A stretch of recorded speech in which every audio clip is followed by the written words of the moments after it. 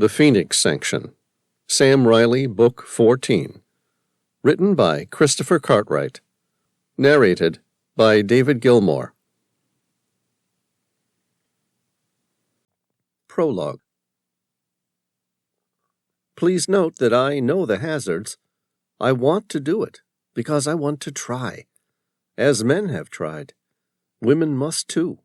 And when they fail, their failure must be of a challenge to others. Amelia Earhart's letter to her husband on the eve of her last flight.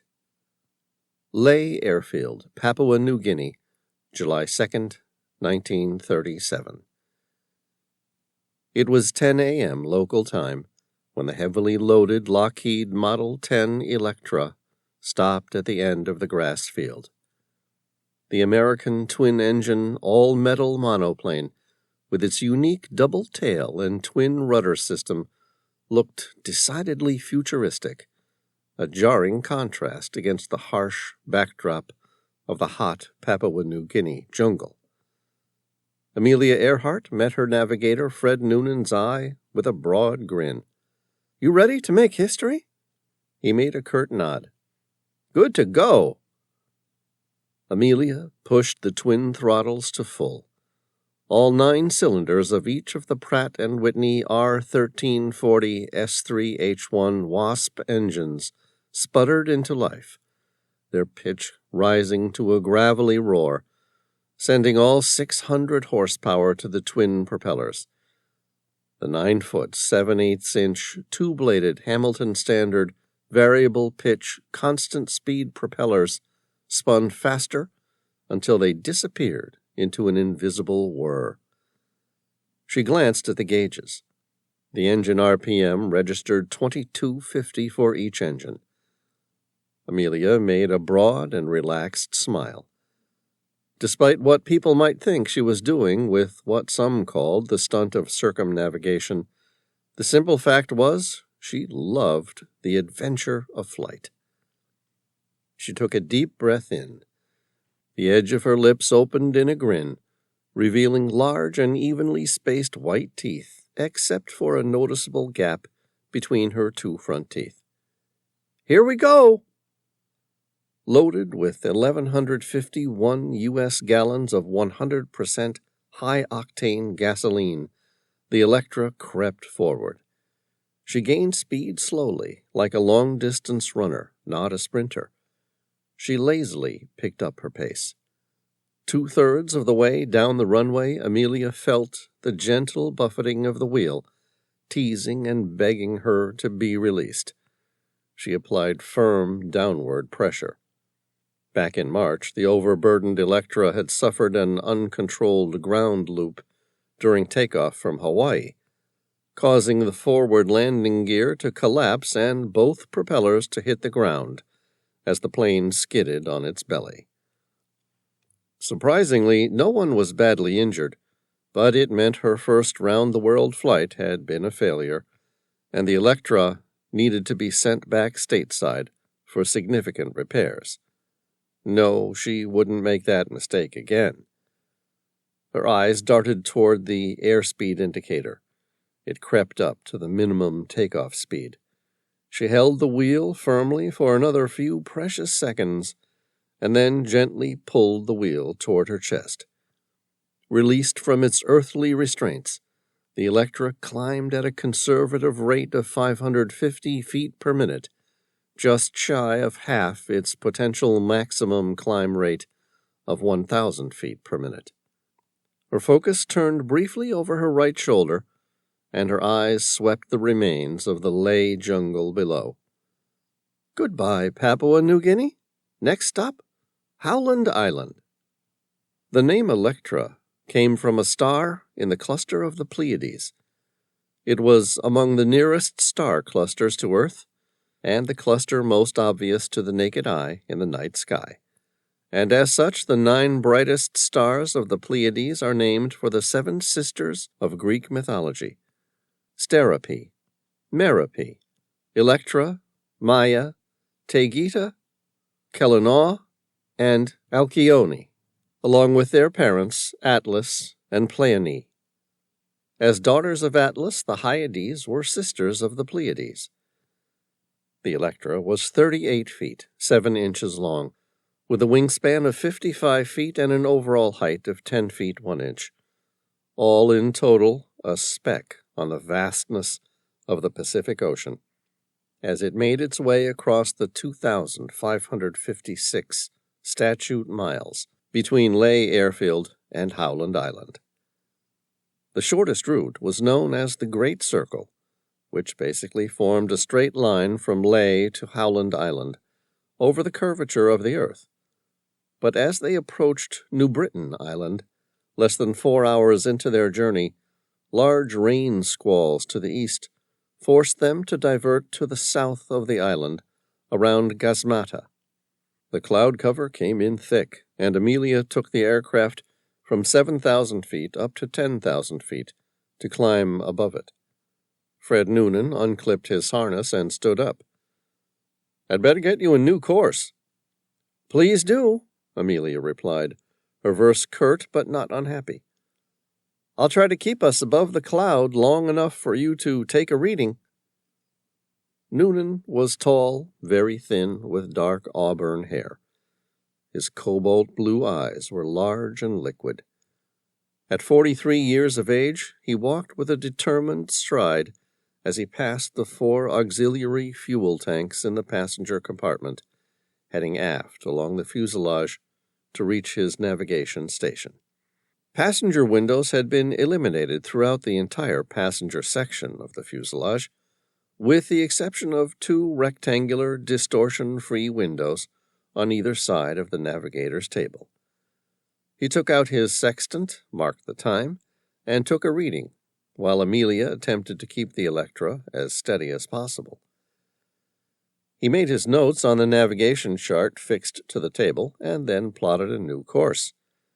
His gaze traced its way along the new course, past Nauru, through the Gilbert Islands, a chain of 16 tiny atolls, before finally coming to rest on Howland Island. Noonan calculated the distance between the Gilbert Islands and Howland Island as 1,152 miles. If they got into trouble locating Howland, there was always the possibility of flying a reciprocal course. The islands were mostly uninhabited, but he was certain they could land on a beach. Worst-case scenario, they could always ditch in the coastal waters and swim to shore. Not that it would ever come to that.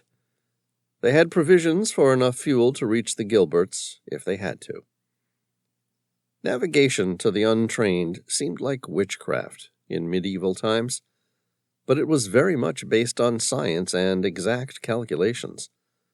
Mistakes could be made, certainly, but those risks could be mitigated with knowledge and understanding.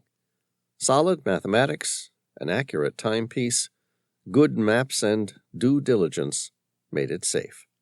He had vast experience in both marine and flight navigation. His original training was in the Merchant Navy, in which he continued working on merchant ships throughout World War I. Serving as an officer on ammunition ships, his harrowing wartime service included being on 3 vessels that were sunk from under him by German U-boats. He went on to become a naval captain and a flight navigator who had recently left Pan Am, after establishing most of the company's China Clipper seaplane routes across the Pacific. In addition to more modern navigational tools, Noonan, as a licensed sea captain, was known for carrying a ship's sextant on these flights. He gave Amelia the new compass bearing, and he felt the Electra gently bank to its left on that course. Afterward, he set about performing a series of routine maintenance checks on the engines and instruments. The flight continued through the night, crossing the international date line into yesterday morning. Noonan slept intermittently throughout the last third of the trip before being awakened by Amelia. She was whistling into the radio mic. It was a constant chirping sound rather than any specific tone. It continued for some time. There was something strangely eerie about the whistle, despite its cheerful tone, a foreboding tease of dire times to come. Noonan sat up, blinking, feeling his heart start to quicken. "We've got a problem," Amelia said, her voice curt but not harried. "You had better come up here." Noonan checked his timepiece. It was nearly 6:20 a.m. in the local time zone. He'd overslept. Without preamble, he made his way to the cockpit. His eyes darted toward the dense cloud cover below, and Amelia's carefree face. "I see you haven't managed to shake the cloud cover." "No," she replied, meeting his gaze directly, her teeth lightly biting her bottom lip. "But that's not our only problem." Noonan sat down in the co-pilot seat. "What have we got?" "I've been picking up a transmission from Itasca on 7,500 kilohertz, but our radio detection frequency equipment was unable to determine a minimum frequency." "Thus you're not able to get a bearing on the Itasca." "Exactly," she sighed. "I've been trying to get someone on Howland to take a navigational bearing on our transmission on 3105 kilocycles so they can give us a bearing." "And?" Amelia's face scrunched up slightly. "I'm having one hell of a time trying to establish two-way radio communications with the U.S. Coast Guard cutter, Itasca." He glanced at the radio through an arched eyebrow. "How long have you been trying?" "Nearly an hour." "They might have switched early to the daytime frequency of 6210 kilocycles." "They haven't. I've already tried to reach them on it." Noonan relaxed into his seat, his hands folded neatly across his lap.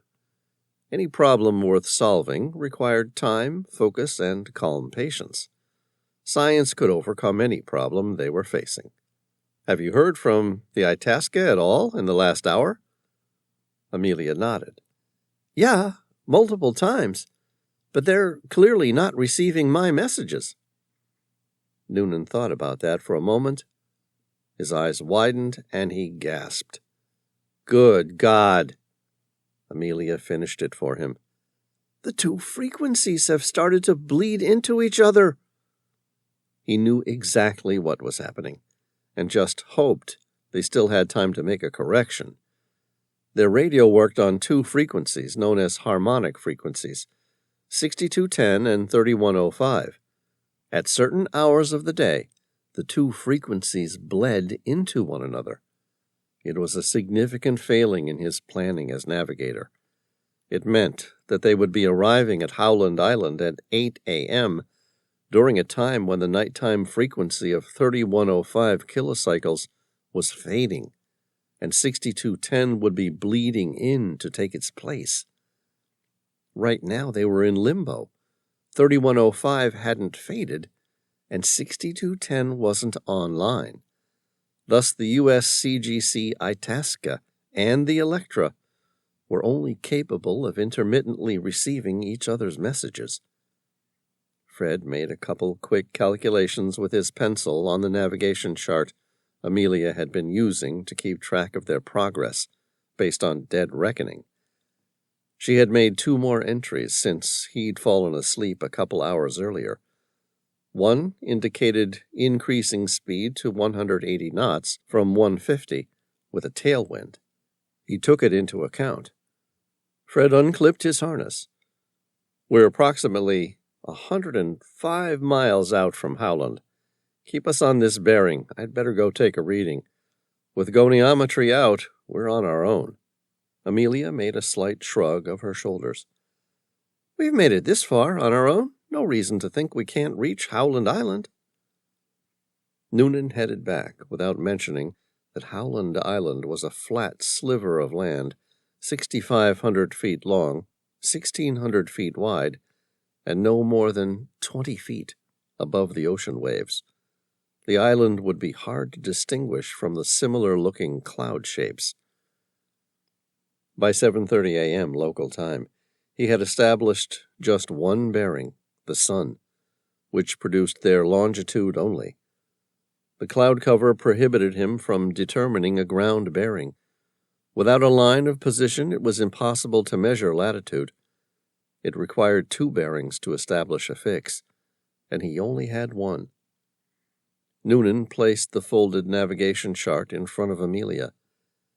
"We're somewhere here, along the sun line of 157-337. Amelia ran her pale gray eyes across the penciled line. Her eyebrows arched. It clearly bisected Howland Island. She shook her head. "We're right on it. The question is, do we fly northeast or southwest to reach it?" Noonan didn't hesitate. "Southwest." Her eyes narrowed. "Why?" "It's a 50-50 chance either way." "You don't have a hunch whether we drifted north or south of your original plotted course?" Noonan spread his hands out. "No, I was right on track." Her lips formed a hard line. "What makes you so certain we should fly southwest?" "Because if I'm wrong and we fly northeast, there's more than 1,000 miles of open ocean. But if I'm wrong and we fly southeast, we're bound to hit the Phoenix Islands." She tilted the wheel until the Electra banked to the right. "Southwest it is."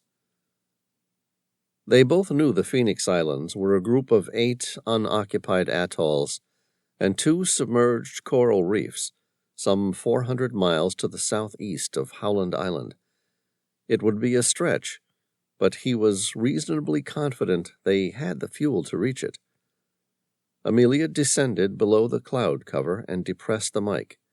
"USCGC Itasca? We must be on you, but can't see you. But gas is running low. Been unable to reach you by radio. We are flying at altitude 1,000 feet.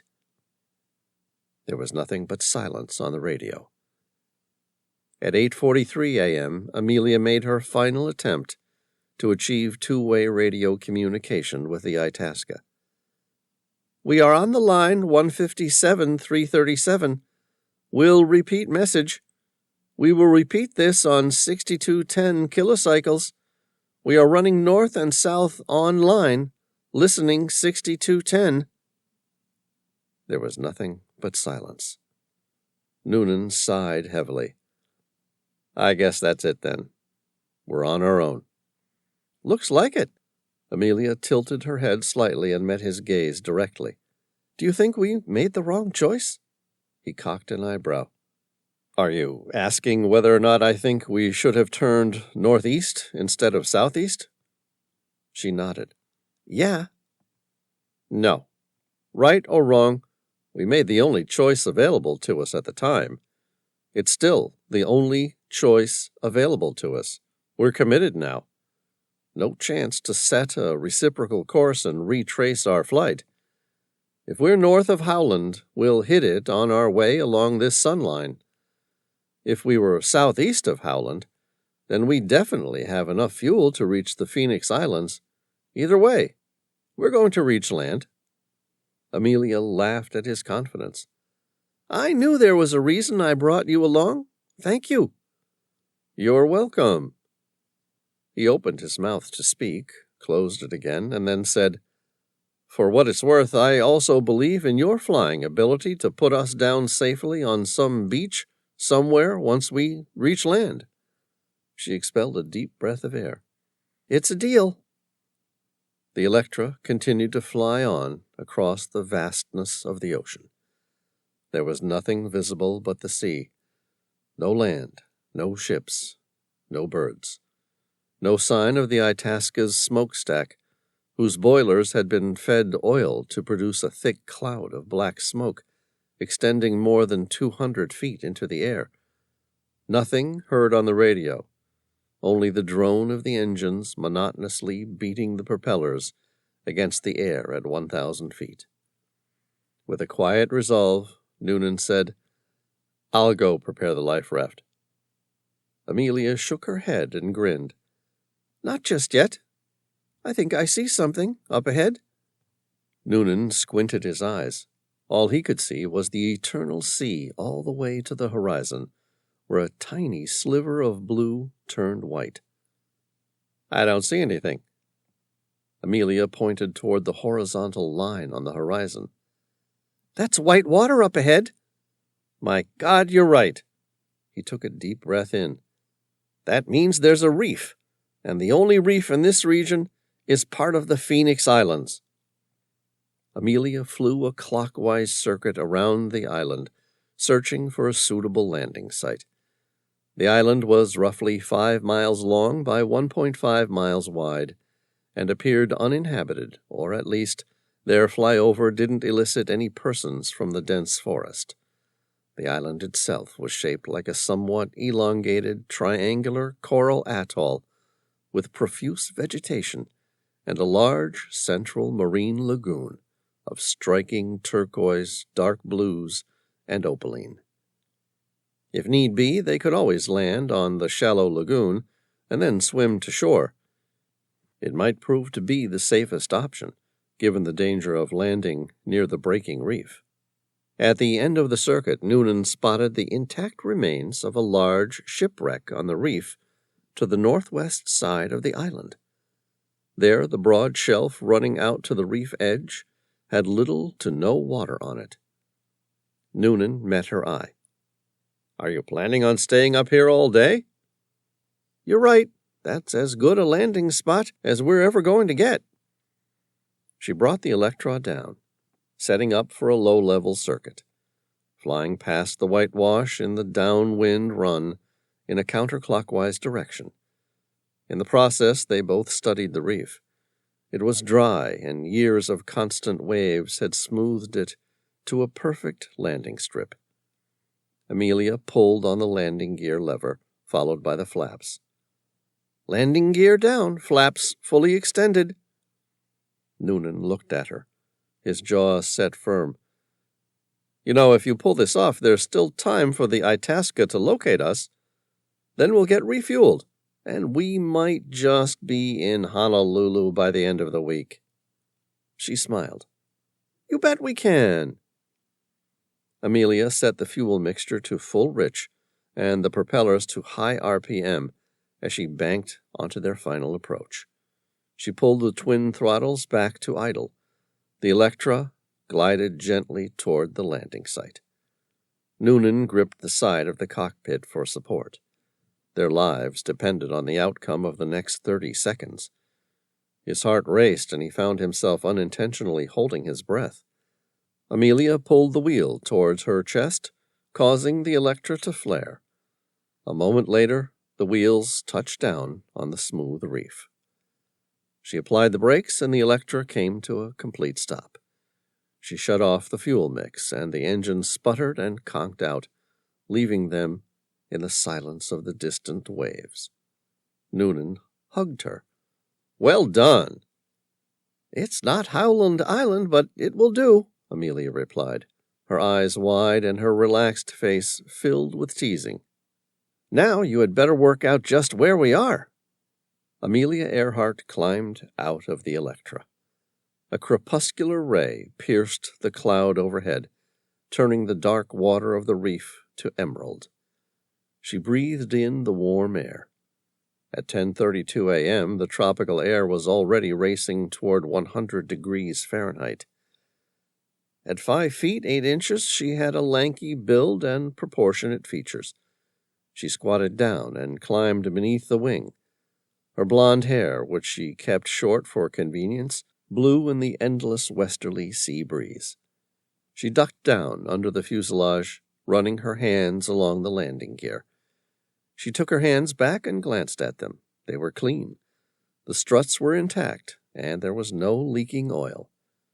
She stepped out the opposite side and stared at the aircraft. Her gaze traced the wings and propellers, across to the nose of the Electra as she circled around, before finally settling on the twin tails and rudder mechanism. Everything was intact. Amelia's cheeks dimpled as her lips formed a wide grin. Noonan met her eye. "Well, Amelia, what do you think? Will she fly?" "You bet she will." Amelia picked up a smooth rock from the beach and skimmed it across the shallow water of the inside reef. Turning to face him directly, she asked, "Any idea where she's going to fly from?" "No, but I do know something." "What?" "If she's ever going to fly again, it will need to be within the next week." Her eyes narrowed. "Why?" "I have the tide charts for the Phoenix Islands." "And?" "They show it's currently a neap tide." She arched her trim eyebrow. "Meaning?" "It's the lowest point in the multi-day tidal cycle." Noonan sighed heavily. "There's no water on the broad shelf running to the outer reef, but there will be. Just have a look at the previous watermarks." "Are you telling me, after all this, the damn tide is going to come in and steal the Electra from us?" Noonan squinted, running his eyes across the waves breaking across the distant reef. "In time. But by now the Itasca will have initiated a search and rescue. If I know your husband, already damn near half the fleet stationed at Honolulu will be on their way south to help. They'll stay nearby Howland at first, but soon enough someone will make the obvious connection and follow the 157-337 Sun line, taking them straight to us. The question is, how long will it take them to reach that conclusion?" Amelia smiled and started walking to the end of the reef, where the beach reached the jungle. "One way or another, you'd better make sure we're out of here by that time." "Where are you going?" "To get out of this damned heat. Come on, let's see what this island offers in terms of food and water." "I'll stay here and see if I can get the radio to work." Amelia ran the palms of her hands through her hair, wiping away the perspiration that was already beading up on her forehead. She met his gaze and shook her head. "Not now. We'll need to conserve our energy and water supply. It's too hot out here in the direct sun. Besides, we'll need to start the engines to power the radio. We'll try again tonight." "Agreed." It became quickly apparent that the island on which they had become castaways was far from the dreamy islands of Robinson Crusoe. The desert atoll had no fresh water, and temperatures which exceeded 100 degrees Fahrenheit in the shade.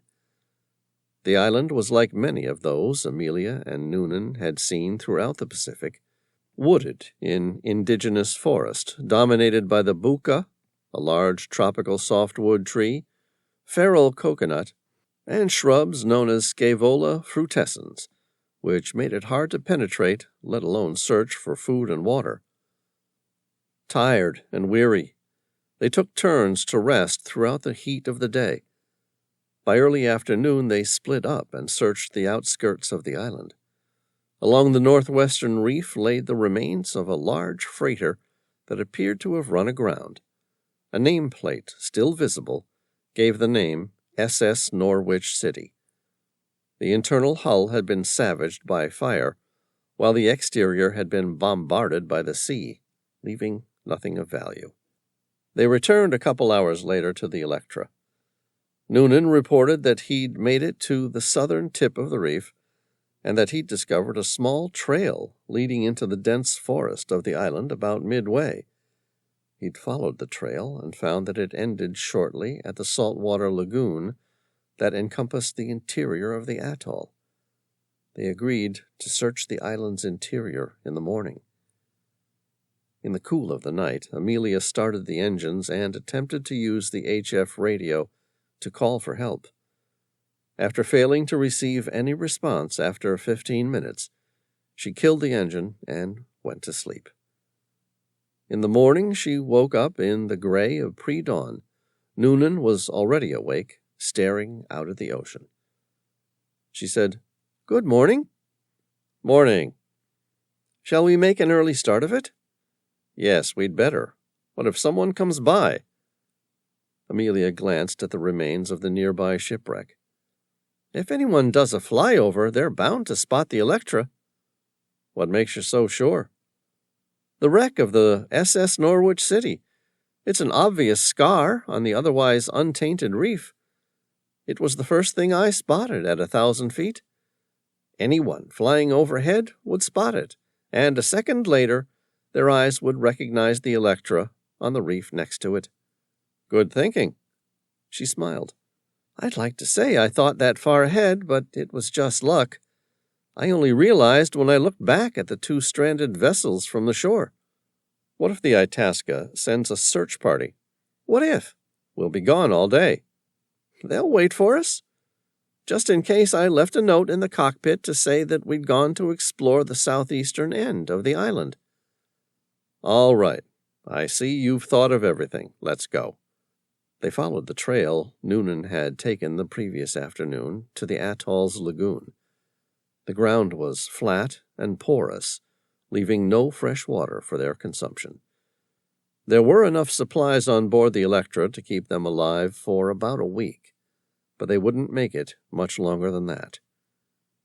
At the lagoon, Amelia spotted something dark hidden in the underbrush of the dense forest in the southwestern region. What is that? Noonan stared at the place where she was pointing. I don't know. It could be an old hut. Let's go find out. They followed the outskirts of the lagoon in a counterclockwise direction until they reached the southern end, where the shallow water of the lagoon ended in a long white stretch of sand. Where the lagoon met the forest was a thick rockery of black pumice. Amelia stopped. Noonan asked, What? Let's make an SOS sign here on the white sand. With the black stones on the white sand, this will stand out like a giant signpost. Noonan shrugged. Okay, let's double up on our chances. They worked until midday to lay the black pumice stones side by side to form the letters SOS in 30-feet-high lettering. Afterward, they rested beneath the shade of a forest of coconut trees, carefully drinking small amounts of their precious water. When the worst of the heat had subsided, they continued following the lagoon until it reached a decidedly man-made waterway leading into the forest. At a glance, Amelia knew someone had intentionally carved a path into the jungle for the waterway. They stepped into the warm water, following it beneath the thick vegetation. The water was shallow, no more than a foot deep, and roughly 6 wide. 60 feet into the makeshift canal, they both stopped. There, in front of them, was a large shed with a tin roof. The canal entered the storage facility, and inside were hundreds of drums of aviation fuel. What is this place? Amelia asked. It looks like a fuel depot, Noonan replied, pointing out the obvious. It looks like someone's been using the lagoon as a landing site and refueling station for seaplanes. Amelia glanced at the tin roof, painted in greens and yellows to form a tropical camouflage. Someone's gone to a lot of trouble to heavily conceal this place from the air. It would seem so. The question is why? Amelia looked at the side of the first drum of aviation fuel. Oriental writing that she couldn't decipher lined the edge of it. What is this writing? Chinese? Noonan shook his head. Japanese. She stared at the depot through narrowed eyes. Why would the Japanese be storing hundreds of drums of aviation fuel in secret out here? There's only one reason I can think of. What's that? Noonan swallowed. In prelude to war.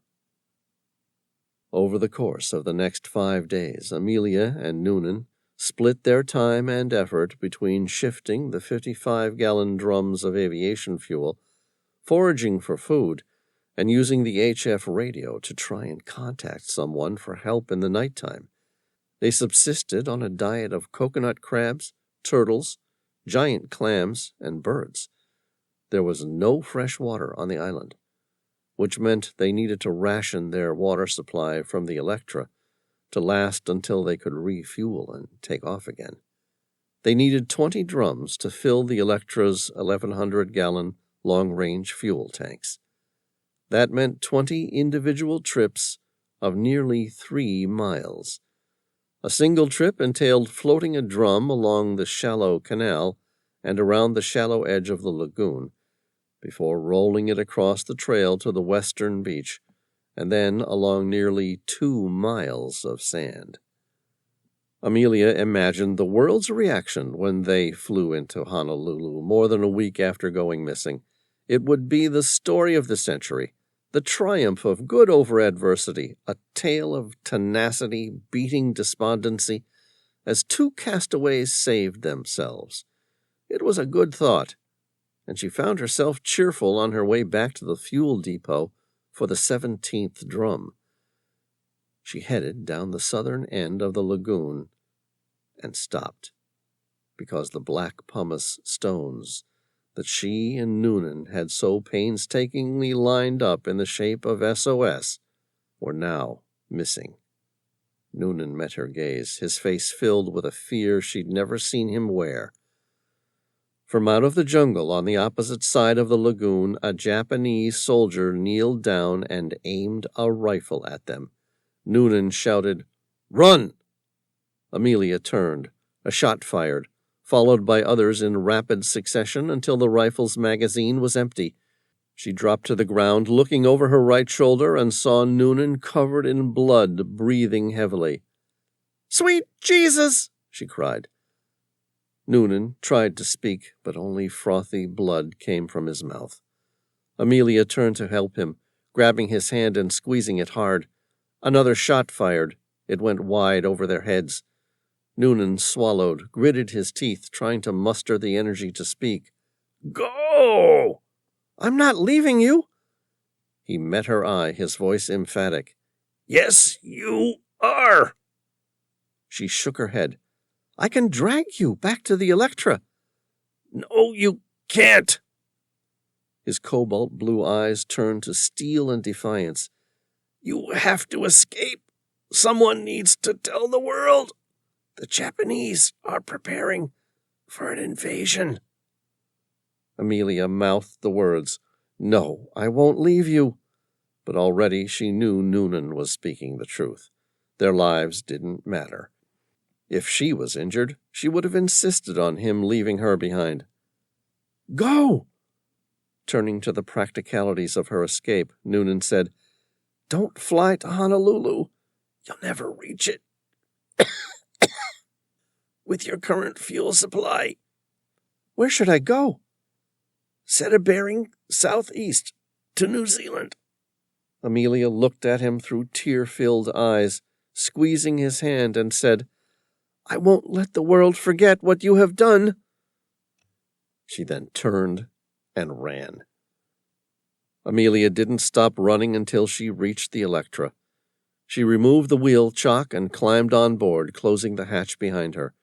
She flicked on the master switch and started the engines, quickly advancing the throttles forward until the propellers picked up their speed, disappearing in a whir. Amelia reduced power to the starboard engine and increased throttle to the port engine, causing the aircraft to rotate on the spot. She brought the Electra to a full stop, facing south. Far in the distance, she spotted something that turned her blood to ice.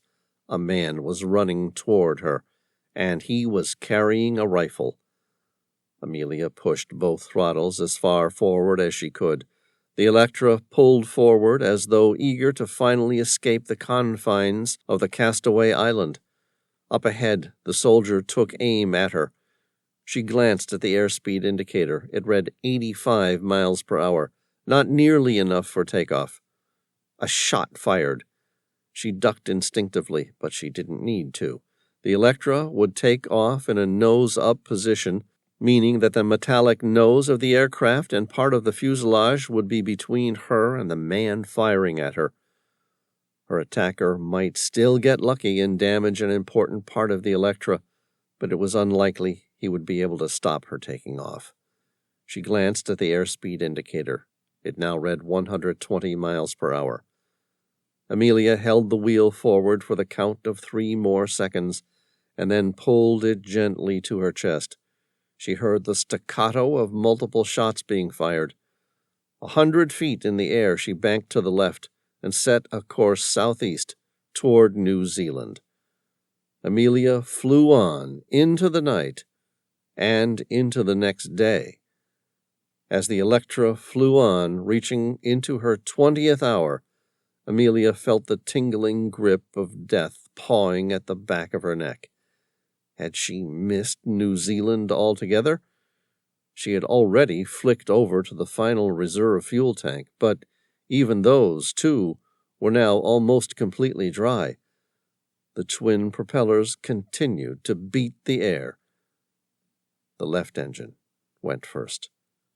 For a total of 3 minutes, the right one continued, before it misfired, sputtered, and eventually conked out completely.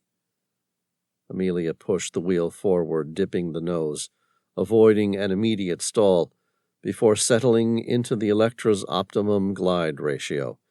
At 5,000 feet, there was still time. Her eyes raked the sea for any sign of land. Failing that, she studied the swell, trying to determine the best place to put down on the sea.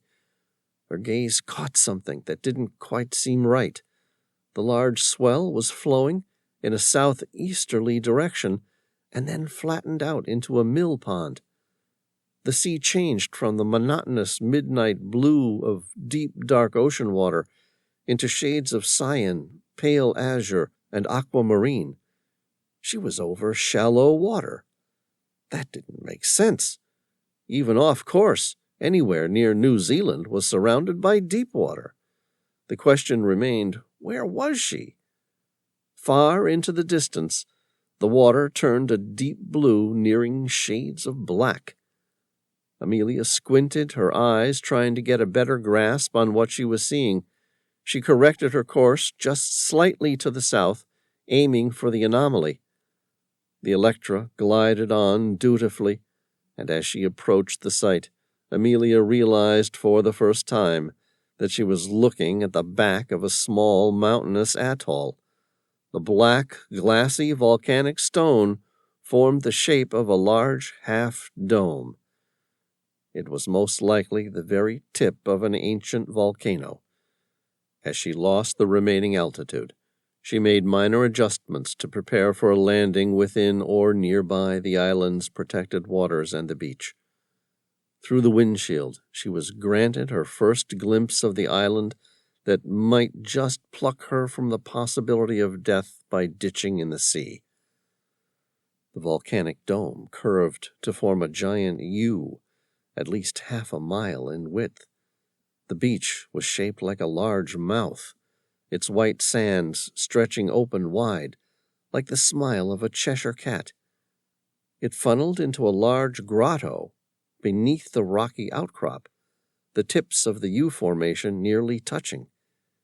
It left a sliver of land less than 20 feet wide, through which a tidal river of turquoise water flowed into the inside of the larger body of a sheltered lagoon. Amelia banked to the left, extending the flaps to full, and lowered the landing gear wheels. The Electra glided across the edge of the beach. She pulled back on the wheel, lifting the nose until the aircraft flared. The Electra fought to maintain lift for a further second or so before succumbing to gravity and stalling. Her wheels touched the thick sand, and the Electra rolled to a stop. Amelia climbed out, grabbing her Kodak 620 Duo camera. She took a photograph of the Electra with the backdrop of the strange volcanic island in the background. Somehow, whatever happened, she felt there needed to be a record. Even if she didn't survive, someone would one day find her, and she wanted that person to know the truth.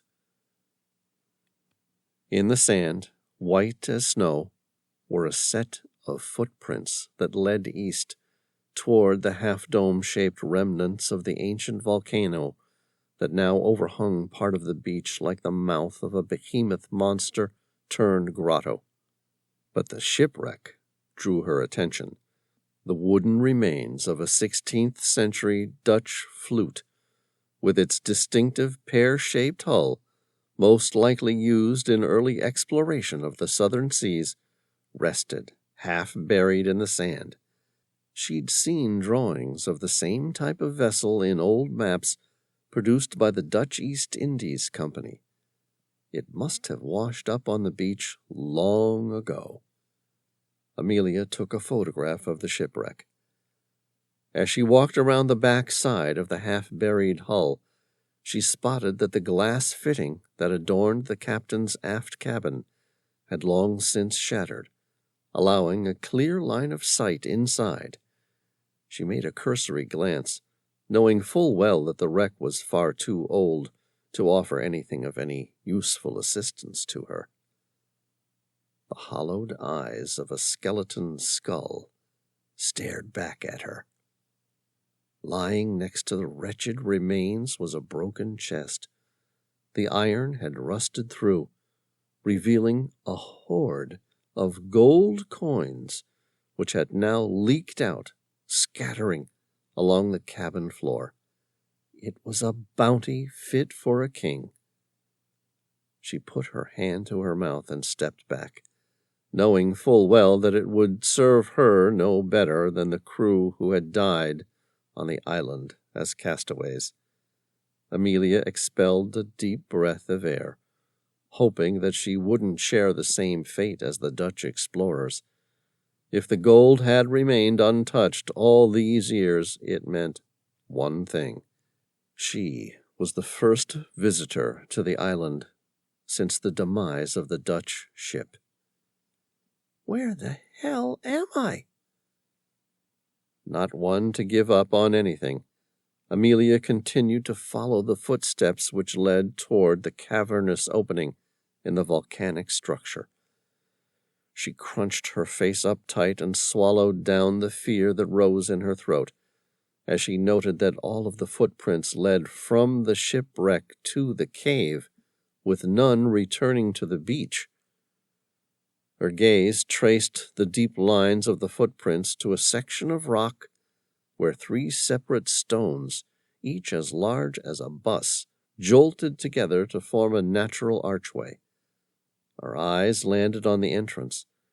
There was something ominous about an opening that descended underground on a deserted island, where others had entered and likely never returned.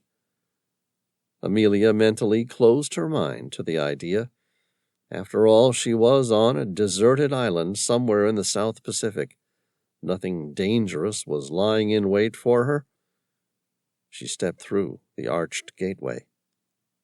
A set of stairs had been carved into the brittle volcanic rock. It looked like a medieval stairwell, spiraling to the left with the precision that she doubted few stonemasons could recreate today.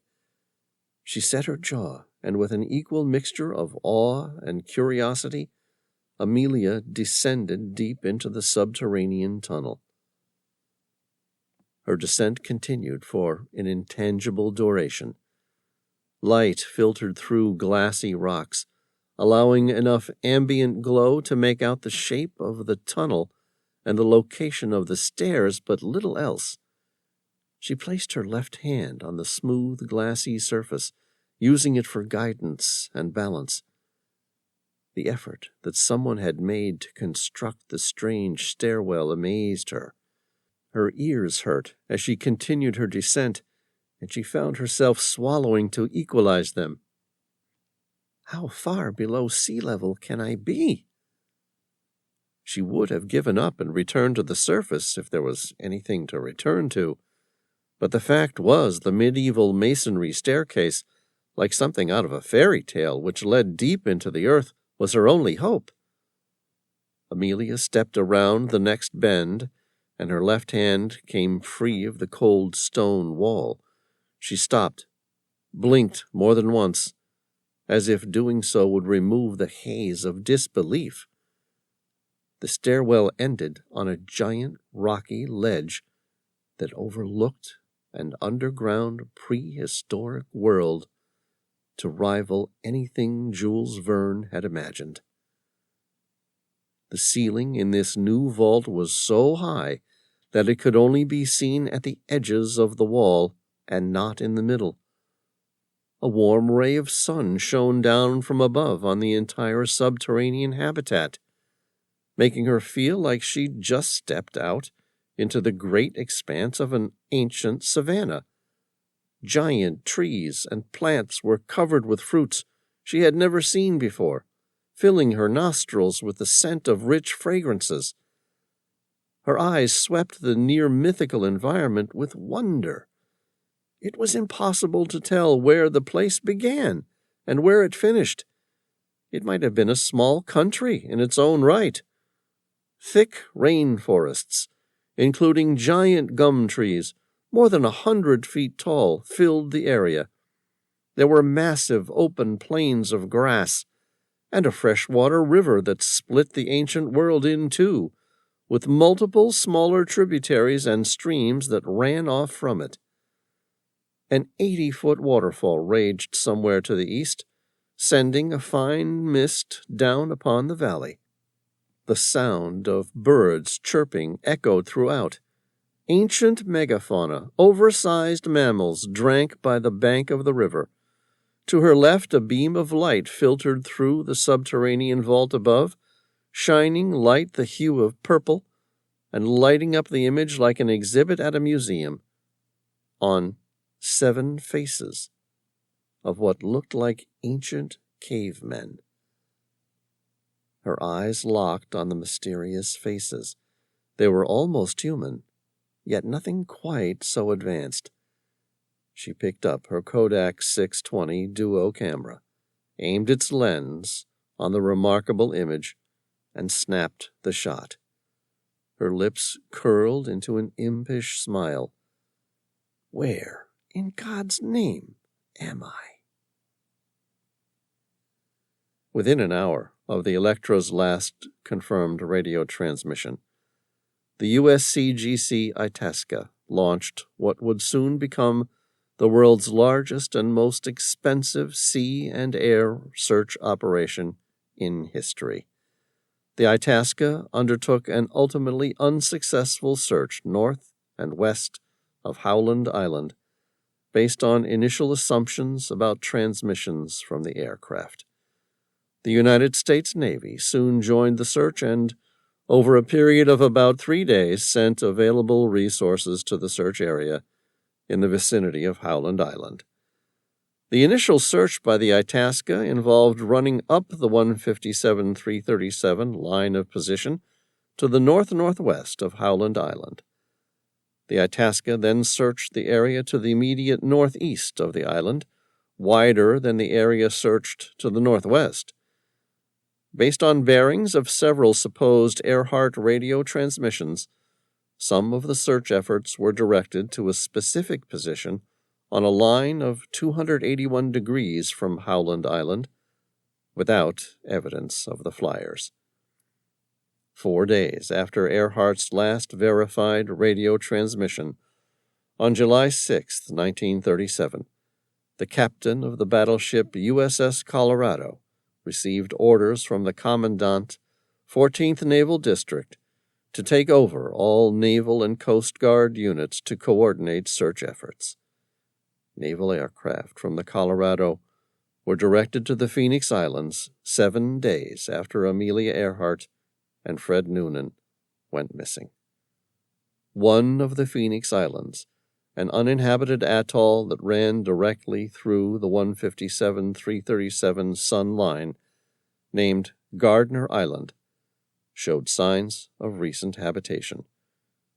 Yet despite repeated circling and low flying, pilots were unable to elicit a response from anyone on the island.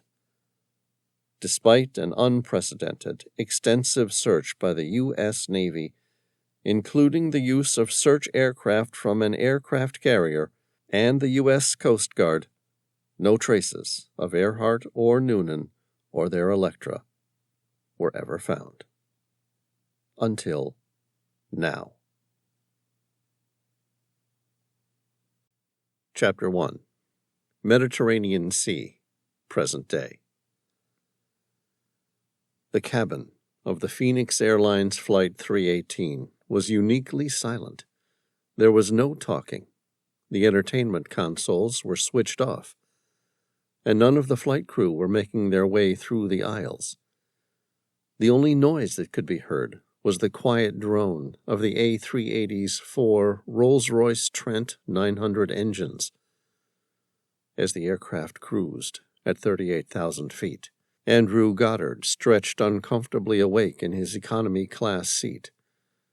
At 6 feet 7 inches, his protracted frame was far from what the designers of the Airbus 380 had in mind when they planned the economy class seating for optimal passenger numbers. At 61 years of age, and with his wealth, he thought he was beyond this sort of physical mistreatment. Through a large inheritance and success as a rare antiquities dealer, Goddard had obtained the sort of grandiose wealth that couldn't be spent in a lifetime. Despite this, he could have passed as a monk. His long, wispy gray hair was tidily swept back, and he wore a trim, almost white beard. He had an ascetic face, with bony features and a protracted jawline. His intelligent blue eyes were so pale they were nearly clear, looking down his long nose as he took in the aircraft cabin at a glance, trying to guess how much longer it would be before they landed. Andrew blinked, trying to remove the haze so thoroughly embedded.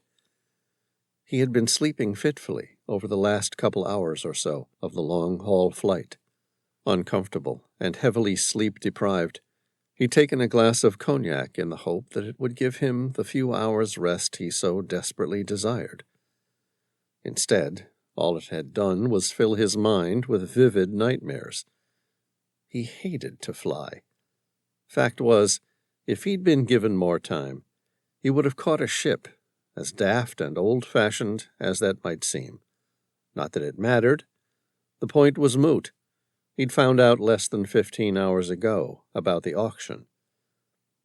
It was the first time in his lifetime the item had come up. Almost certainly the last opportunity he might have to see the ancient relic. No, he would gladly suffer the discomfort of modern flight to be there. He checked his watch. It read 10:30 a.m. He'd left LaGuardia International in New York at 6:55 p.m. Andrew tried to make sense of the time differences. Italy was 6 hours ahead of New York. That meant they had been in the air for a total of 9 hours and 35 minutes. The flight was supposed to have taken just 8 hours and 15 minutes. They should have landed at 9:05 a.m. So what went wrong? He was almost certain he'd calculated the time zones wrong. Do you turn your watch forward or backward when traveling east? Venice was 6 hours ahead, or was that behind New York? Had his watch automatically updated, aligning itself with an incorrect time zone? He smiled, feeling the sudden staccato in his aging heart settle into something entirely more sustainable. Andrew shook his head. It was nothing more than the combination of the cognac playing tricks with his head and his watch updating to the wrong time zone. That should serve him right, buying into the new digital watches. He shifted. They would be on the ground soon. Still, his back hurt. Goddard distracted his mind with thoughts of Venice. It was quite interesting this time of year. The celebration of Carnival of Venice had passed, and the Catholic city would become hushed, almost dead silent. But soon Easter would occur, and the metropolis would spring to life again, with crowds flocking to the churches to celebrate masses. Places with a strong religious tradition tended to have a more marked sense of the weightiness of the passage of time, as well as a calendar year broken up by at least one celebration a month, just to keep that weightiness from becoming too boring. But then, the people had always needed their bread and circuses. A religion that didn't understand that wasn't a religion or a culture that endured. He was arriving on Good Friday, which was a few days before the Easter celebrations began. And unfortunately, even though he hadn't been able to obtain a decent airplane ticket, he did have a reservation at the Hotel Antico Doge in the Cannaregio district. The hotel had a gondola entrance and was appointed as though the proprietors expected a member of the House of de' Medici to arrive and demand a room. Gold leaf, velvet, silk-patterned wallpaper, parquet floors, crystal chandeliers, all sorts of luxury. It had been built in the former palace of Duke Valerio, who was executed for attempting a coup d'etat.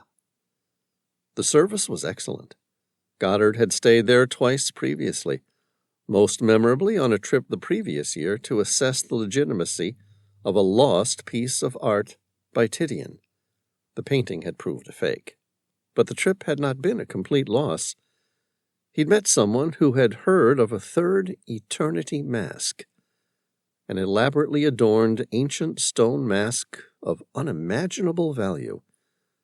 If the legends were to be believed, the gods had forged the masks out of stone, spreading all 7 of them, one for each continent, throughout the world, so that one day they might be joined together to reveal the path to true enlightenment. Goddard wanted to stand up and stretch, but he was certain they would be arriving any moment. He checked his smartwatch again, which had in fact automatically updated itself to local time. He recalled once again that the scheduled arrival time was at 9:05 in the morning, Venice time. It was now 10:45 a.m. No, that couldn't be right. He slipped his leather briefcase onto his lap and pulled out his smartphone to check the time. The phone and watch must have slipped out of sync somehow. 10:45. That still didn't seem right. His watch might have updated automatically, but his phone had been on flight mode, which prevented any updates from occurring. He licked his lips and then slid his briefcase back onto the floor. It struck something at his feet, which he bent over to pick up. His fingers brushed a heavy-bottomed glass. It was his empty cognac glass. It must have fallen while he was asleep. He grunted as he tried to twist his too-tall body into an angle that would let him pick it up. As he straightened up, he bumped into his neighbor's knee. "My apologies," he said. The man, who was both too tall and too wide for his seat, was asleep, head lolling against the seat back, mouth open and breathing heavily. Clearly he hadn't been disturbed. Goddard checked the time again. They should have landed nearly 2 hours ago. In fact, if they didn't land soon, he'd miss the auction. He had moved heaven and earth to make it onto this flight. He couldn't miss the auction. Could not. It was the opportunity of more than a lifetime. The first opportunity in 3 lifetimes. Therefore, it couldn't be 10:45. If the plane had needed to be rerouted due to some issue, they would have announced it over the speakers, and he would have awoken. He was sure of it. A single cognac wasn't enough to knock him out that firmly. Goddard sniffed the glass, but he had drunk the cognac hours ago. Now the faint scent coming from the glass was more or less drowned out by the necessary smells produced by 8 hours of being packed like sardines into the economy section.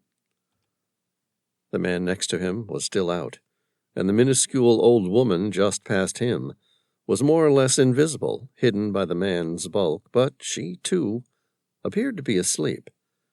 In fact, the entire cabin seemed to be under a hush. He looked out the window. Underneath him was clear sky and the wine-dark sea, or rather what he suspected was the bluish purple of the deepest parts of the Adriatic. "Oh, God, how I hate to fly!" He stretched awkwardly in his seat. The man next to him wore a titanium watch on his left wrist. With some luck, Goddard would be able to make out the position of the hands on the watch without waking the man. It was 3/4 past the hour, all right, but he was having trouble seeing in what direction the hour hand was pointed. Goddard leaned down under the guise of tightening his shoelaces so that he could get a better view of the watch. 10:47. "Good God!"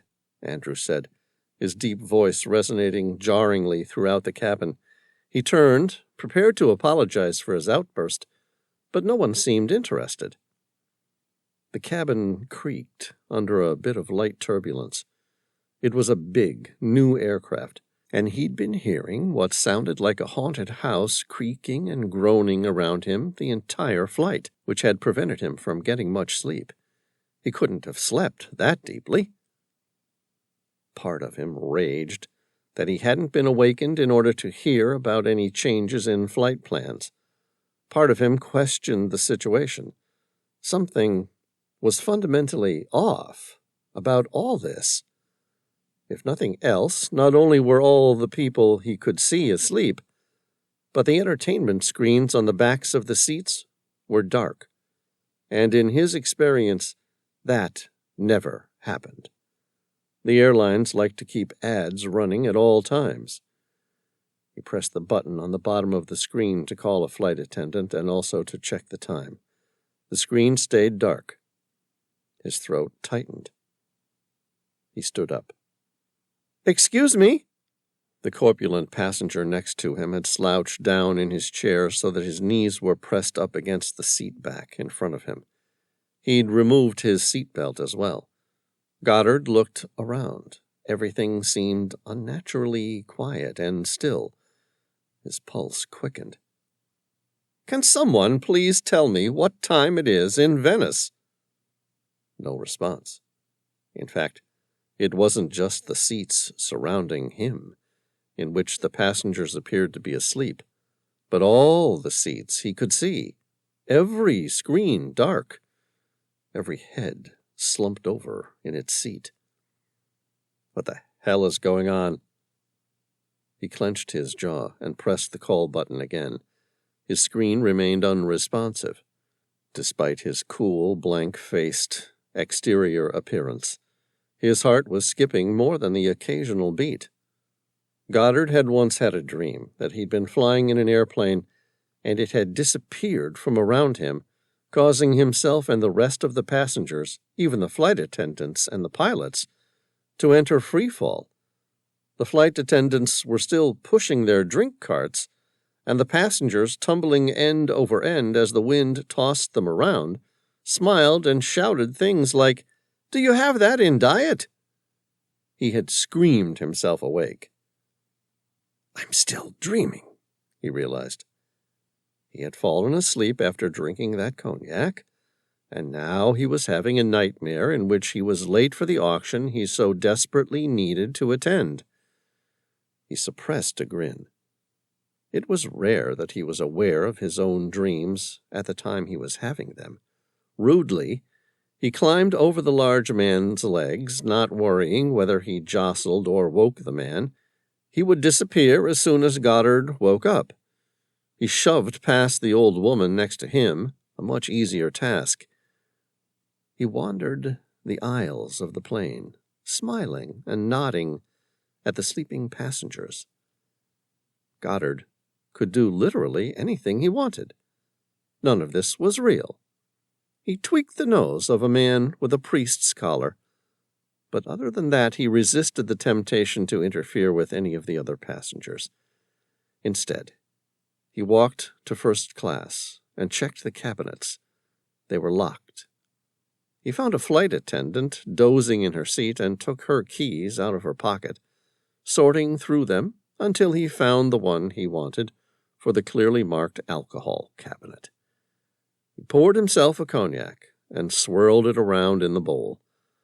Now this was the way to have a nightmare.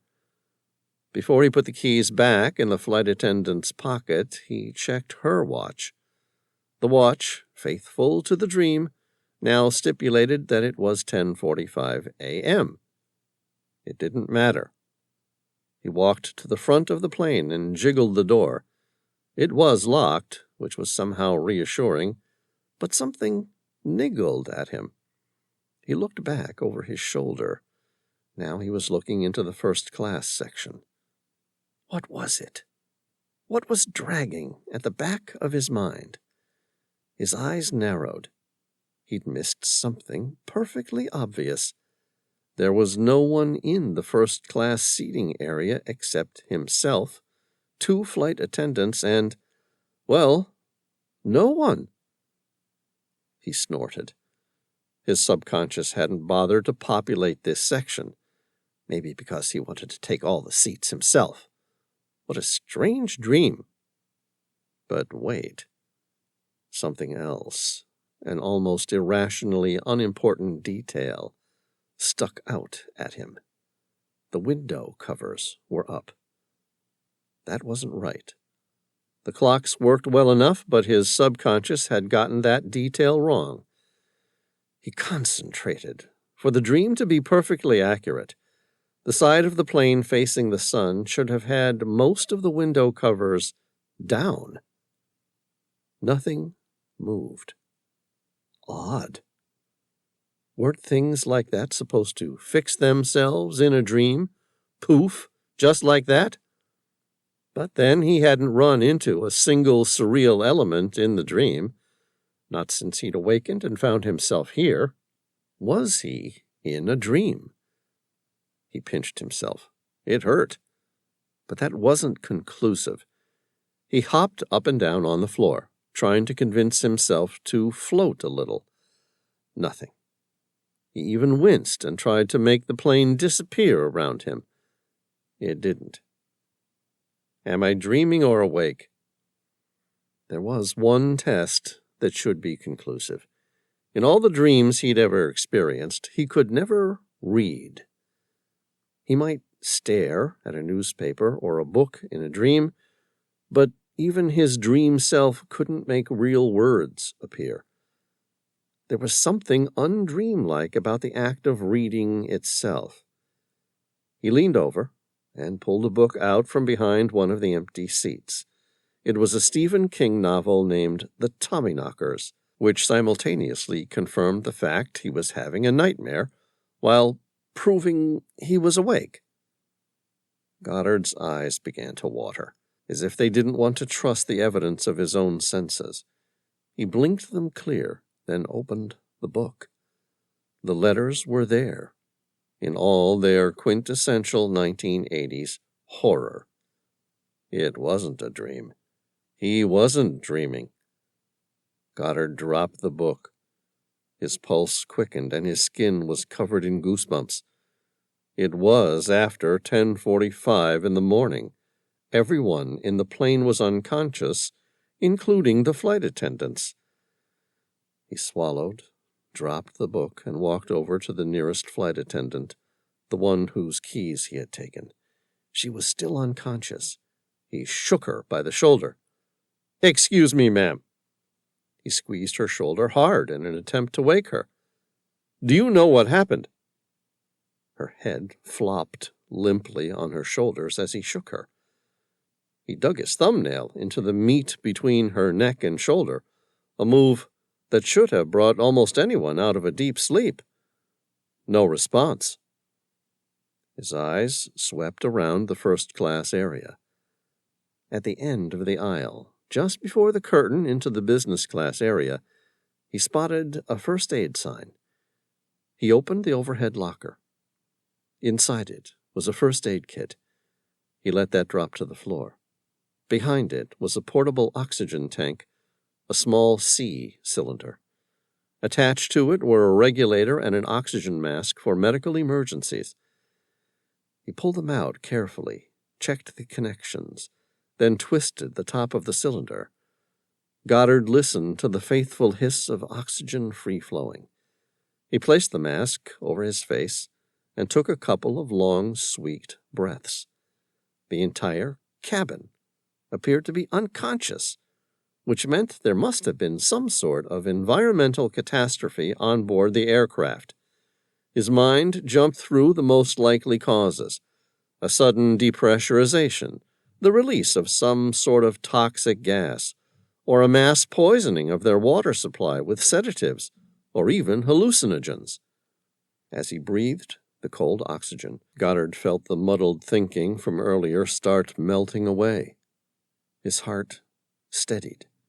He was getting control of the situation. Now all he had to do was make sure that the pilots were all right. They should be. The cockpit was separated from the rest of the plane for a reason. Besides, they had an emergency supply of air, or oxygen, or something, to specifically prevent this sort of thing happening to them, didn't they? He glanced toward the door. He walked on stiff, unyielding legs toward the locked cockpit as he carried the small oxygen cylinder with him. It felt as though he would faint. The world at the edges of his vision had turned gray. He took a few breaths from his oxygen mask, but that made things worse. "You're hyperventilating. Slow your breathing." For a few moments he stood on the far side of the cockpit door, panting. The gray edges slowly receded. He was fine. He was going to be fine. It was all going to be fine. He tugged on the door again. It was still locked. He banged on the door with the side of a clenched fist. "Excuse me. Open up, please. There's been an emergency back here, and I need to speak with someone." No response. He tried looking through the peephole, but it was useless. All he could see was the back of the pilot and co-pilot's chairs. Next to them, he could just make out a couple of bright smears of light, and another shadow. He banged on the door again. Nothing. He glanced around the empty cabin, looking for something with which to open the door. Even as he searched, he knew the search would be futile. Cockpit doors had been made 1,000 times more secure after 9/11. There was no reason for anyone to have left a handy crowbar or fire axe lying around nearby. He had a moment of inspiration and retrieved the flight attendant's keys. However, none of them fit the door either. Another perfectly sensible precaution. But there had to be a way. Otherwise, how would anyone be able to help the pilots if, for example, someone managed to plant a canister of toxic gas in the cockpit? If he could only calm himself, he would discover something. He was sure of it. He walked back toward the center of the aircraft, looking from side to side over the heads of the sleeping passengers. The window covers were all up in this section, too. Finally, he reached the main galley at the rear of the plane, where the flight attendants had prepared the economy-class meals, which were little more than microwaved TV dinners, along with a self-sealed cold salad. He searched the drawers nearby. The cutlery was plastic. He checked his watch. It was just after 11 a.m. now. He didn't have time for this, any of this. A flash of rage swept over him. It was probably already too late. He started throwing the contents of the drawers on the floor. He knocked over the cart. The airplane might crash. But what did it matter? If he'd missed the auction, he might as well be dead. He certainly wouldn't get another chance within his lifetime. No, he needed to get control of the aircraft, and then use the radio to stop that auction. He ripped out another drawer. It contained nothing of any use to him. Unless he wanted to try breaking into the cockpit with a bottle opener, he had found nothing of use. He swore. If he wanted to hide something from the passengers, where would he put it? He frowned. He was missing something else significant. He walked back to the front of the aircraft. He had circled around it several times, but hadn't registered what it meant. A set of stairs leading upward to the second deck of the aircraft. He wasn't on just any aircraft, but an Airbus A380, a behemoth of a jet, whose upper deck was dedicated almost exclusively to first-class and luxury-class seats. He hesitated. What could he possibly expect to find on the upper deck? The access to the cockpit was on this level. The pilots and crew needed to rest somewhere, didn't they? They couldn't be expected to work the full flight without a break.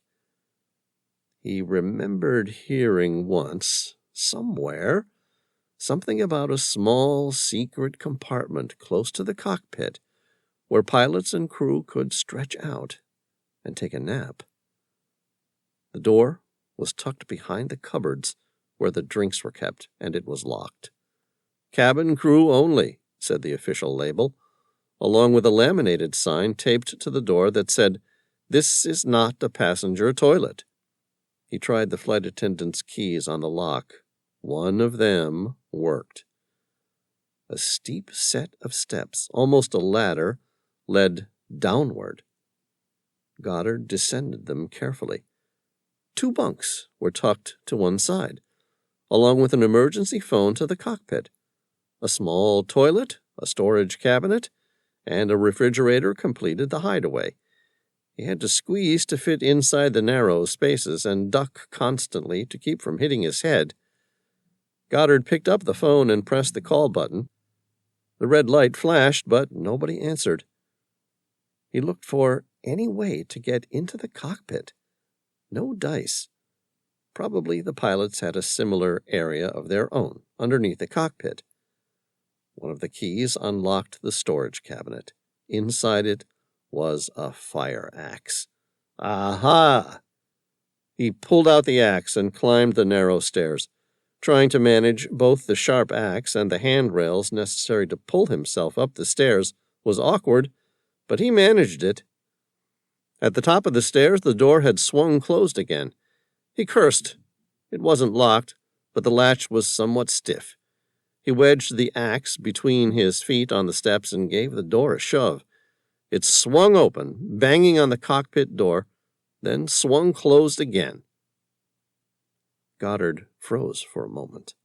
Outside the open door, he'd glimpsed something that had changed since he'd gone down to the crew area. But what was that change? It was only the sense of emergency that had let him notice the detail. If he'd had less adrenaline in his system, he might not have noticed anything. A young man was now sitting at the window seat farthest away from the secret door to the air crew rest area. Goddard raked the previously empty first-class cabin with his eyes, landing square on the new arrival. There were no other new additions to the first-class passenger's cabin. He opened the door again gently. Goddard studied the man.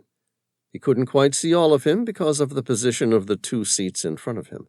Instead, all he could make out was the tip of the man's clean gray sneakers, which rested on the extended footrest of his first-class seat. The sneakers stood out because they were some sort of brand sports shoe that looked more like they belonged to an astronaut than a basketballer. They weren't just gray, they appeared almost metallic, the sort of thing some rich kid would wear to look cool. Holding the axe, Goddard climbed the rest of the way out of the rest area to get a better look at the new arrival. In jarring contrast with his sneakers, the man looked like a typical Ivy League graduate. Well-groomed, blonde hair parted on the right side, clean-shaven. He wore a blue-gray Burberry slim-fit business suit that reeked of old money. The top of his shirt had been loosened at the neck, along with his dark, houndstooth-patterned tie. His skin was well-tanned, but Goddard imagined that came from a recent summer vacation, as opposed to any outdoor vocation. "Excuse me, are you awake?" Goddard asked, watching for any reaction. The passenger didn't move at all. Goddard persisted. "Sir, are you awake?" The younger man's head lolled to the side, causing the stranger to snore. Was the man putting it on for show, or was he really asleep?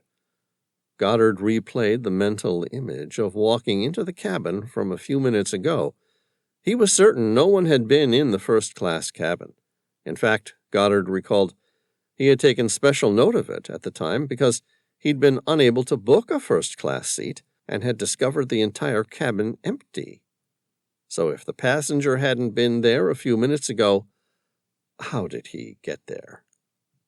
Carefully, Goddard walked up to the man and nudged his leg with one foot. No response. He shouted, "Hey, are you awake?"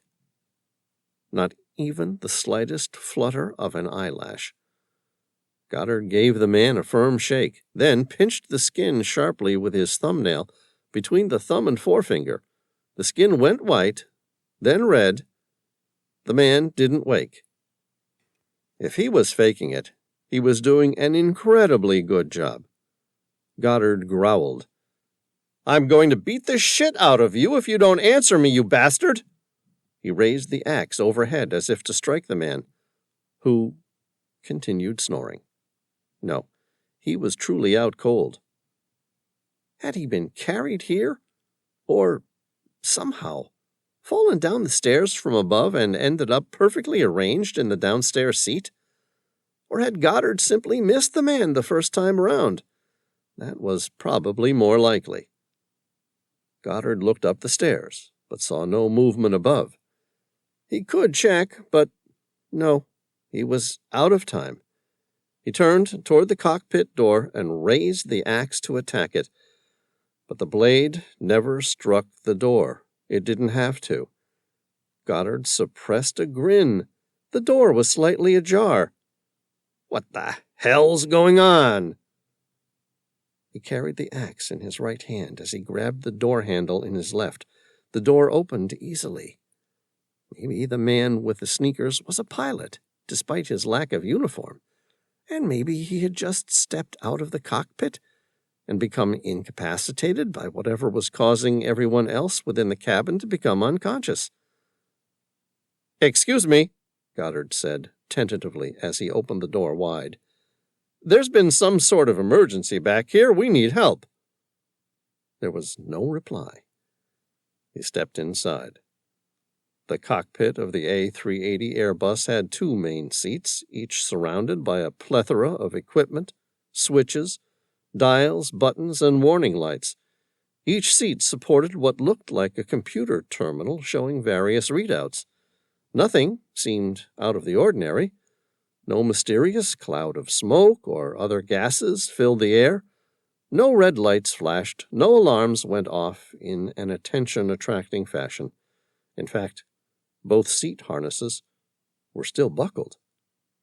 He opened his mouth to speak to the pilots, but instead gasped, because the entire cockpit was empty. Chapter 2. Goddard stared at the cockpit. Electric switches lit up everywhere the pilot and co-pilot could reach, from the walls to the ceiling. His only understanding of the cockpit of a modern aircraft, any modern aircraft, had been derived from the movies. He wasn't going to be able to intuitively work out how to land the thing.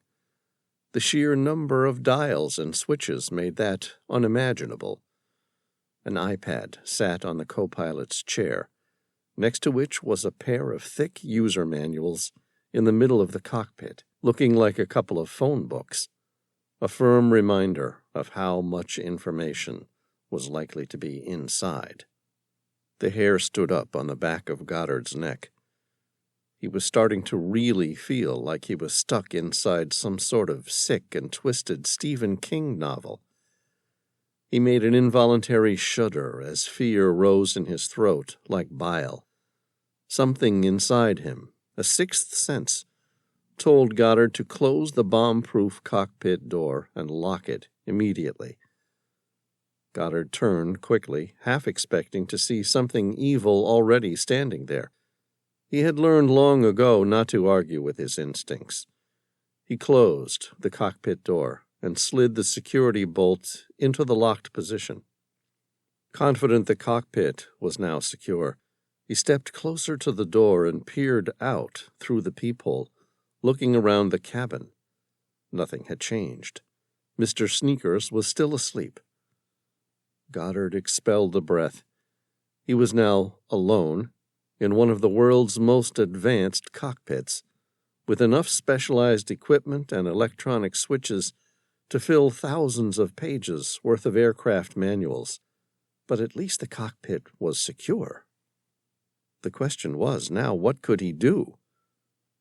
Goddard sank to the floor with his back to the cockpit door. It was starting to sink in that he was never going to reach the auction. That opportunity was gone. Fact was, it was highly unlikely he would ever get the aircraft safely on the ground. It had come down to a matter of life and death now. He took a few deep breaths to try to help clear his mind. He had to be realistic and focus on survival now. Opportunities in the art world, he reminded himself, came and went. The responsibility to join the eternity masks would have to be passed on to someone else. He'd heard somewhere that pilots spend less than 10% of their time at the controls, physically flying the plane. Most of that wasn't even in the air. It was while the aircraft taxied to its runway on the ground. Despite that, he wasn't going to delude himself that it would be easy to maneuver the behemoth modern aircraft. Using the proper settings, the aircraft itself could take off, land, and maintain a straight and level flight. But it still took pilots years, if not decades, to know when and how to set those computer systems. The lines across his brow deepened as he frowned.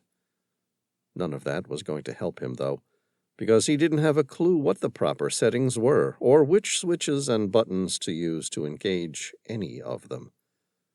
But maybe there was someone out there who did.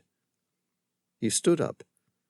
They'd been in the air for, 10, 11 hours, if he'd calculated it right.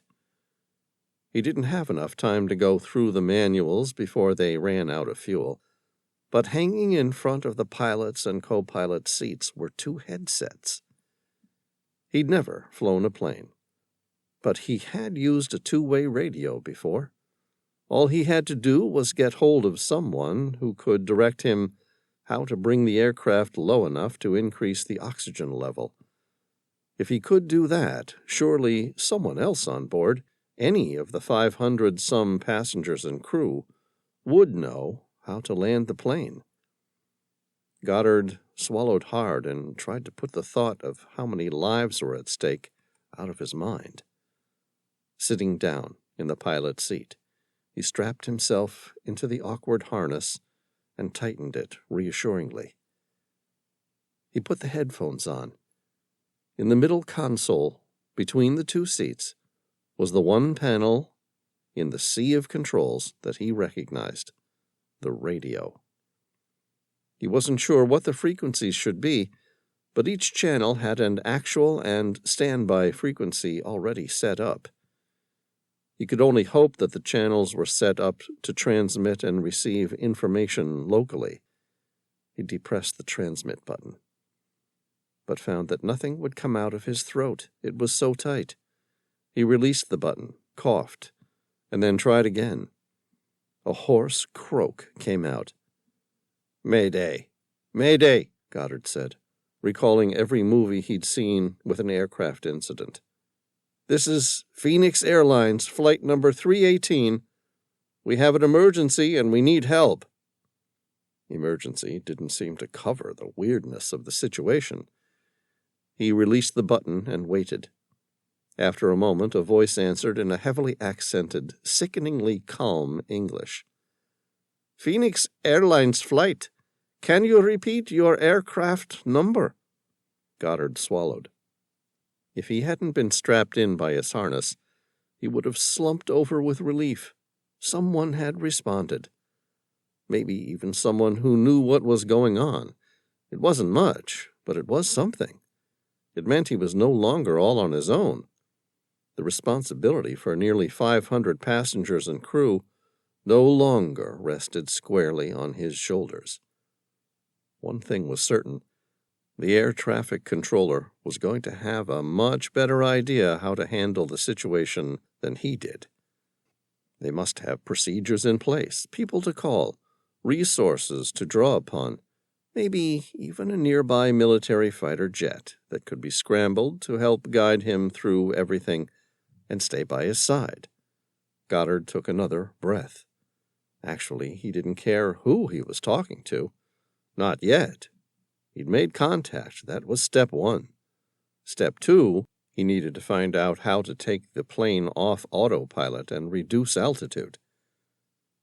"This is Phoenix Airlines Flight number 318 from LaGuardia to Marco Polo, Venice. We have an emergency and need assistance." There was no response this time. His hand hovered over the switch that would have swapped the actual and standby channels. Maybe he should try the other one. Maybe he'd just moved out of range. But the voice had sounded crisp and clear. He told himself to be patient. They had to be calculating and triangulating his location or something. They can do that, right? Trying at lightning speed to figure out the nearest landing locations. After 30 seconds that felt more like 30 minutes, he couldn't stand it. He tried again. "Hello! Are you still there? This is Phoenix Flight 318. I'm the only person conscious on the plane. I don't know if the plane depressurized at some point or what happened. Everyone else on the plane is out cold. I'm just a passenger. I have no idea how to fly this plane, and I need help. Can anyone hear me? I need someone who can explain this to me step by step. I need to know exactly what to do. There are a lot of lives riding on this. Please help me." His throat was tightening again. He'd lost contact. He was going to die. He let go of the transmit button and waited. It was all he could do. After a few seconds, the same calm, strangely accented voice responded, "Sir, we treat this sort of hoax with the utmost severity. I don't know how you access this channel, but if you abuse it again, we will have you arrested and formally charged." Goddard was set back. What the hell? In desperation, he tried to explain himself. He tried to speak, choked. His tongue was too dry to talk. "Sir, this is Phoenix Flight 318. I don't know what you're talking about. This is a serious, genuine emergency. This is not a prank.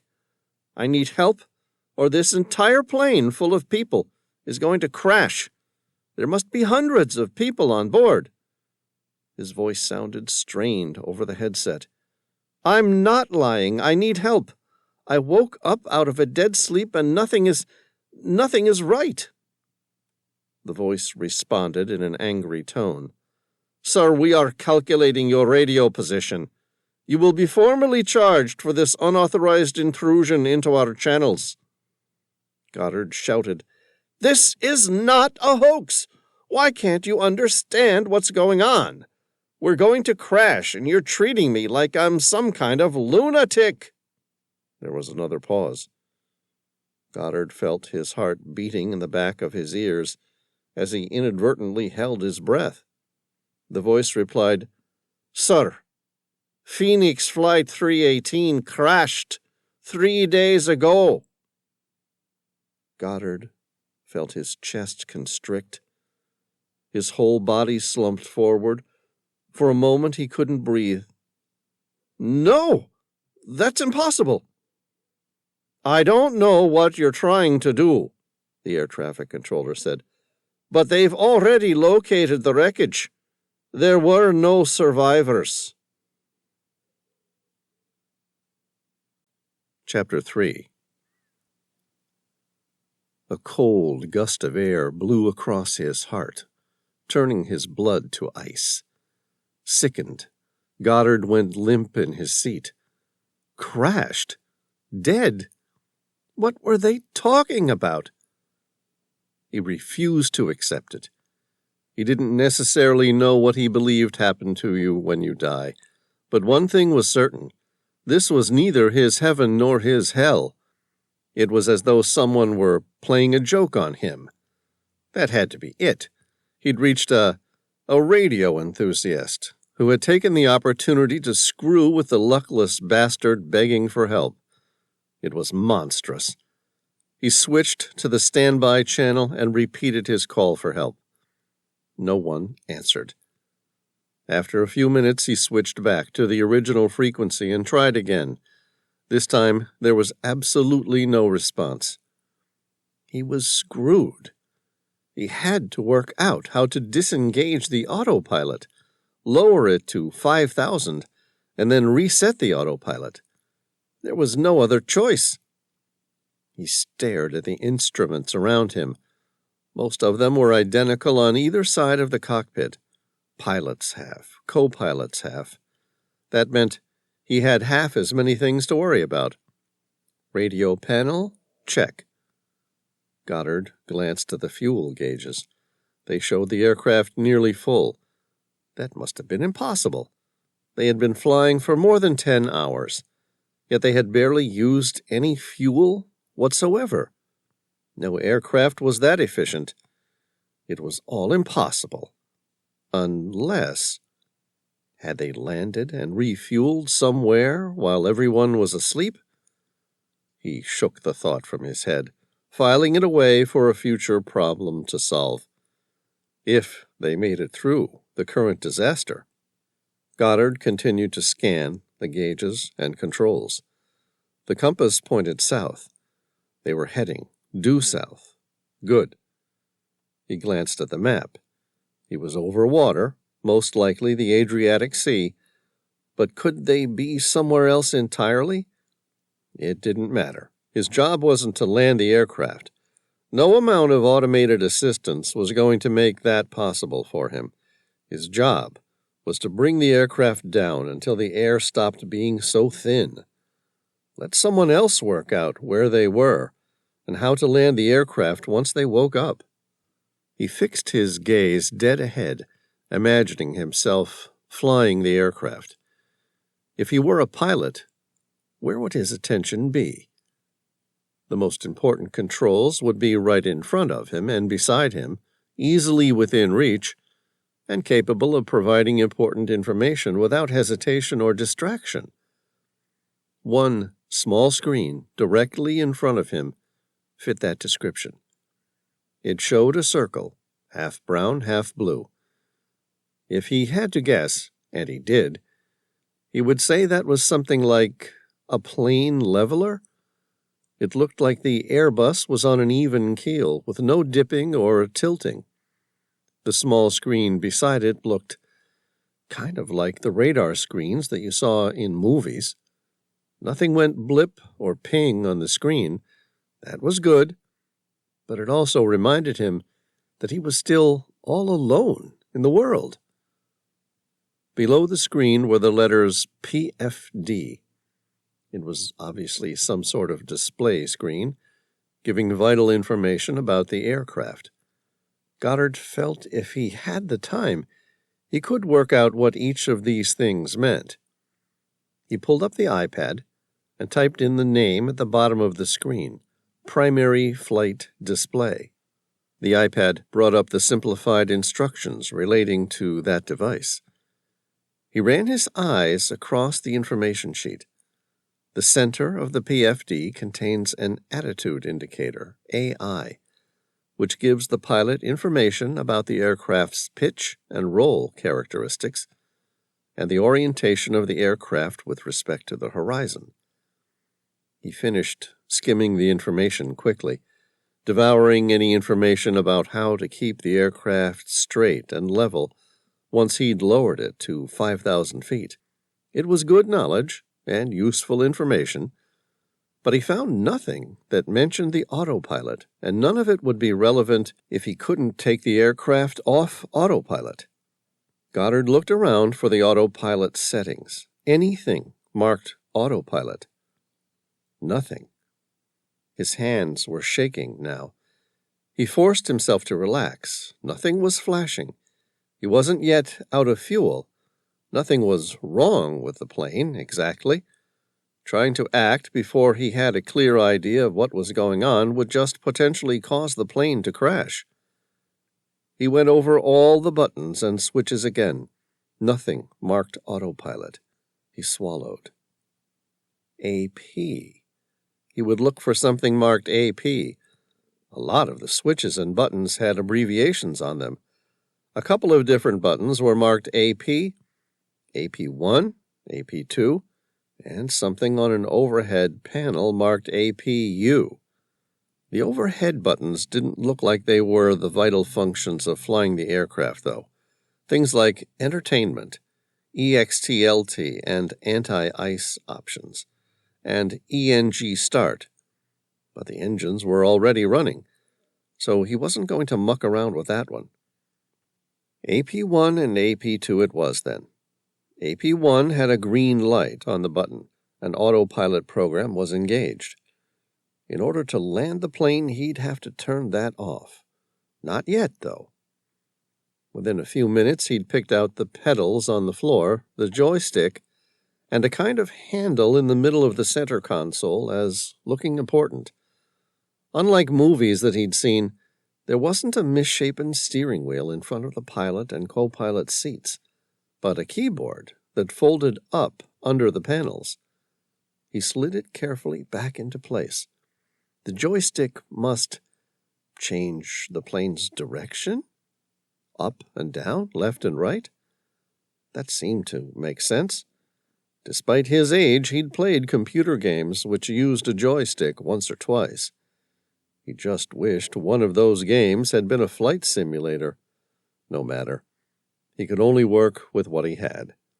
The pedals must be for the gas and the brakes, except that he had some kind of vague memory that the pedals didn't control the gas. He was panting for breath. Shit. He'd put his oxygen tank down. He found it beside the seat and took a few breaths, but not too deeply. He didn't want to hyperventilate again either. The handle in the center console, that was the gas? The throttle? Whatever the term was. He was pretty sure of it.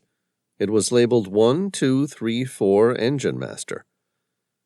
He steeled his resolve, gripped the joystick, and felt entirely inadequate for the controls of the world's largest airplane, and flicked the AP switch to off. Bracing for a sudden dive, he realized that nothing had happened. The aircraft continued to fly straight and level, while the engines hadn't changed their pitch whatsoever. The autopilot was still running. That didn't make sense. What the hell did I just turn off, if not the autopilot? Goddard didn't wait to find out. Instead, he flicked the AP switch back to on. Scanning the instruments and controls, he couldn't spot anything. He was out of luck. His body slackened into the chair. Years ago, a friend had taken him sailing on a Beneteau 42 in the windy waters of San Francisco. Despite the concept of men against the wild, they had used an autopilot to steer the yacht. Halfway through the day, a large cargo ship crossed their course, and his friend was forced to take control of the helm. Goddard thought back to that day. How did his friend do it? Goddard grinned at the simplicity. He didn't turn anything off.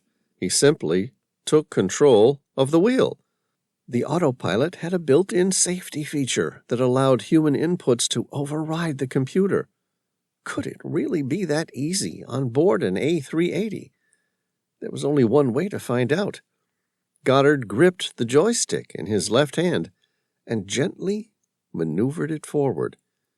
The attitude indicator in front of him showed the position of the aircraft's nose dipping below the artificial horizon. The airspeed indicator started to increase while the altitude decreased. The vertical speed indicator, next to the altitude indicator, displayed his rate of descent in thousands of feet per minute. For example, a measurement of +2 indicated an ascent of 2,000 feet per minute, while a measurement of -1.5 indicates a descent of 1,500 feet per minute. Right now, it was displaying a rate of -5 with a red light lit up next to it. Goddard had no idea what was considered an acceptable rate of descent, but apparently 5,000 feet per minute wasn't what the engineers at Airbus had in mind for its A380. Goddard applied gentle backward pressure to the joystick, and the rate of descent reduced to 2,000 feet per minute. The glow from the red light disappeared.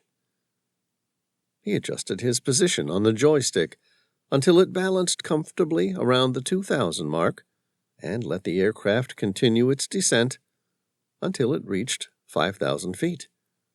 At that point, he gently maneuvered the joystick until the nose was resting level with the artificial horizon.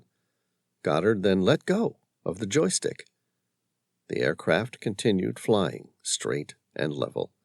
The autopilot, having accepted no further human inputs were being given, continued to maintain control. He grinned. They weren't kidding when they said anyone can fly these things. He waited and watched the PFD and other gauges for a few minutes to make certain the aircraft wasn't going to simply fall out of the sky without his input.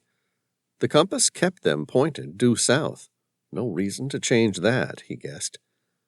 When he was confident the plane was indeed flying itself, he unclipped his harness, stretched, and then opened the cockpit door. He froze, because the first class was empty. The man with the suit, tie, and running shoes had disappeared. Andrew hooked the door latch to the side of the cockpit passage so that the door remained open. No longer restricted by carrying the oxygen cylinder and keeping the mask on his face, he ran through the aisles toward the tail of the aircraft. "Hello?" he shouted. "Is anyone awake?" No response. "Please, we need help. There's been an accident. Can anyone hear me?" His voice echoed down the empty cabin, but there were no replies. Goddard made his way aft toward business class. Row upon row of luxurious seats were empty. Not a single person, passenger or crew, was there. No! Where did everyone go? He glanced out the window. They were still above the clouds. He started running toward the tail. "Where have you all gone?" he screamed. But only silence and the hum of the jet engines returned to him. Economy class was empty. Andrew reached the tail end of the aircraft. Losing control for the first time, he shouted, "Come back, you motherfuckers!" His world was really spinning now. How could they have all gotten off the aircraft during flight? What the hell was he missing? He ran the sweaty palms of his hands through his hair and slowly walked back to the cockpit. So what if they'd all left him? They were unconscious before. It wasn't like any one of them was going to help him. They may as well have been dead. They were no use to him. He grinned. It was sardonic. If he was going to make it out of this whole thing alive, he would have to put the damned aircraft on the ground himself. He was a smart guy. The aircraft used computers. He didn't know a thing about jets or flying, but he knew computers. With confidence bordering on insanity, he thought, "I can do this." Andrew reached the end of first class and stopped at the door to the cockpit. Fear rose in his throat like bile, and the tingling sense of death teased at his spine, because the cockpit door he'd made certain to lock open so that he didn't accidentally lock himself out was now closed. No way! It can't be. He pulled on the handle. It didn't move. He then peered through the security hole. There was a man at the controls. The plane was no longer on autopilot. Someone was actively steering the aircraft. He banged on the door. "Let me in!" The man made no reply. "I have to know. Please, just let me know what the hell is going on." While keeping one hand on the joystick, the guy turned his head, looking straight at him. It was the man with the metallic sneakers from before, the one he was certain had moved, who was wearing a suit with tie and running shoes. He was right. The man had moved before. Not that it was going to help him any. It was now impossible to get inside the cockpit. The aircraft's only axe was lying on the floor inside the locked cockpit. Goddard yelled, "Just tell me now! What's going on?" The stranger turned and looked at him. The man's dark eyes were wide like a pair of saucers. They focused on him. The man smiled, put his finger to his lips as if to quiet him, and whispered, "Shush!" as though all that yelling might wake the other passengers. A moment later, silent as always, the man turned to face the windshield. He carefully adjusted the controls and actively steered the aircraft on a brand new course. Andrew screamed, "I just want to know what's going on!" Chapter 4. Queen Maggie Mine, Colorado. Jesse Mackenzie switched on the old diesel generator. The engine sounded like someone shaking a bucket full of loose nuts and bolts, until it warmed up, before finally settling into a resonant drone that comfortingly filled the shaft. The ventilation fans started to turn. Nearly a minute went by as he waited until water started to flow from the twin extraction pipes, which ran out from the descending tunnel. Content that the water pumps were working, he picked up his hard hat, switched on the helmet light above his forehead, stepped in through the rickety adit, and commenced his descent into the underground mine shaft. At 60 years of age, a lifetime spent down the mines had changed him from what his natural genetic disposition had determined. Despite being nearly 6 foot tall, he appeared short and stocky. Unlike the giant show muscles of a professional bodybuilder, he had stocky, undefined muscles that worked like the hydraulic mining machines nearby, exerting extraordinary strength compared to their size. He had a hard face with a strong jawline that matched the rest of his body. His deep-set eyes, the same color brown as what remained of his still thick brown hair, appeared hooded like he had something to hide. Deep lines creased his furrowed brow, revealing the despondency of a man who knew his way of life was already over, but just refused to accept it.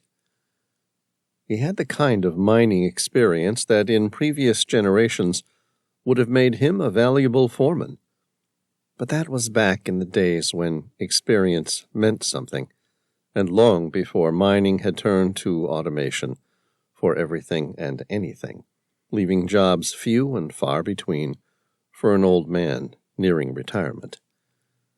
It was nearly 3 years to the day since the largest of the mine's gold veins had abruptly ended, as fast as it had begun, and the company went bust. 600 miners had walked out that day, and no one but him had been back ever since.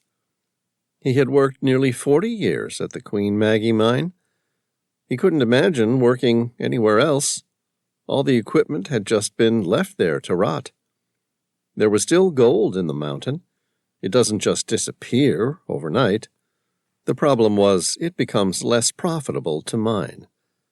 Commodity prices fluctuate. Automation had changed everything, making some winners and many losers. Sometimes it's no longer viable to run such a big operation.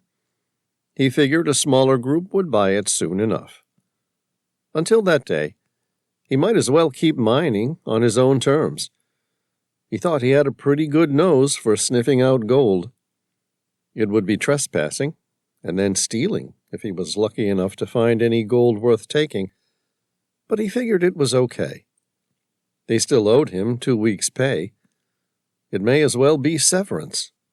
The Smith and Rockford Mining Company had hung onto the property as part of its portfolio, hoping that more efficient mining and processing techniques would be developed to make extracting the last traces of gold profitable. As it was, gold mining was an expensive operation. It was almost impossible to make money digging the rock out of the ground by hand. Almost impossible.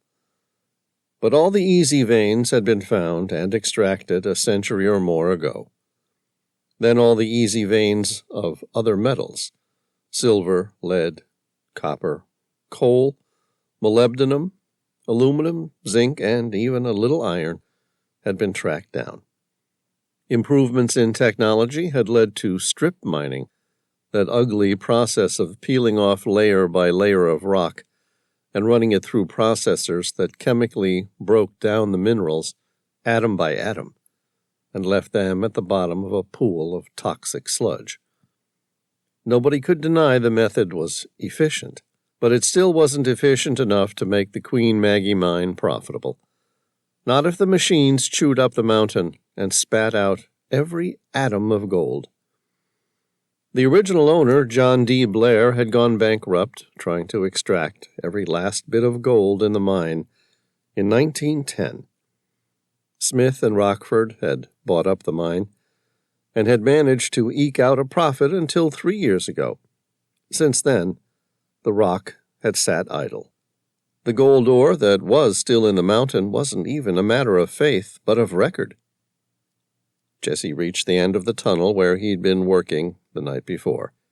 He ran the beam of his helmet light over an intricate web of quartz. Most of it was entirely useless. There was gold in there, for certain, but at such low quantities to make it entirely worthless to extract. It was a delicate operation. He was following the quartz reef, trying to sniff out the most viable vein to work. Without heavy machinery, he had to be very specific with his targeted mining. He stopped and, using a pickaxe he'd left leaning against the wall yesterday, he chipped out some of the grayish quartz from along the end of the shaft. Then he inspected it with his helmet light. The stone was light gray with paler flecks running through it. It was an ugly stone, the kind that always reminded him of half-melted and refrozen snow mixed with dirt. Snert, they called it as kids, and snert rock. But as a miner he had learned that this was the stuff of magic. He flipped the piece of quartz over. Several flecks of gold greeted him. In an entire ton of it there might be half an ounce of gold, if the mine was an exceptional one. More often, one might have to go through 20 tons of gold ore in order to pull out an ounce of the stuff, which would be worth about $1,300, or just over $21,000 per pound. The gold bars that one saw in movies about stealing gold from Fort Knox were 40 troy ounces of gold, or about 25 pounds each. One gold bar, $500,000, and at least 800 tons of ore stripped out of the ground.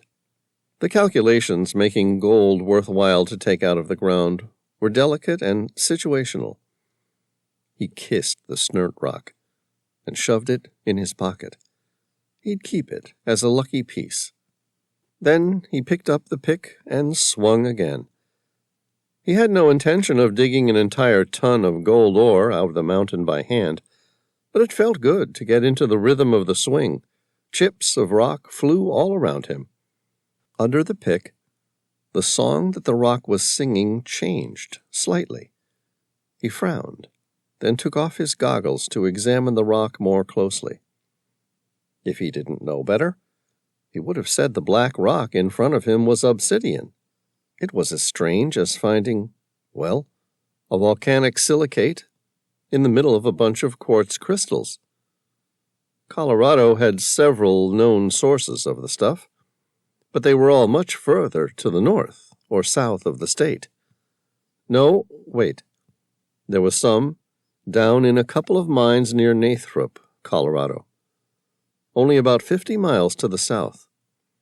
Wouldn't that be something, if the vein ran all the way from the Queen Maggie down there? The vein of gold-filled quartz seemed to get richer as it mixed with the obsidian. He stepped back and studied the rock face.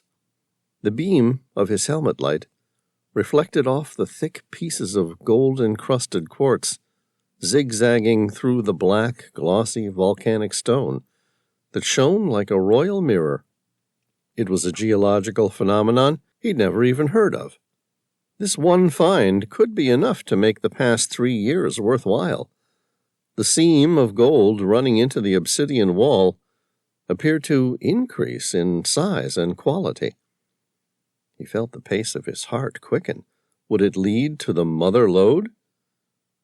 He was going to have to drill, bring down some explosives, and blast the obsidian out of his way. It would make some noise, and someone might hear it, but it was unlikely anyone would come to investigate a strange sound coming from an otherwise abandoned mine. Over the course of the next few hours, he drilled several blast holes into the obsidian and filled them with ANFO, a mix of ammonium nitrate and fuel oil. He'd even put in a couple of sound and vibration dampeners, 3-foot-thick layers of sand fill, and another of aggregate. He was so far away from the blast that he didn't expect to hear it so much as feel it through the rock underfoot. Even on the surface, however, he wore his safety equipment. It was time. He pressed the detonator and waited. It seemed to take an inordinate amount of time. He strained his ears to catch the first hints of the sound. The light breeze and faint bird calls seemed to roar in his ears. Then he began to hear the deep grinding sound of the stone breaking away underneath him. It seemed to reach him from every direction at once, not just at the opening of the mine shaft. Danger. Open mine shaft. Keep out. Extreme danger. He smiled. The unimaginably deep sound coming out of the mine shaft was music to his ears. It was a shame that all that obsidian was going to waste. But then it was going to waste anyway. He waited until the rumbling had died down. Now came the waiting for the dust and gases to settle. If a professional mining operation had been running this blast, it would have been easier and faster, with powerful air filtration units, motorized hauling and digging equipment, and other tricks of the trade. But for a solo operation, it was just him and a bunch of higgledy-piggledy equipment. He fully intended to clear the waste rock using a small ore trailer, towed by a second-hand quad bike. He stopped to have lunch, while he waited for the makeshift sprinkler system he'd rigged to do its job of grounding the fine dust that filled the mine shaft. An hour later, and with the impatience of a much younger man, he switched on his helmet light and re-entered the mine shaft. The sprinklers had brought the dangerous fine particles down to an acceptable level. He switched the system off and stepped through. He wended his way through the tunnel. The sides didn't look bad, not bad at all, although of course there was always a risk when blasting underground. The digger waited for him in front of a pile of aggregate. A hole at the top of the tunnel had revealed a clear area on the other side that had sparkled in the darkness, decorated with the glitter of shattered glass. When he'd first looked through, he'd been exhausted, too easy to make a mistake. He'd backed out. Today was the day that he'd climb through. He edged up to the hole, pushing a powerful flashlight and a heavy sample bag. He said a little prayer and crawled through. On the other side was a glass wonderland.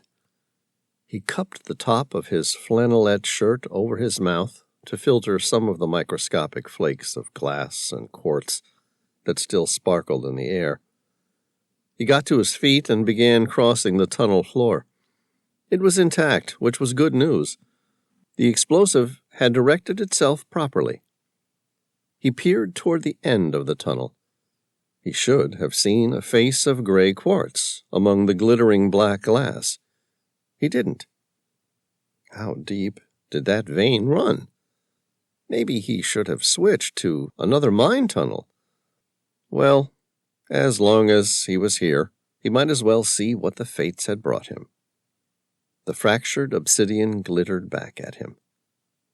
Suddenly, he stopped. Something was wrong about the tunnel. He could hear himself breathing. In the confined space, every sound echoed back to him. And yet, he aimed the flashlight downward.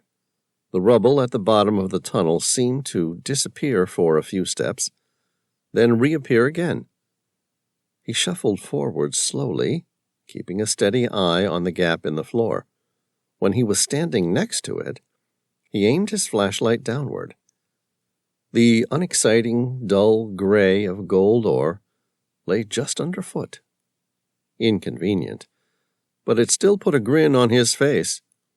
Even through his goggles, he could pick out a yellowish shimmer. There was gold down there in that rock, a fair amount of it, too, if he could see it from all the way up here, nearly 20 feet above. He must have blasted into a volcanic cavern that had formed millions of years ago. It was too deep for him to climb down unassisted. He gritted his teeth and returned to the surface to collect a thick rope. It took him nearly an hour to get there and back, but it needed to be done. One false step and he would disappear down the crevasse, and, unable to climb out, he would never be seen again, his death remaining a mystery for years to come. Jesse tied the thick, fibrous rope off to a disused ore cart. The thing was made of iron, weighed more than a ton, and was permanently stopped at the end of the narrow-gauged line. He unfurled the rope, dragging it through the narrow opening of the new area the blast had revealed. He threw the tail end into the narrow opening and carefully tested the rope, taking the slack out by tensioning it with his hands. It was nearly 3 inches thick, making it possible for him to climb it vertically if he had to. Jesse fixed the beam of his helmet light into the opening and climbed down, real Indiana Jones style. His heavy boots crunched the glassy rubble underfoot. He ran his eyes across the new obsidian vault. Holy hell! He dug all the way through the Queen Maggie mine, and now was encroaching on someone else's property, and that couldn't be a good thing.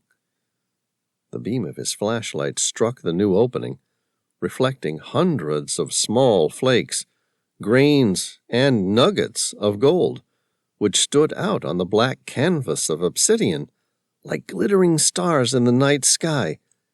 He started to laugh. It was big and boisterous. There was enough gold there to make him rich. His life was about to be changed forever. Luck, like everything in life, turned on a dime. He was ready to kill himself, and now he was going to be rich beyond his dreams. Jesse quickly started to grab the bigger of the nuggets, furtively securing them into his sampling bag like a thief in the night. His heart pounded in his throat. He felt delirious with glee as he removed the piles of gold from the dragon's lair.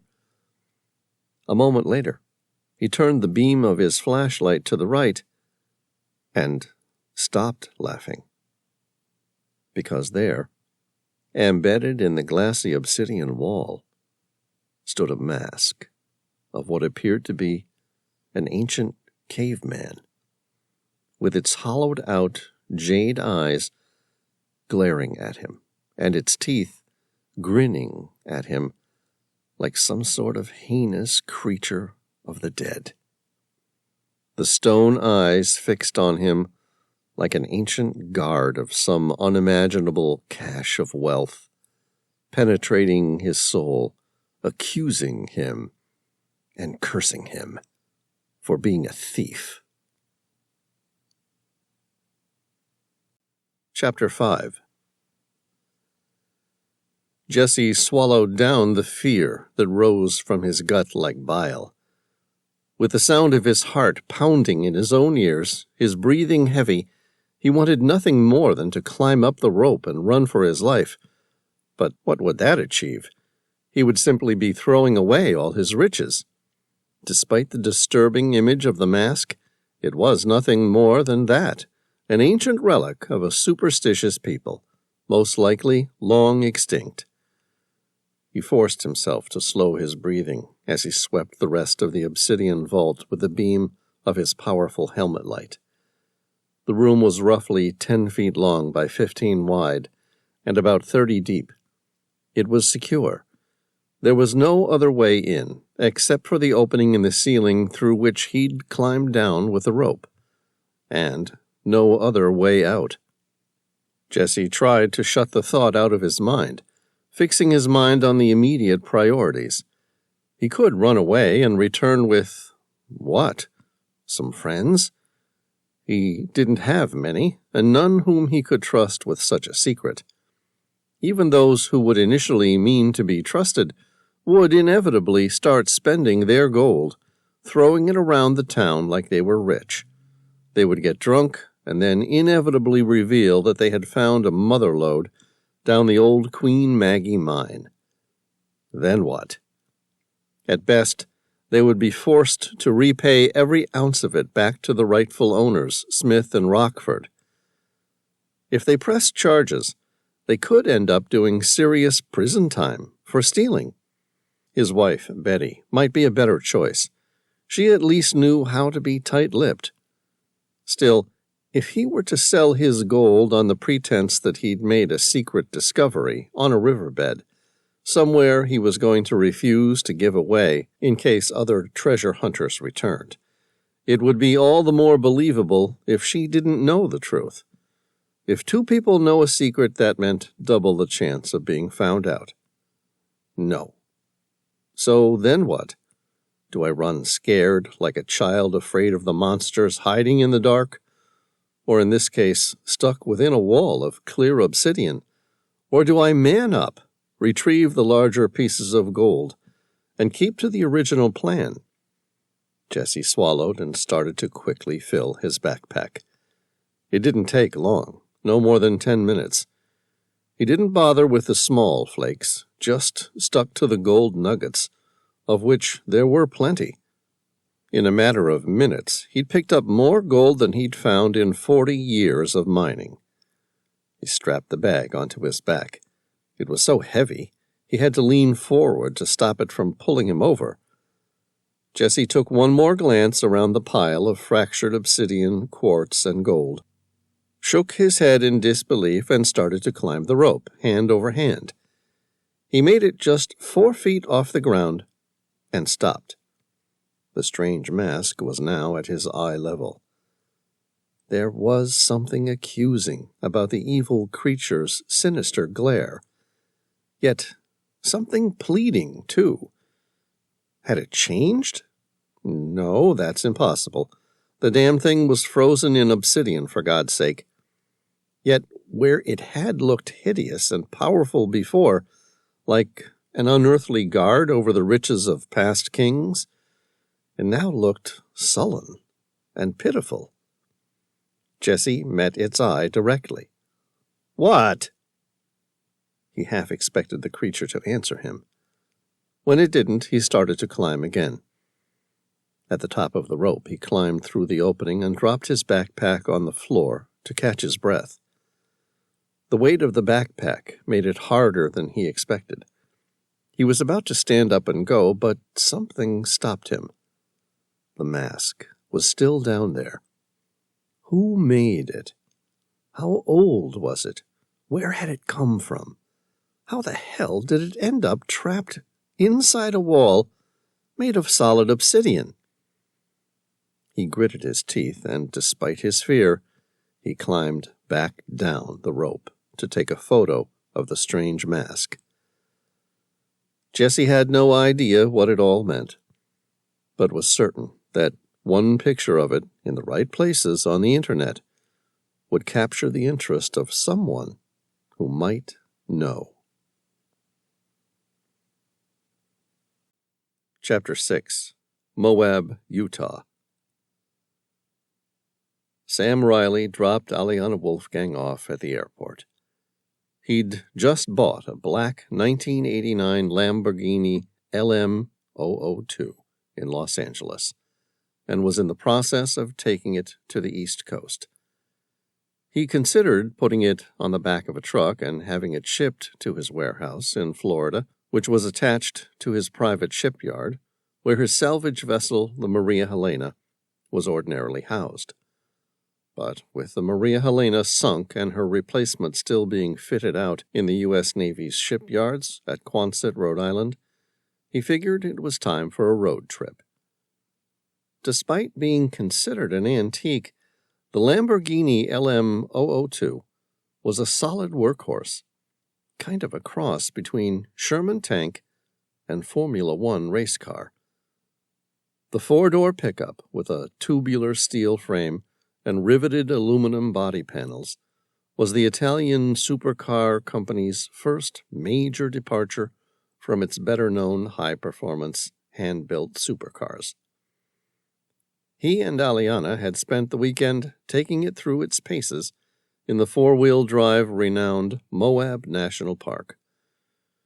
She was originally going to come with him through to Colorado Springs to do some diving with Tom Bauer and Genevieve Callahan. But as things were, she'd been called back to the office to work. Sam turned right onto I-70 and headed east. He planted his foot on the accelerator, and his entire body was thrown back into the seat as the V12 engine roared, the very same one used on Lamborghini's Countach. Sam took genuine pleasure out of simply driving the antique vehicle, the same way an art collector might enjoy examining the brush strokes of a bygone master. Of all of Lamborghini's forays into the increasingly popular SUV market, this was the only one he truly enjoyed. It was the Italian car maker's third attempt at producing a military-style vehicle, and the first to make it to an, albeit short-lived, production. The Lamborghini Cheetah and the LM001 paved the way for the LM002. But with both earlier models using rear-mounted American power plants and intended for military use, they were not well received due to their poor maneuverability.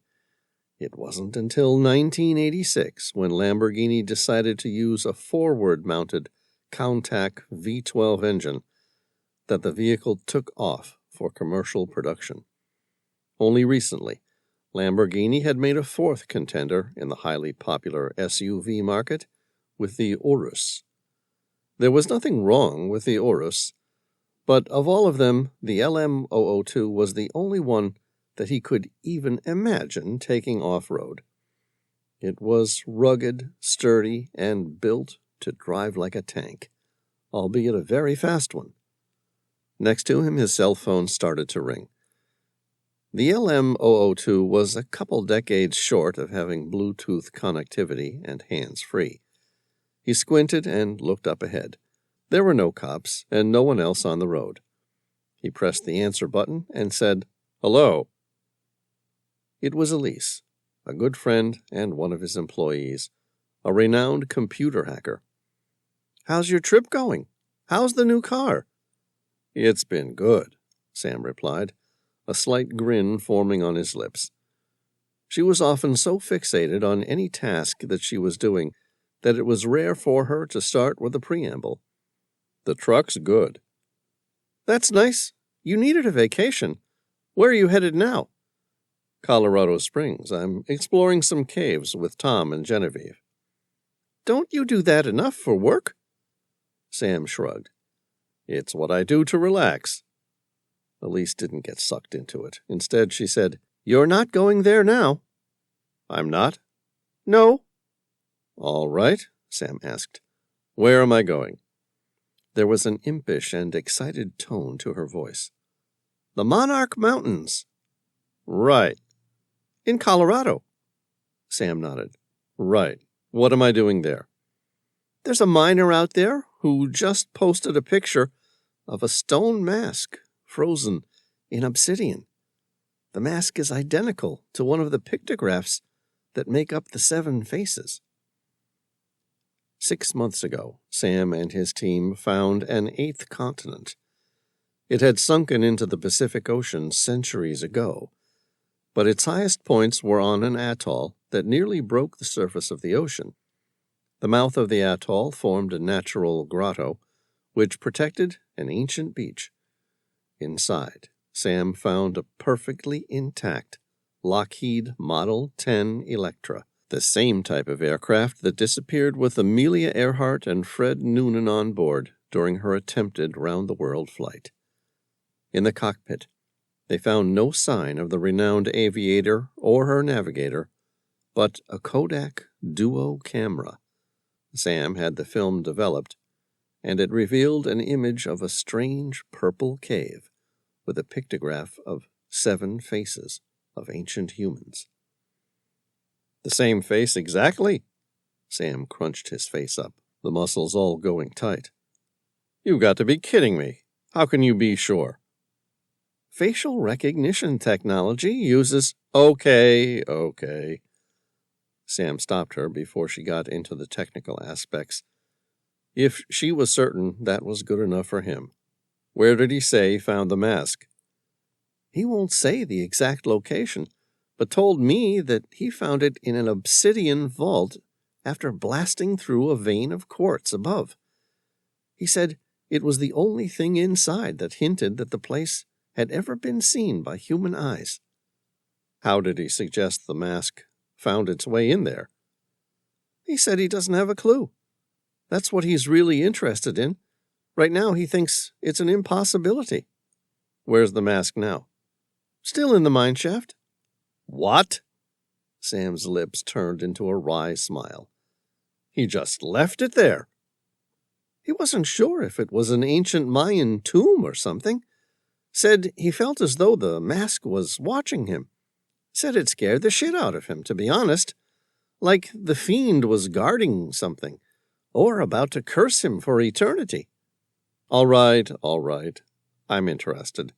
Text me the address." "Okay, will do." "And Elise?" "Yeah?" "Can you please give him a call back and make sure he doesn't show it to anyone else or try to sell it before I get there?" "Will do, Sam." Sam pulled over, put the location into the GPS on his phone, and pressed go. He then planted his foot again, edging as far past the speed limit as he thought he could get away with. It was a good drive, and the car handled surprisingly well given its age and the fact that it had a curb weight in the vicinity of 3 tons. At Grand Junction, he took the exit turning onto Highway 50. It was a little before 3 p.m. when Sam drove into Cepinero, crossed the Gunnison River, and continued on west.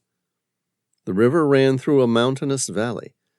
The highway meandered along the side of the river, sometimes changing its elevation by hundreds or more feet as the mountain range rose high above.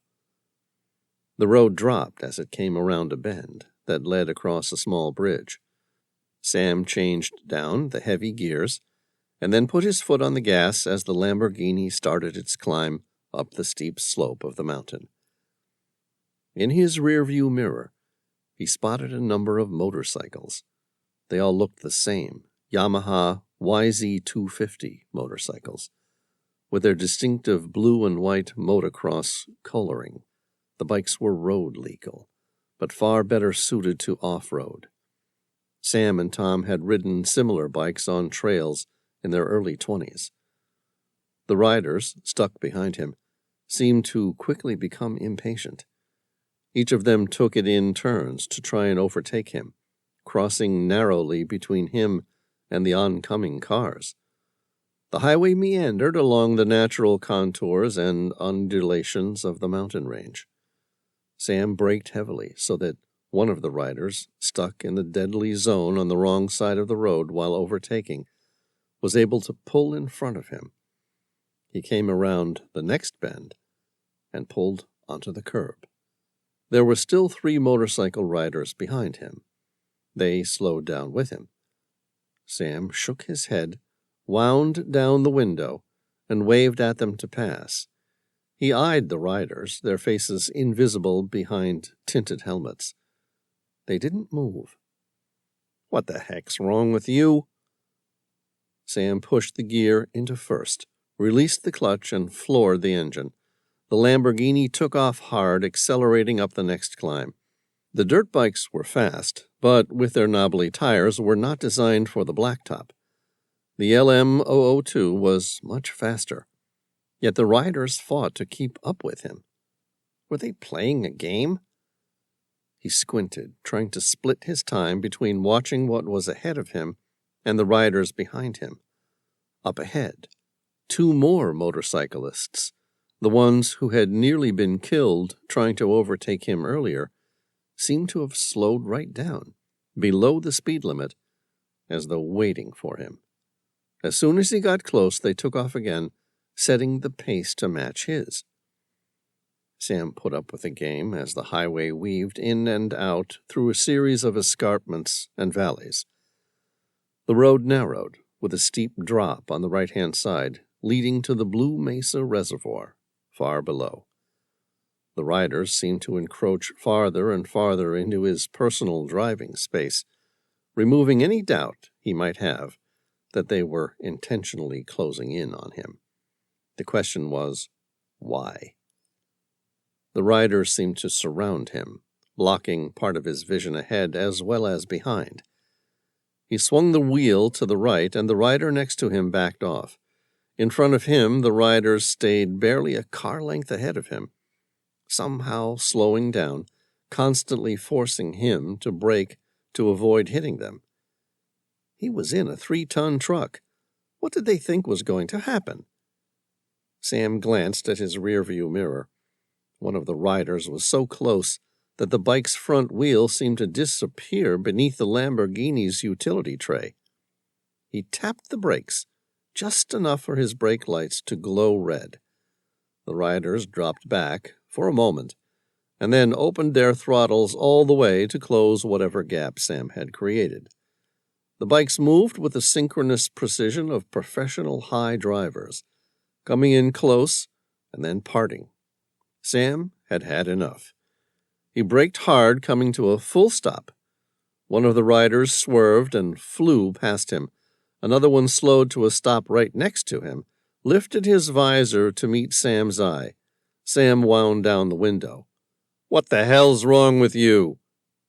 The man reached for a handgun strapped to the side of the bike's fuel tank. Sam spotted it out the corner of his eye. He dropped the clutch and gunned the pedal, thankful for the Lamborghini's unbelievable acceleration off the mark. The rider fired a couple shots, but Sam had already gotten ahead of the man, and the shots raked the back of the LM-002's utility tray. Now that any pretense of normal road rage was out, the riders seemed to race harder to catch him. Sam took the heavy truck from side to side across the lanes of the highway, making sure not to let any rider get close enough to the side of him to get a decent shot off. A couple tried to shoot from behind, but they were wasting their time and bullets. It would have taken a near miracle to hit him through all the reinforced steel and tubular aluminum that made up the frame and paneling of the Lamborghini, Sam reassured himself, thankful that the Italian car company had originally built the truck with specifications designed to be pitched to the military. Sam let his speed creep up, trying to outrun the slower dirt bikes. He was starting to get ahead, too, when he came around the next bend and found a large truck, an 18-wheeler, coming his way. It had drifted onto his side of the road. Sam jammed on his brakes, but it was too late. There was nothing he could do. He was going too fast. The heavy Lamborghini didn't have ABS, and its wheels locked up, causing it to slide. He swung the wheel round the opposite direction, trying to control the slide, but it didn't work. Instead, the LM-002 ran off the road, rolling down the near vertical embankment for nearly 300 feet, bounding up and over a series of boulders before being stopped suddenly by a large tree.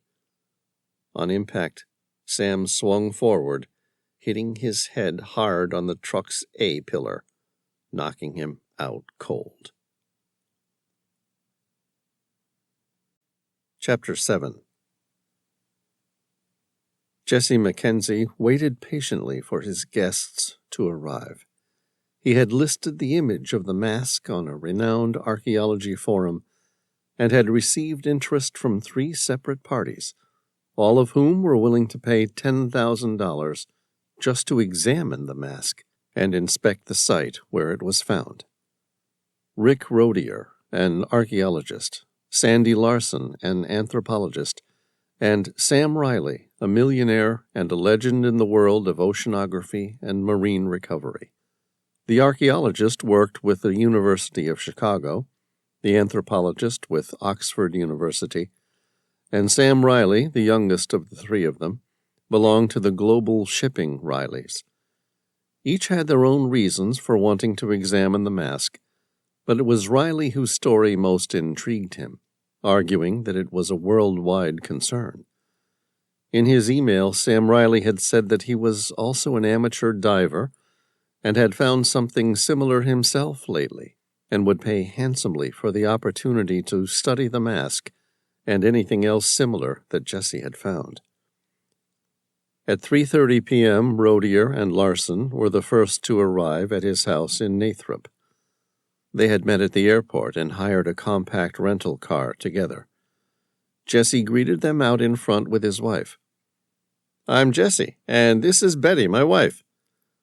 "Pleased to meet you," Rodier replied with a firm handshake. "I'm Rick Rodier, professor of archaeology at the University of Chicago, and this is Sandy Larson from Oxford." "Welcome to Nathrop," Jesse said, shaking Sandy's hand. "Nice flight?"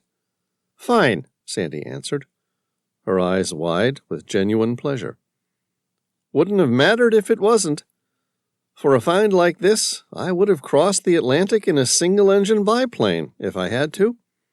Jesse smiled brightly, revealing crooked teeth.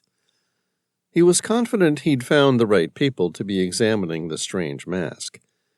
He took the 2 academics in at a glance. The 2 couldn't be more polar opposites, despite both being at the top of their respective fields. Rick Rodier was tall, with a sort of comically lanky figure that almost looked like it had recently been released after spending too much time on some sort of medieval torture rack. His hair was salt and pepper, leaning more toward the salt than the pepper.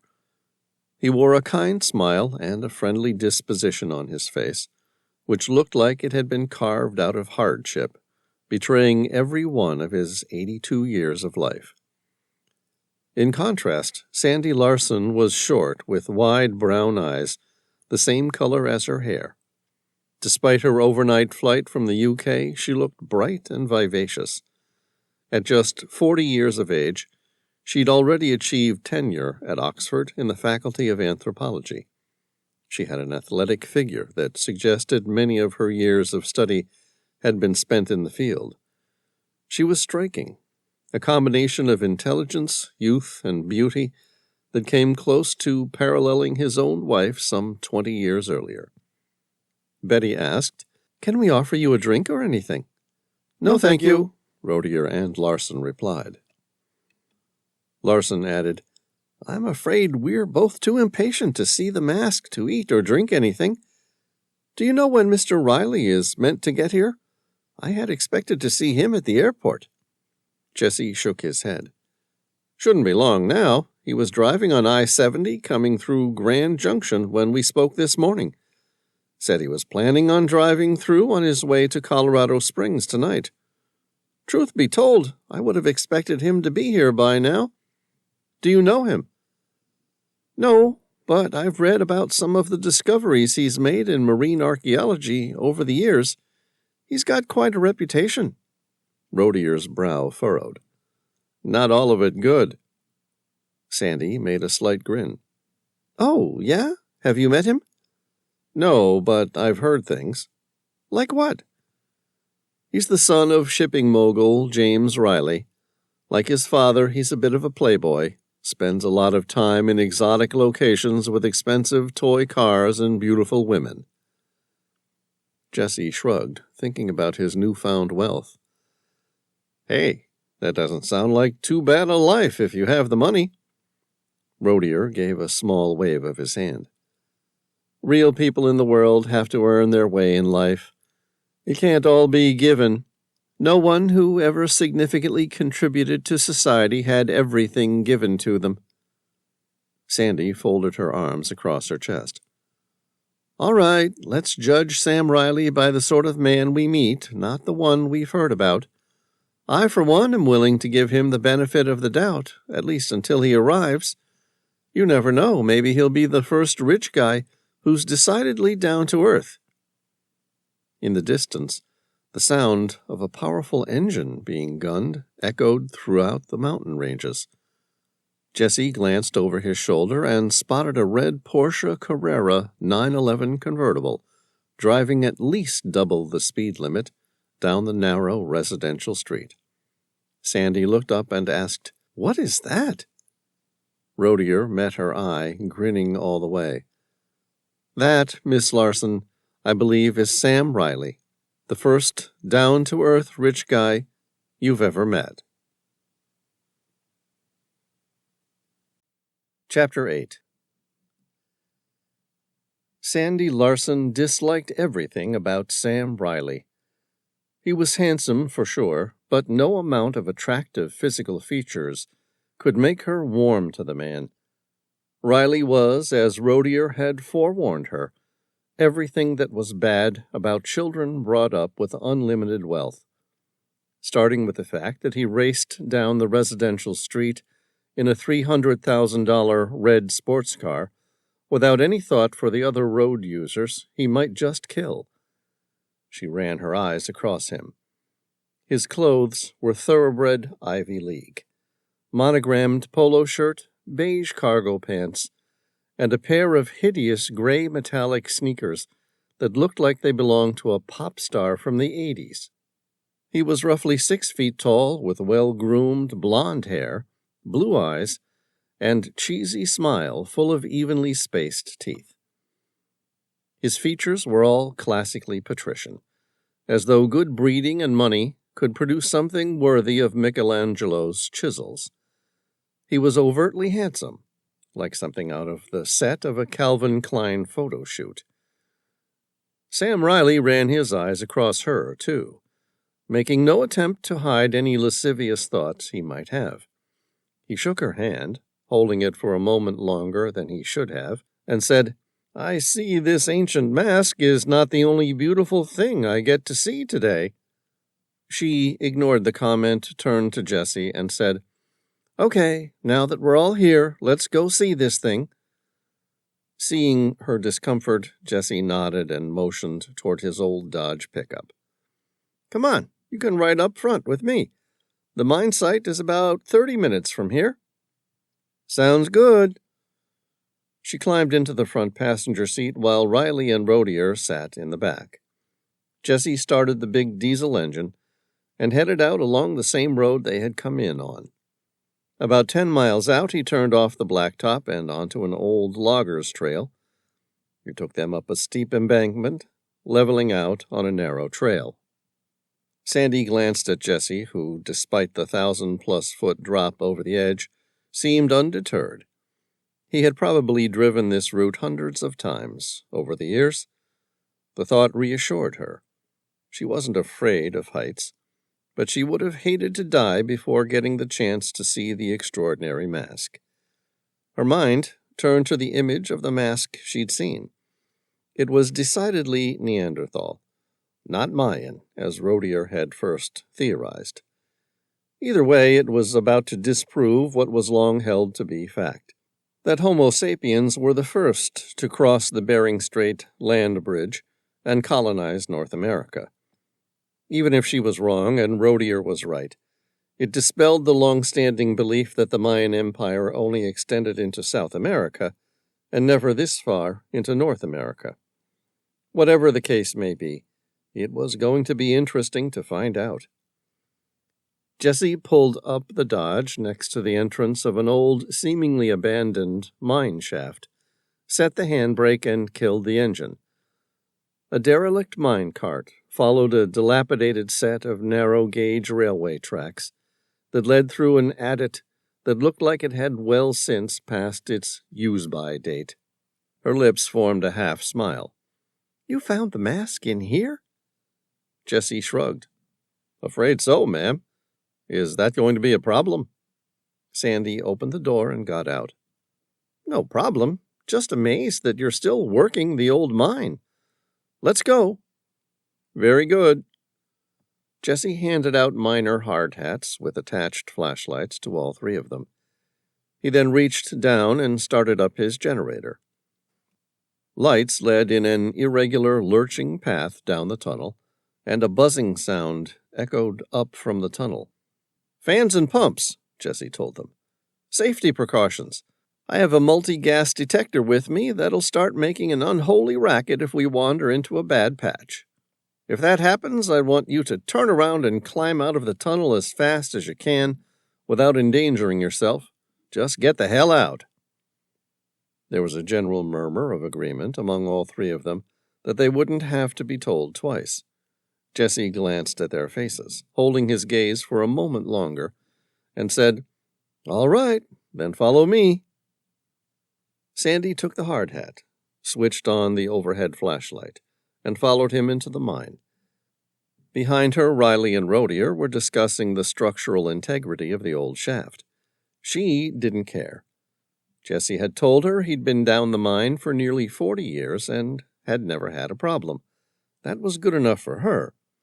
She moved with a determined stride as she walked into the mine shaft, which ran straight into the side of the rock, gradually angling lower as it penetrated deeper into the mountain. Rodier said, "Are you the Sam Reilly that discovered the Magdalena in Sweden a couple of years ago?" "Yes," Reilly said. Jessie had no idea what they were referring to. "Oh," Larson said. "The airship. I've read a little about that." And she started rattling off the story. In 1939, an airship took off from Nazi Germany with a number of wealthy Jewish passengers eager to escape the land of Hitler and the Kristallnacht. The airship had vanished for decades. A few years previously, Sam Reilly had discovered the airship underground. The passengers had all expired, but the contribution that it had given to history was, as Larson said, incalculable. Reilly let her ramble on. For some reason, as Larson spoke, he seemed to be getting more and more irritated. They finally reached the part of the tunnel where Jessie had blasted, and the conversation stopped. In an appalled voice, Larson said, "Oh, no!" "What?" Jessie asked. "The roof has caved in, hasn't it?"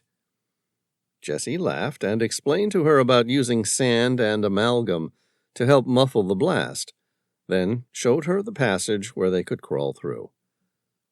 "After I saw how much glass was inside there, I decided not to open it up any farther." Larson crawled through, amazed by the glittering obsidian that covered every nook and cranny, even outside the wall of amalgam. That's how it was. Once you knew that a certain type of rock was there, it popped out at you everywhere. The trick, especially with gold mining, was to know what to look for in the first place. Jessie stopped at a fork in the tunnel, pointing his flashlight to the right. "That's where we're headed." Sandy glanced to the left, where the main tunnel seemed to continue on. "Where does that lead?" "About 400 feet down." She arched a dark eyebrow. "Really?" "Yeah. Of course, it's mostly flooded now, but it was fully operational up until 3 years ago, when Smith and Rockford determined it was no longer a profitable run.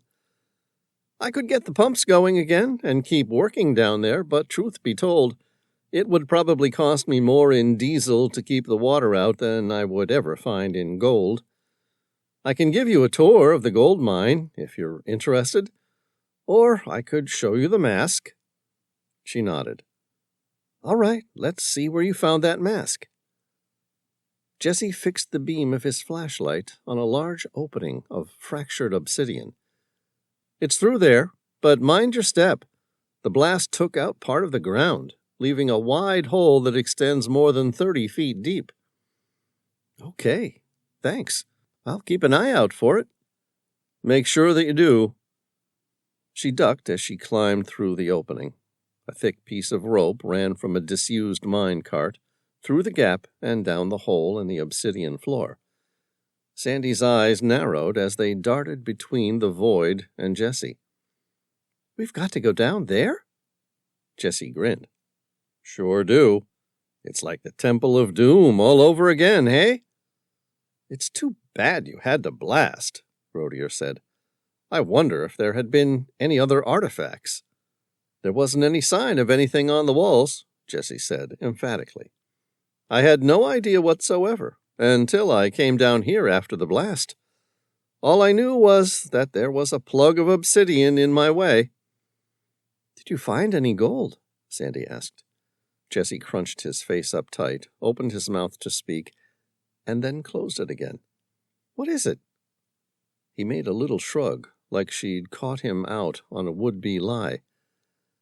I found some pretty worthless low-grade gold ore, the kind that isn't rich enough for the mining companies to bother about. That's why this place is abandoned. Ah, she said, avoiding his gaze. There was no doubt the man was lying about something. She toyed with the idea of questioning him further, but decided against it. After all, what did she care if the man was stealing ore from a disused mine shaft? She said, Let's see the mask. I'm dying to see whether it's Neanderthal or Mayan. He handed her the rope. After you. Her lips formed an incredulous smile. We're just going to climb down the rope? Sure, why not? Jesse replied. It's a thick rope. I'm sure someone like you would have no trouble climbing it.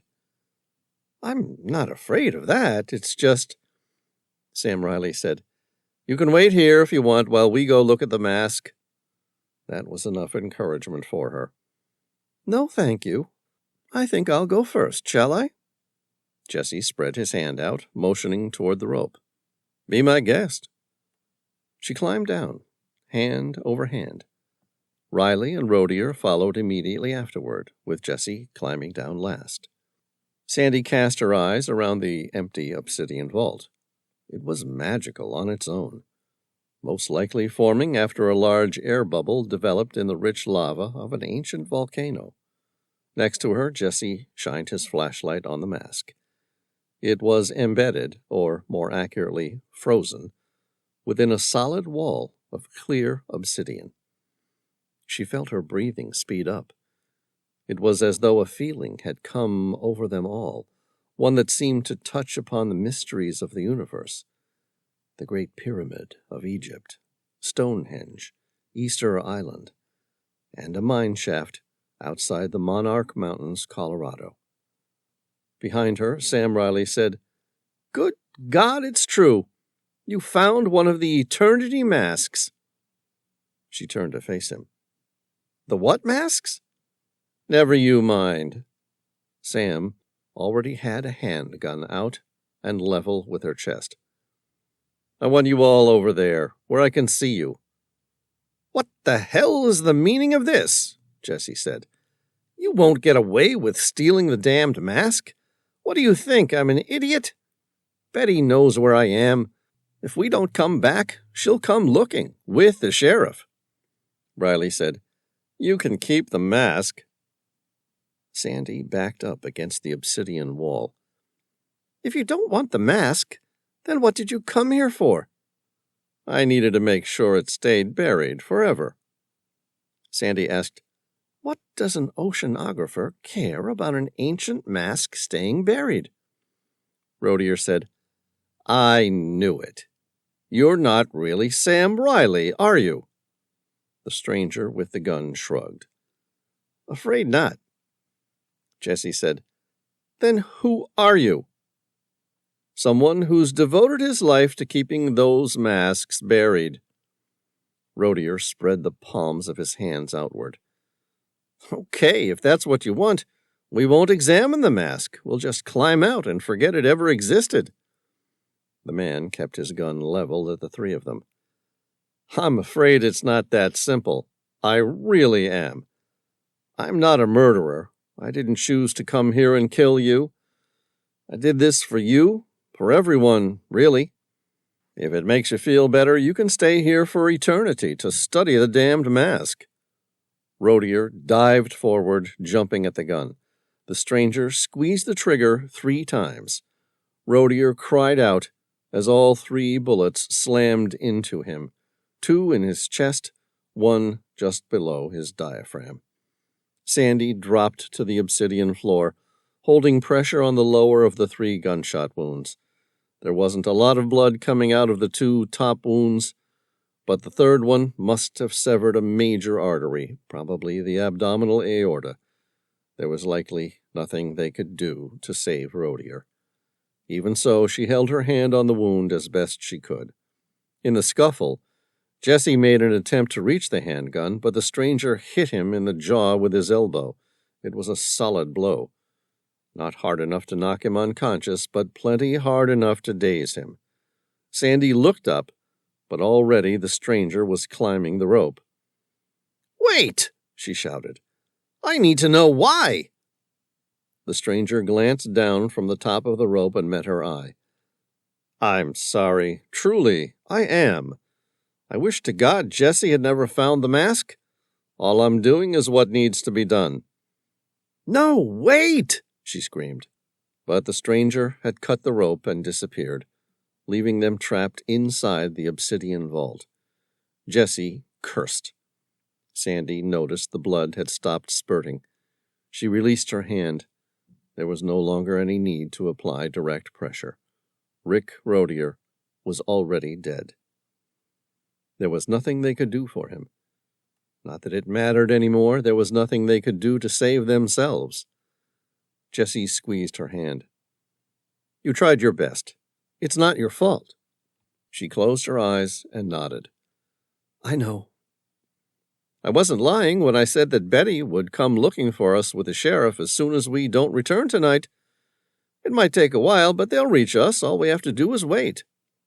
They did wait. Not wanting to use up all their batteries before Betty came for them, they switched off their flashlights. Time passed slowly. Maybe an hour went by, maybe more. It was hard to say. But somewhere along the line, they heard a muted rumble. Their entire world started to shake in a giant earthquake. Sandy switched on her flashlight. "What the hell was that?" "He's blown the entrance to the mine."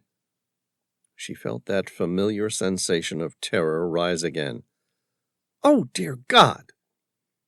Without power, the ventilation fans in the mine shaft above stopped turning.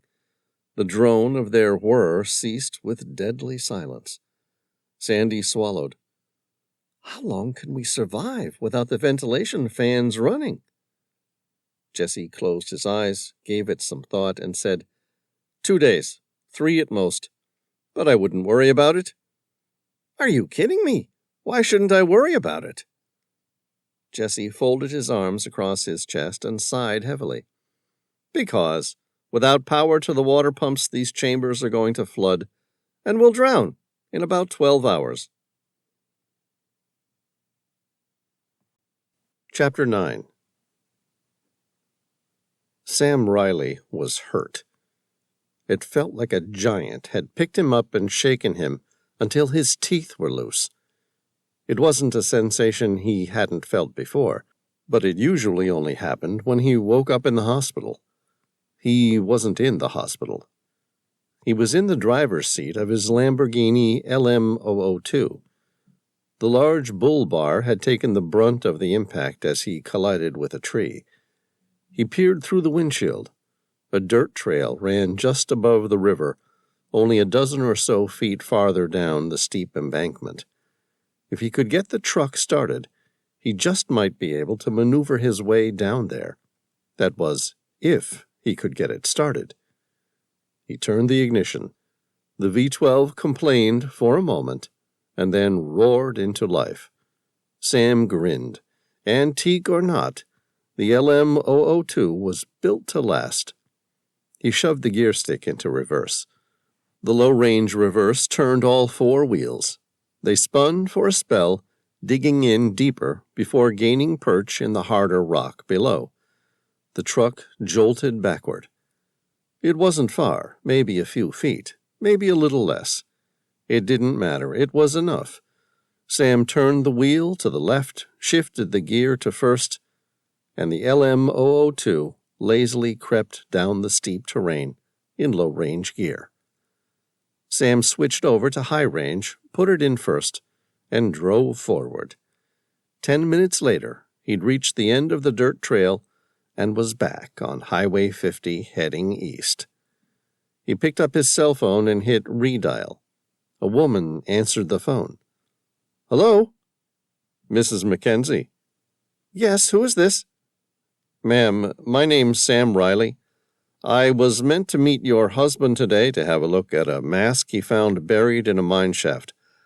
I'm afraid I'm going to be a bit late." "I'm sorry?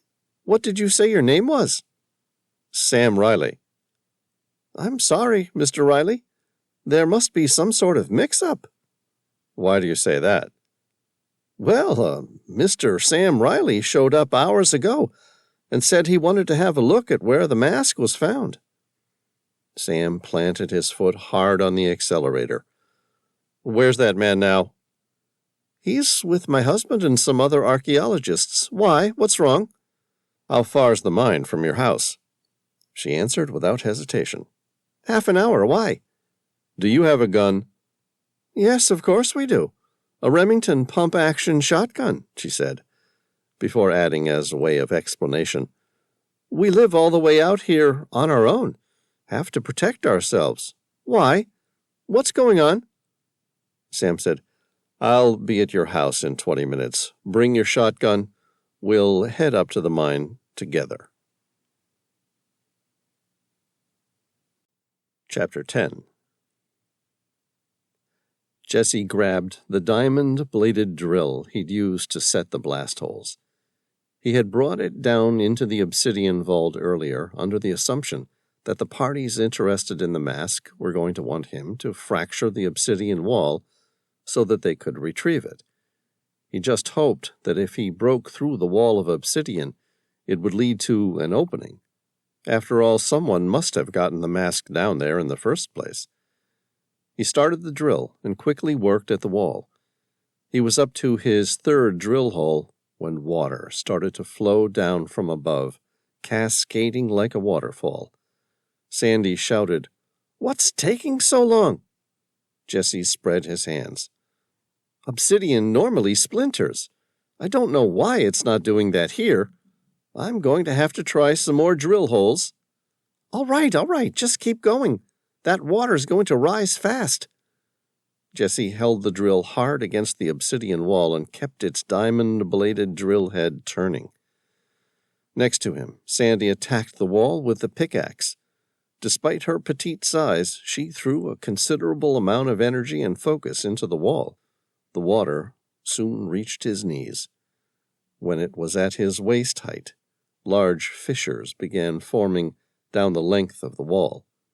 Sandy grinned. "It's cracking." "So it is." As the water reached their shoulders, the obsidian wall gave way to the mounting pressure. A large crack ripped through the wall, causing the volcanic stone to splinter in a spidery web of white before shattering. Sandy, unwilling to come this far only to lose the ancient mask, grabbed it as it came free, and the wall shattered completely.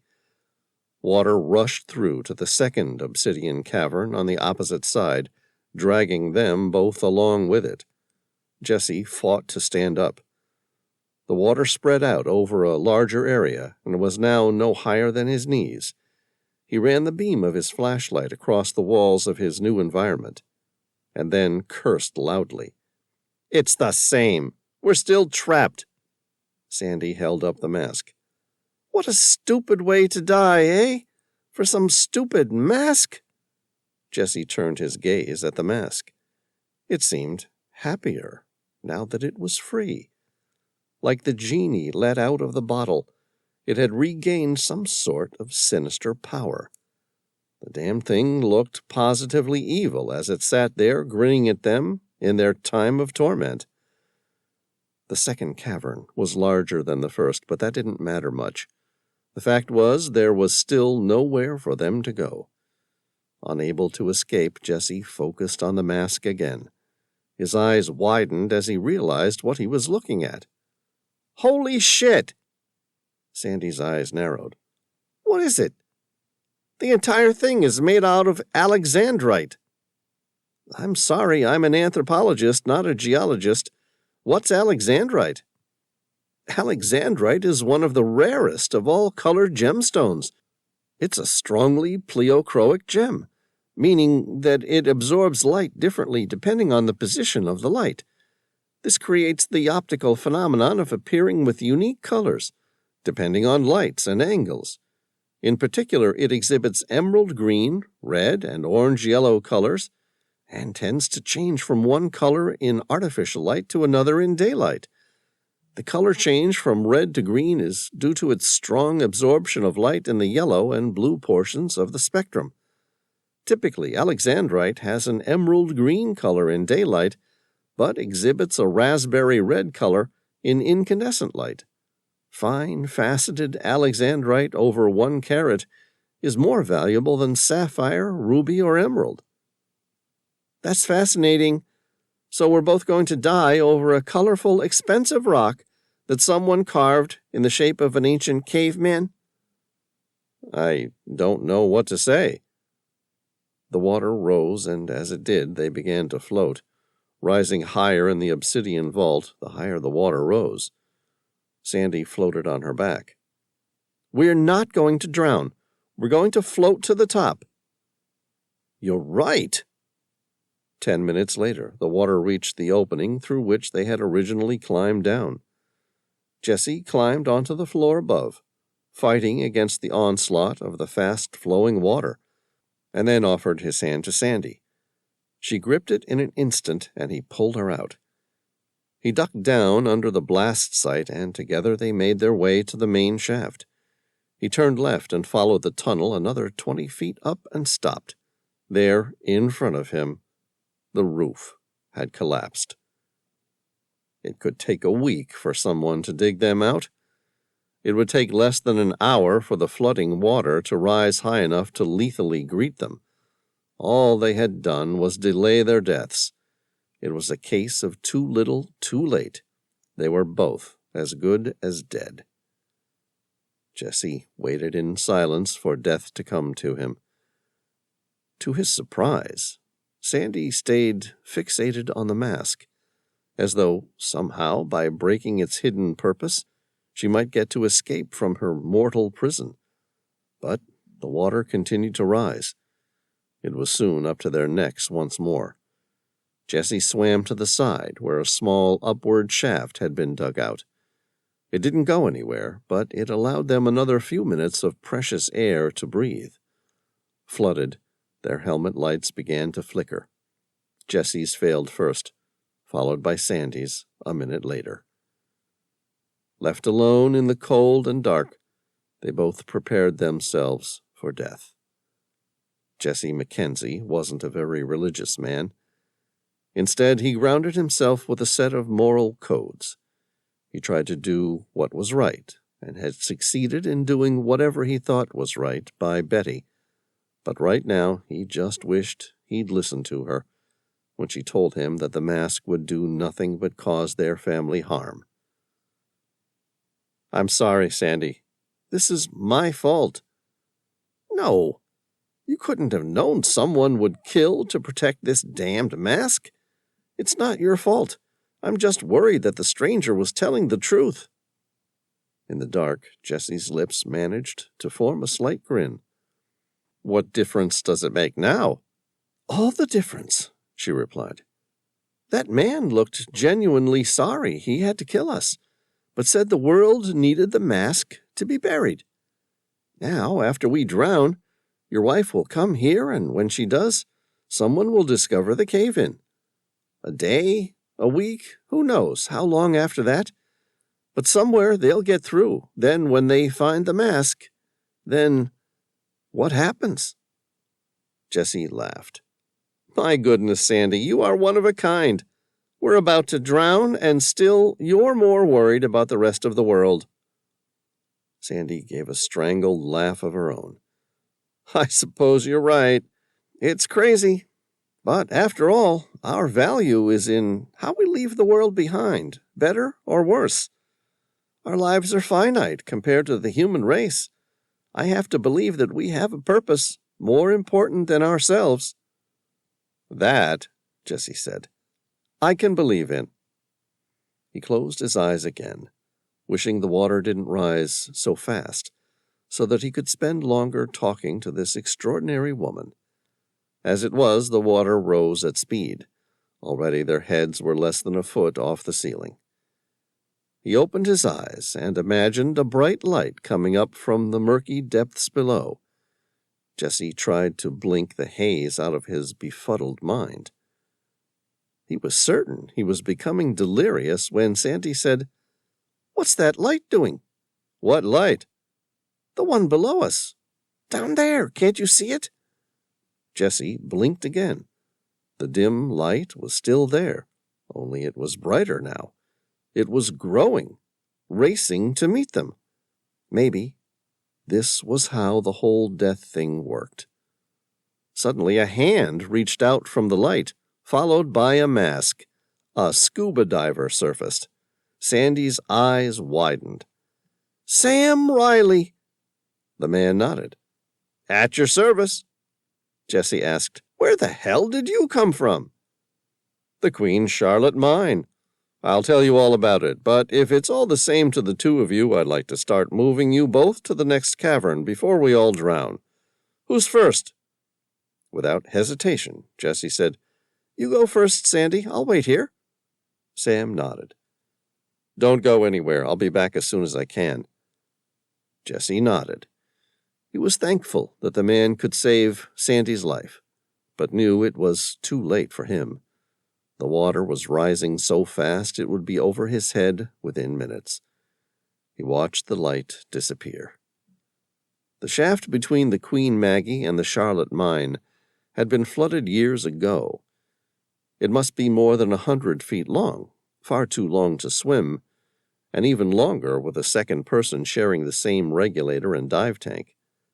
No, it was kind of Sam to give him hope, but both men knew all along that it wasn't possible.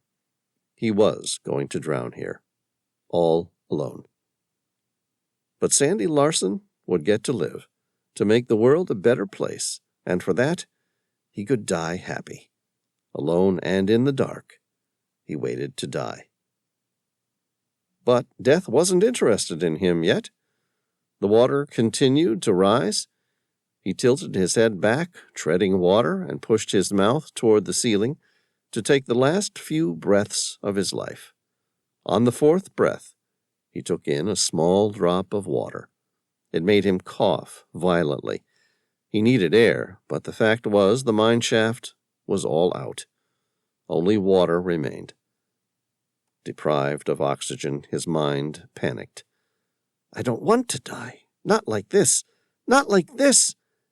He opened his mouth to scream, but instead, someone shoved a regulator's mouthpiece between his lips. He took a deep breath. He never imagined air could taste so divine. Like Lazarus before him, his mind embraced the euphoria of those raised from the dead. Chapter 11. Sam surfaced out of the water into the dark confines of the Queen Charlotte mine. It was a horizontal tunnel that had once joined the Queen Maggie mine until its gold-rich reefs ran dry, making it unprofitable to run. Betty, Jessie's wife, had explained to Sam that her husband had let it flood after realizing that the reef was barren and that it would cost him more than he had to maintain the series of pumps to keep it dry. He tried for a while, but soon gave up, having realized the process was impossible. Next to him, Sam had to coax Jesse to stand in the shallow water. Without a dive mask, all the poor man had been able to do was keep his eyes shut and entrust Sam to keep passing him the mouthpiece for the regulator as they had made their way through the dark confines of the flooded tunnel.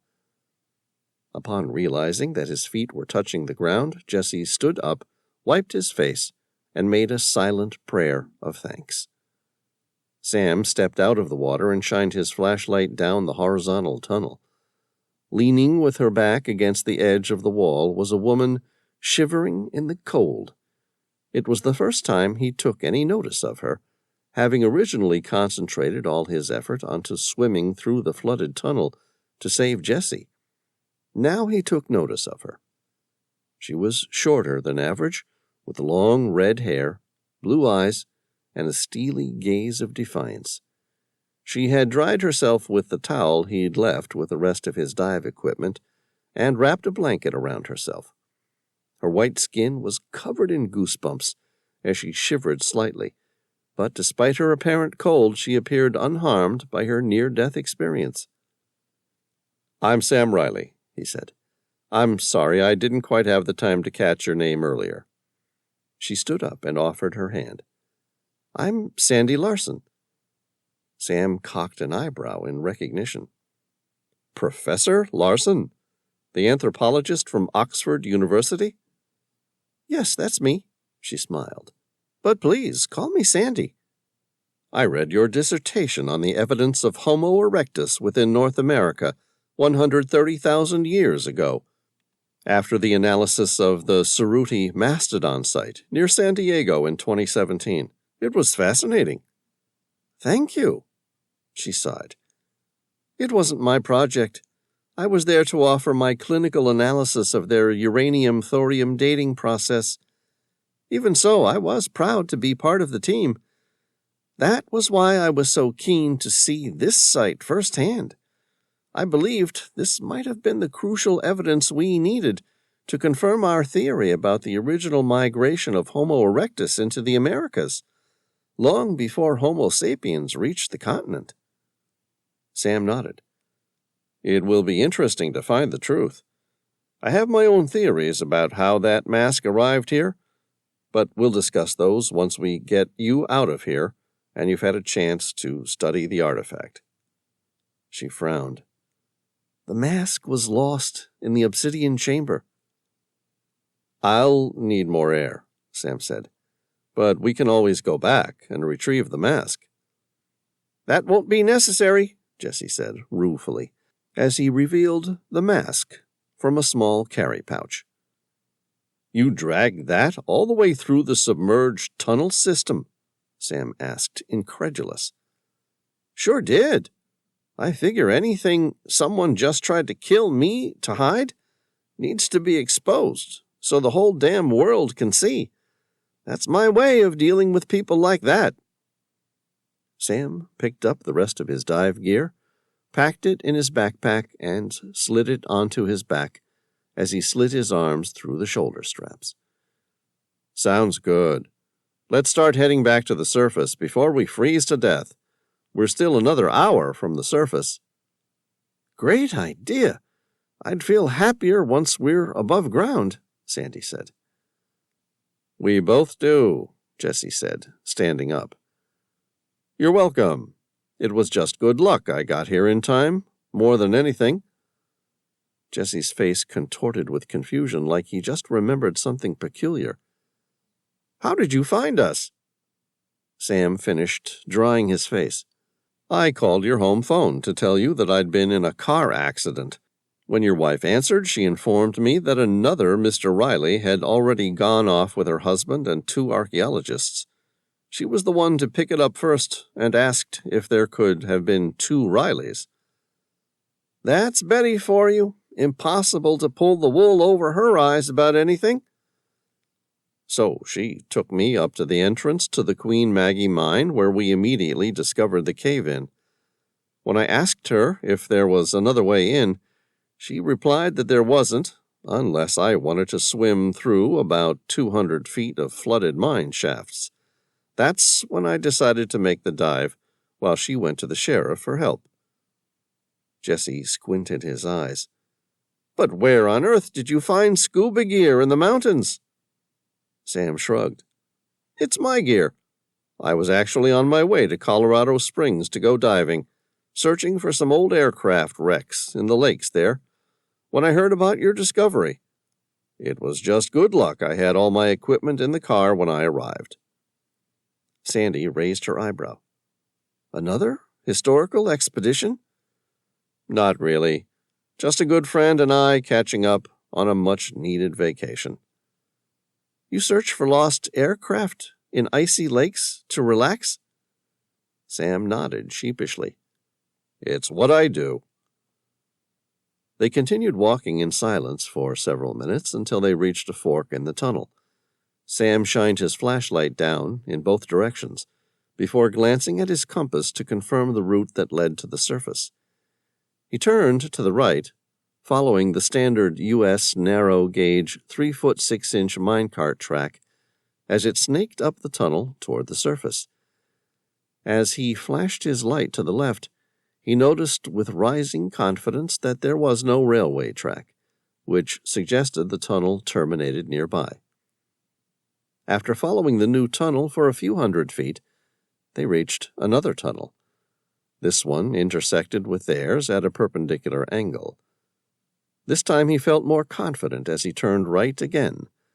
The new tunnel was much steeper, with one side heading decidedly deeper into the mountain, while the other one climbed. Parallel tracks ran along both tunnels. A single iron harp stand lever, so named because the mechanism looked like a harp, nearly 5 feet high, was mounted on 2 long sleepers. These maneuvered the accompanying linkages to change the direction of the long-since disused minecarts. The new tracks on this tunnel appeared more worn from use, and he guessed that this was the main run into the deeper, once highly profitable lower levels of the Queen Charlotte gold mine. Strangely, it was also narrower, and the height was low enough that Sam had to keep ducking to stop from hitting his head. Presumably there was no gold to be found in this section, and it was only ever used as a means of bringing the men down into the gold-rich depths, and the ore back out again. Sam's back ached as he carried his equipment hunched over in the shallow tunnel, and his mind wandered aimlessly, until Sandy interrupted his thoughts. "Will you continue to head to Colorado Springs?" she asked. "Not now," Sam shook his head. "This has changed everything. I'll head to Salt Lake City to get a flight to Washington, where my team can get a better understanding of what's going on. You want to join me?" "Are you kidding?" she said. "Of course. I want a chance to examine it." "Good. You can provide an alternative theory to the one I have." "You've seen it before?" Sandy asked. "Yeah." Sam closed his eyes, as though remembering a recent image from a photograph. "The image I've seen was taken inside a hidden cave submerged in the South Pacific and depicted 7 similar masks." "All humanoid?" "Yes, but only one Homo sapiens." "What were the others of?" "Homo erectus, Homo floresiensis, Homo habilis, Homo heidelbergensis, Homo naledi, Homo neanderthalensis." "How bizarre!" She paused, remembering the finer details of the mask they'd found inside the obsidian chamber. "If I had to guess, I'd say the mask here comes from a Homo erectus, but I might just be guessing that because it would confirm my theory about early migration by Homo erectus into North America." "We'll get out of here and back to Washington, where we can run some tests and get a better idea. Also, I'm hoping you might be able to make sense of its connection to the other masks on the pictograph in the ancient cave," Sam said. "Where did you say the picture was taken?" "In a submerged cave in the South Pacific." Who took the photo? You wouldn't believe me if I told you. The edge of her lips curled in a wry grin. Your reputation precedes you, Sam. You're a magician who trades in discoveries of the unbelievable. Try me. Sam grinned. Amelia Earhart. Chapter 12. It took Sam several minutes to fill Sandy and Jessie in on their discovery of the strange, now submerged island in the South Pacific, and the discovery of Amelia Earhart's jacket and camera, but no sign of her or her navigator's body. At the end of the discussion, Sam explained how the photos, presumably from 1937, were developed by historical specialists, and that they revealed one particularly strange image of the inside of a large cave, in which a series of 7 pictographs showed what appeared to be the last remaining 7 subspecies of the family Hominidae. They passed a couple of old iron mine carts still on the track, with their brakes in the locked position. A faint light formed at the tunnel's opening. Sandy opened her mouth as though she was going to discuss something important about the strange mask, and then asked, "What's that noise?" Sam listened. There was a distant, high-pitched sound coming from outside the tunnel. He waited as the pitch of the sound changed. It was an engine, or possibly 2 or more, 2-stroke engines. Someone had opened its throttle, and the motorcycle was racing toward its power band. "Motorbikes," Sam said. "Any chance your local ranger would use a 2-stroke?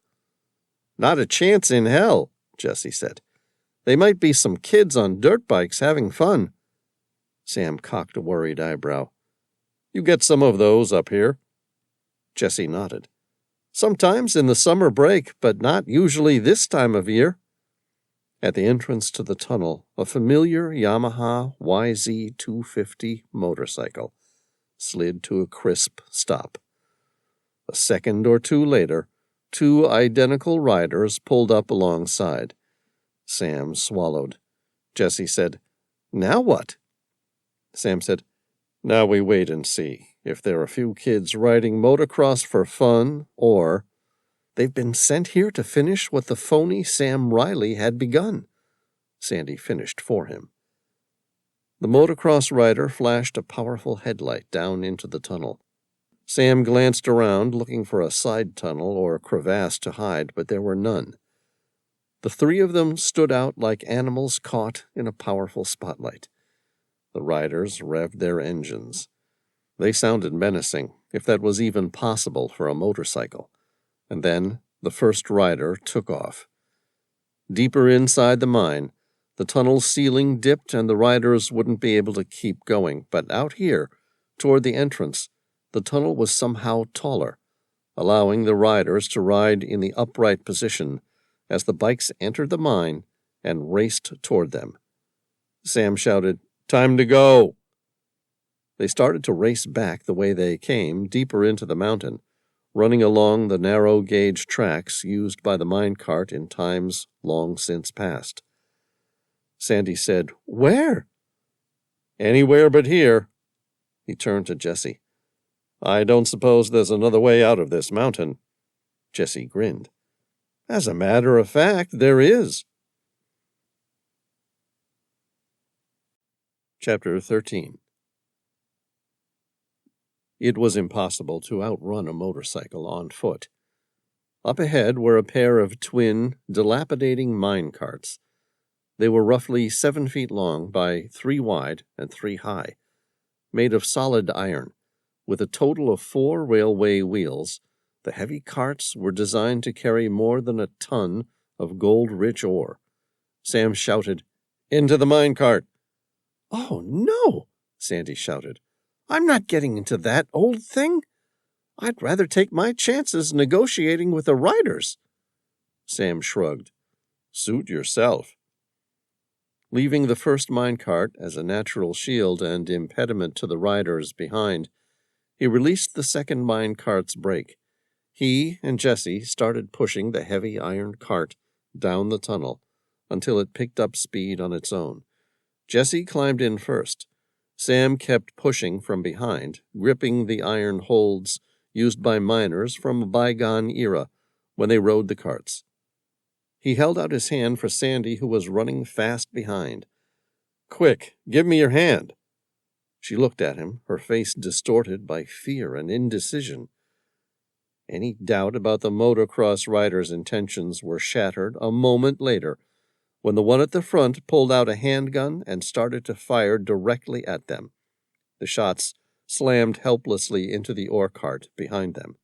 That was enough for her. She took his hand and Sam pulled her onto the cart.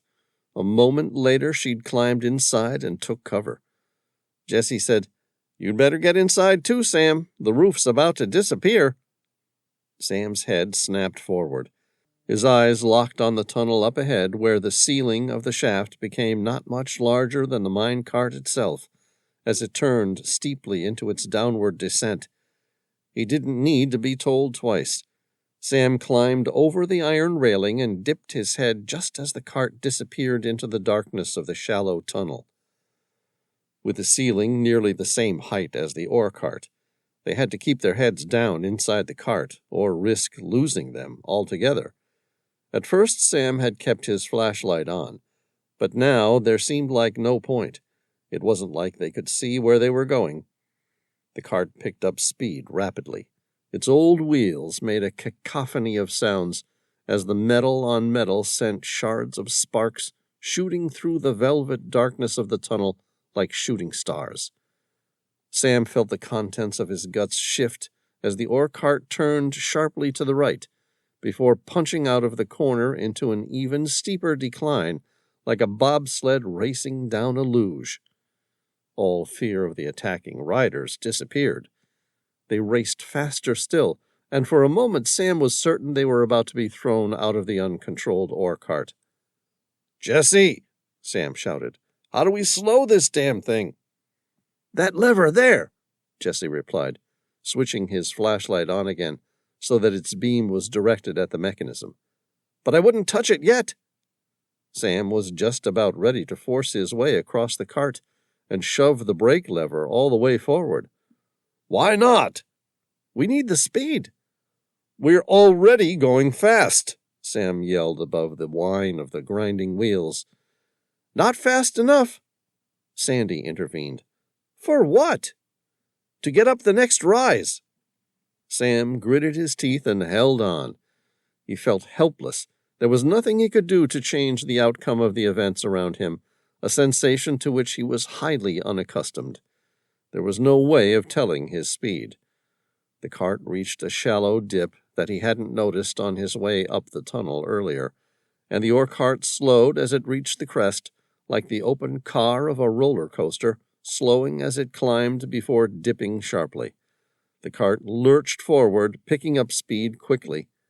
"How much farther?" Sam asked. Jessie grinned sardonically. "A fair way. We need to descend a total of 1,100 feet into the mountain." 1,100 feet? Sam shouted. "Why? I thought you said you knew another way out of the mine." "I do." "So why are we going deeper?" Sam asked. "Don't we need to climb?" "We want the Queen Maud's Reef. That shaft runs clear through the mountain, exiting into a state forest." They passed underneath a small waterfall, with the dripping water hitting them at speed like pellets from a gun. Sam wiped the water out of his eyes. He looked up. The ceiling seemed more distant, as though the tunnel had suddenly opened up into a wider space. He shined his flashlight on the ceiling, where quartz crystals speckled with fine particles of gold reflected back at him from a height of 40 feet at least. "Where are we?" Sam asked. Jessie said, "Queen Victoria's vault." Sam grimaced. "Where?"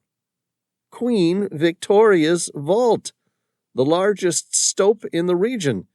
It was once the richest gold reef in the entire mountain, and the miners, God bless them, worked their way through the area like an army of termites. removing every piece of the reef that wasn't absolutely necessary to maintain the structural integrity of the mountain. Sam said, "Why did they stop? I thought I saw plenty of specks of gold in the quartz." "You probably did." "So what happened?" "It became unprofitable to extract at the time, and nowadays, with modern technology, what's left of the reef would be considered too meager to go to the trouble of setting up a modern-day operation." "Why?" Sam asked, with surprising curiosity. "Because it's too high up?" "No," Jessie grinned like an insane devil. "Because it's too far down." "There's nothing below us." "Have a look for yourself," Jessie said cheerfully.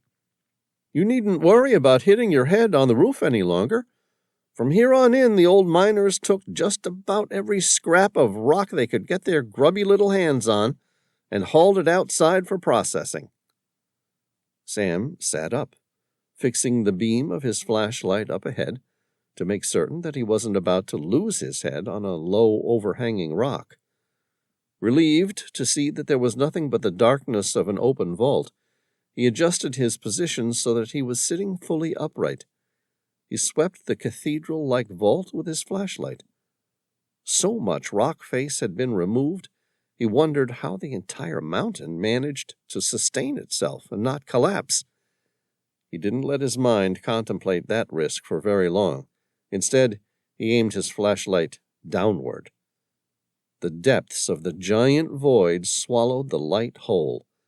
He maneuvered the beam a little, expecting to see some sort of structure or rockworks, but instead found nothing.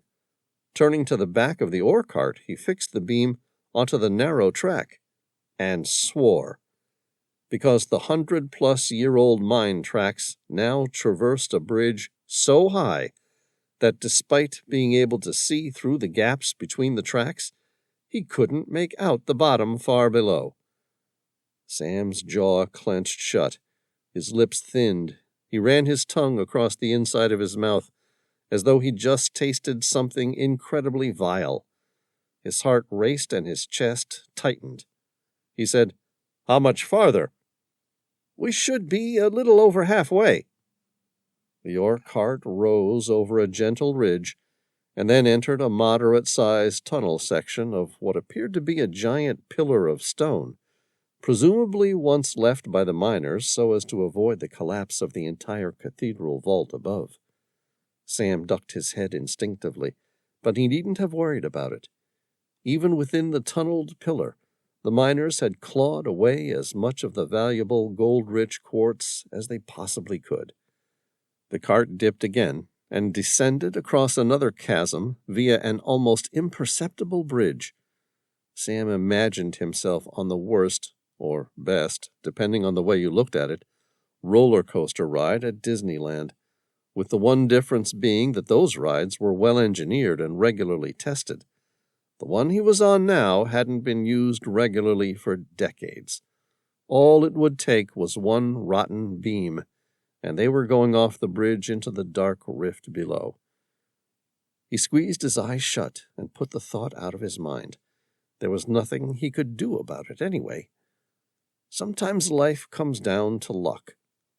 The ore cart entered a relatively horizontal shaft. Sandy pulled the brake hard. Iron slammed against iron as the brakes screeched along the track. The heavy ore cart barely slowed, putting up a modest fight, until she shoved all her weight into it. The cart finally jolted to a stop. "What did you do that for?" Jessie asked, his voice harsh. "I've had enough," she said, climbing out of the ore cart. "I want to get off the ride." "But we're not there yet." "I don't care. I've spent one day with you, and already I've nearly died a dozen times. I'm done. I'll walk." Sam smiled. "Hey, I'm with her. This jittery old cart and the 100-year-old tracks give me the creeps." Speaking to Jessie, he said, "How much farther do you think we have to go from here?" Jessie thought about that for a moment. "It's been a while since I came down this far, but at my best recollection, I'd say we're about a half-mile from the Queen Maud Reef. Once there, we're about an hour's walk out of the mountain. Sam looked at Sandy. What do you think? Half a mile? 10 miles? What difference does it make? She glanced at the minecart. I'd walk 1,000 to avoid ever getting back in that thing again. Sam said, All right, we walk. It's not like the motocross riders managed to follow us all the way down here. That ceiling for most of the way was too low for anyone to ride under, so I guess we're safe. Jessie paled. I wouldn't be so sure. Sam snapped his flashlight around to the way they had come. The tunnel was long and straight, allowing them to see as far as the light could reach, before it too became overcome by darkness. There was nothing coming. I don't see anything, he said. Sandy's eyes narrowed. Neither do I. Jessie swallowed hard. It doesn't mean they're not coming. Sam put his hand on the iron track. It was vibrating. There was little more than a tremor, but it was enough to be certain. He ran his eyes along the track. The entire track seemed to be shaking now. Sam squinted and his ears strained to make sense of the sound.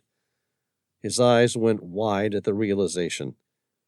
The riders must have taken the second ore cart to follow us.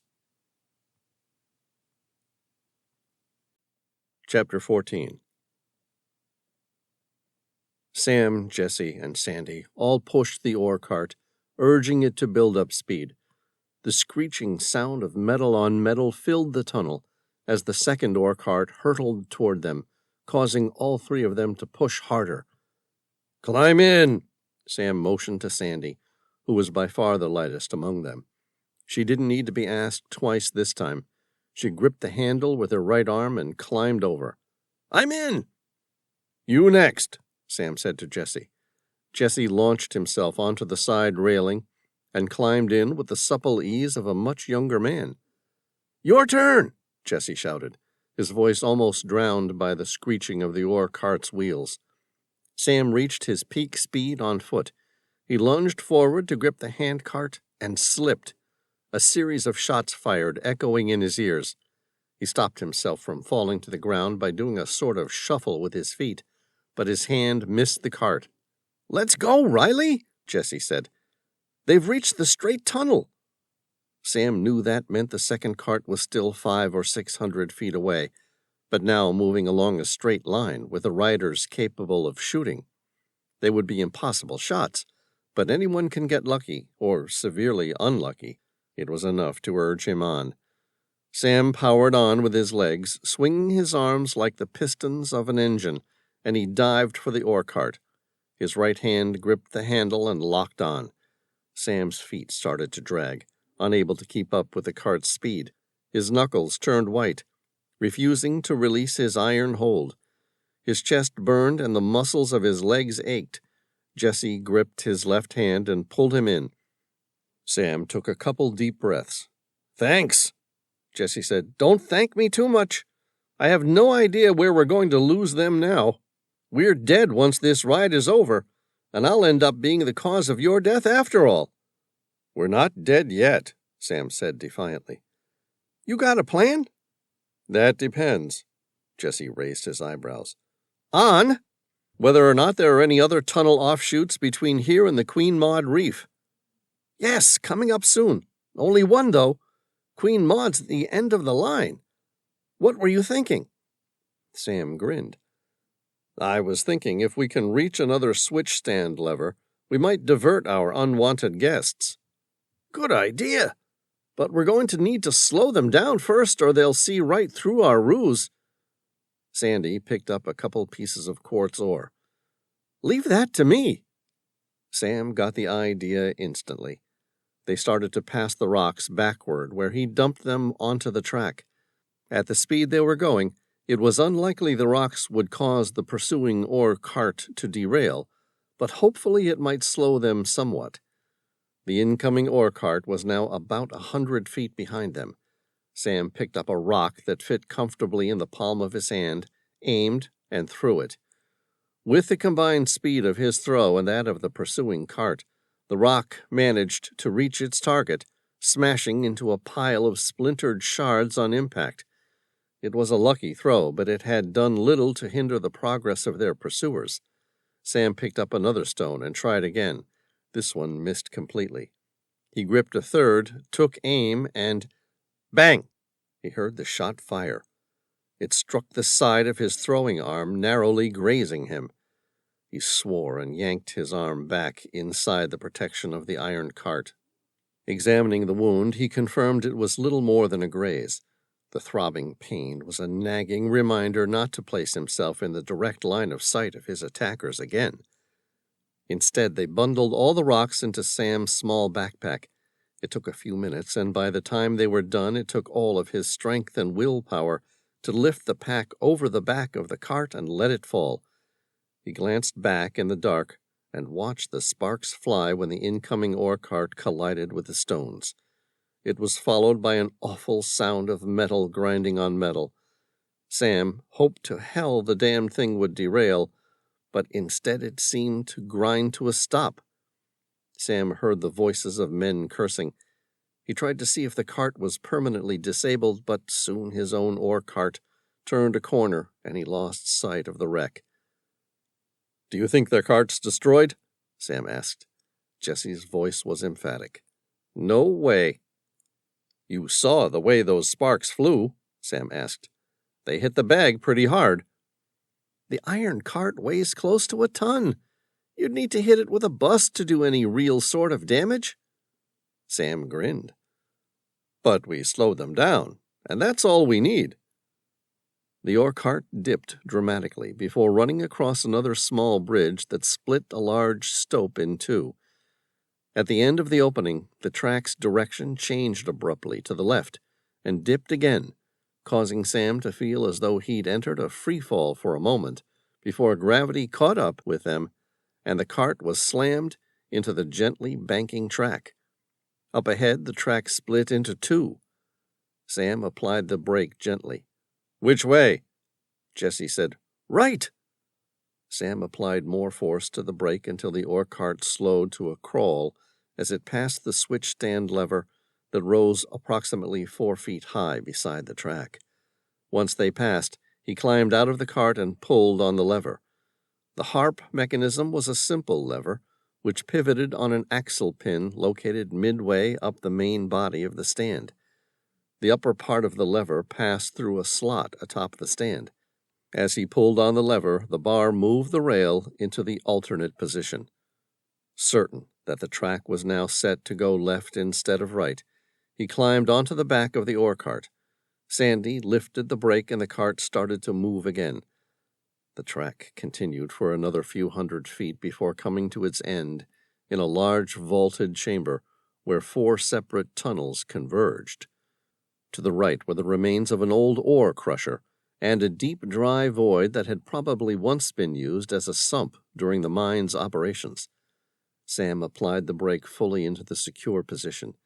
It was an automatic habit, but as he climbed out, he realized it was an odd thing to do, given they had reached the bottom of the tunnel and would never use it again. He swept the beam of his flashlight around the room. Each of the converging tunnels were horizontal and without tracks. He imagined the old miners had followed whatever leads they had found, removing the rock and digging deeper in all directions, until they no longer found any viable gold reefs. "Which way?" Sam asked. Jesse studied each of the tunnels as though he were trying to determine which way to go. Through narrowed eyes, he said, "Can I have a look at your compass?" "Sure." Sam raised his eyebrow and handed him the compass. "You don't know?" Jesse shrugged. "It's been a long time since I came down this far." "How long?" "I was still a boy when my father took me down here. So, at least 60 years. Sam grimaced. 60 years was a long time. There could have been plenty of cave-ins, and tunnels may have collapsed or become flooded. Who knows? Sam kept his mouth shut. There was nothing they could do about it now. They would just have to deal with whatever happened. Sandy said, "What's that?" Sam flicked his light on the track. They were shaking again. "Oh, shit," Jesse cursed. "They didn't buy the ruse." Chapter 15. Sam was the first to recover from the news. To Jesse he said, "Which way out?" Jesse opened his mouth, paused, and said, "That way, to the east." All three of them ran along the tunnel. It was small, but high enough that none of them had to worry about hitting their heads. They kept running until their muscles burned with exhaustion. When they couldn't run any farther, they rested by walking briefly and then kept running. After nearly an hour in the tunnel, Sam heard the sound of something up ahead. It was hard to determine what it was exactly. Sound travels strangely through a tunnel. Sometimes the narrow confines helped the sound wave bounce from wall to wall, resonating louder as it echoed. But other times the sound would be lost down a distant tunnel, and you wouldn't hear a thing until you rounded a corner and came face to face with the source of the noise. "What is that?" Sandy asked. "I have no idea." His ears locked onto the distant sound as it droned on far down the tunnel. He heard something similar before, but his mind was having trouble identifying it.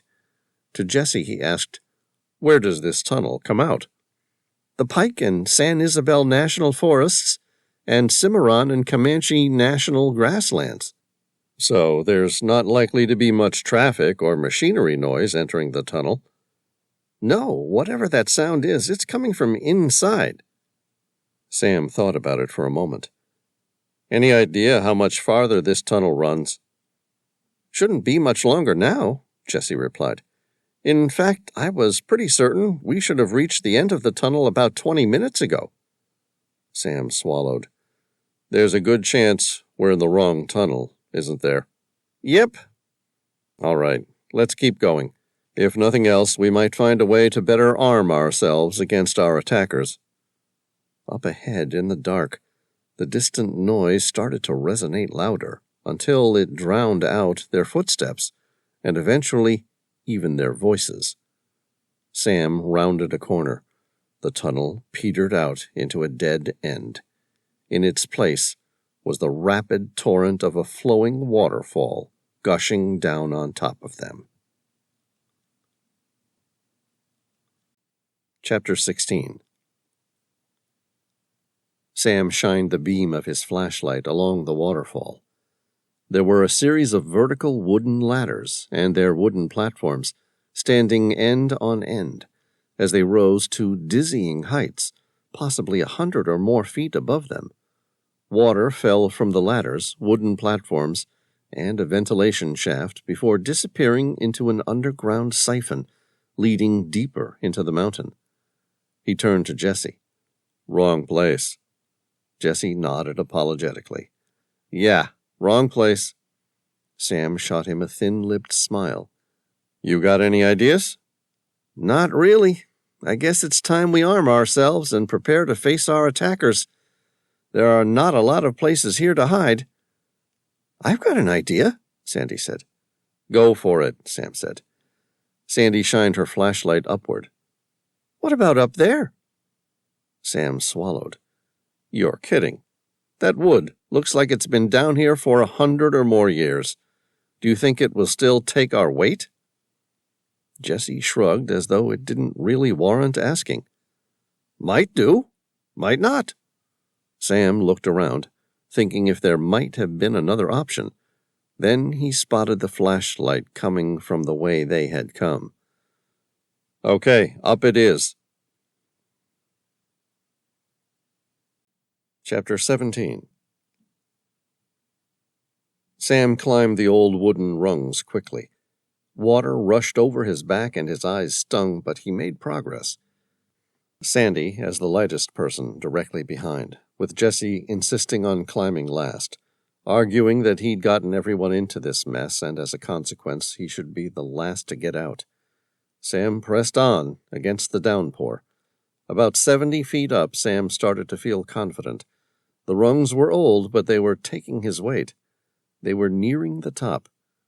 Sam climbed over the last rung and expelled a deep breath. They had made it. It would take a crazy person to try and follow them now. Over the rumble of the roaring water, he heard the faint sound of several shots being fired, presumably until their attacker's magazine emptied. The sound was immediately followed by a loud cry. It was a deep, guttural, almost visceral curse. Sam edged to the side of the wooden platform and looked down. Jesse met his eye. "Those bastards hit me!" "Can you move?" "Yeah, it just hurts like hell."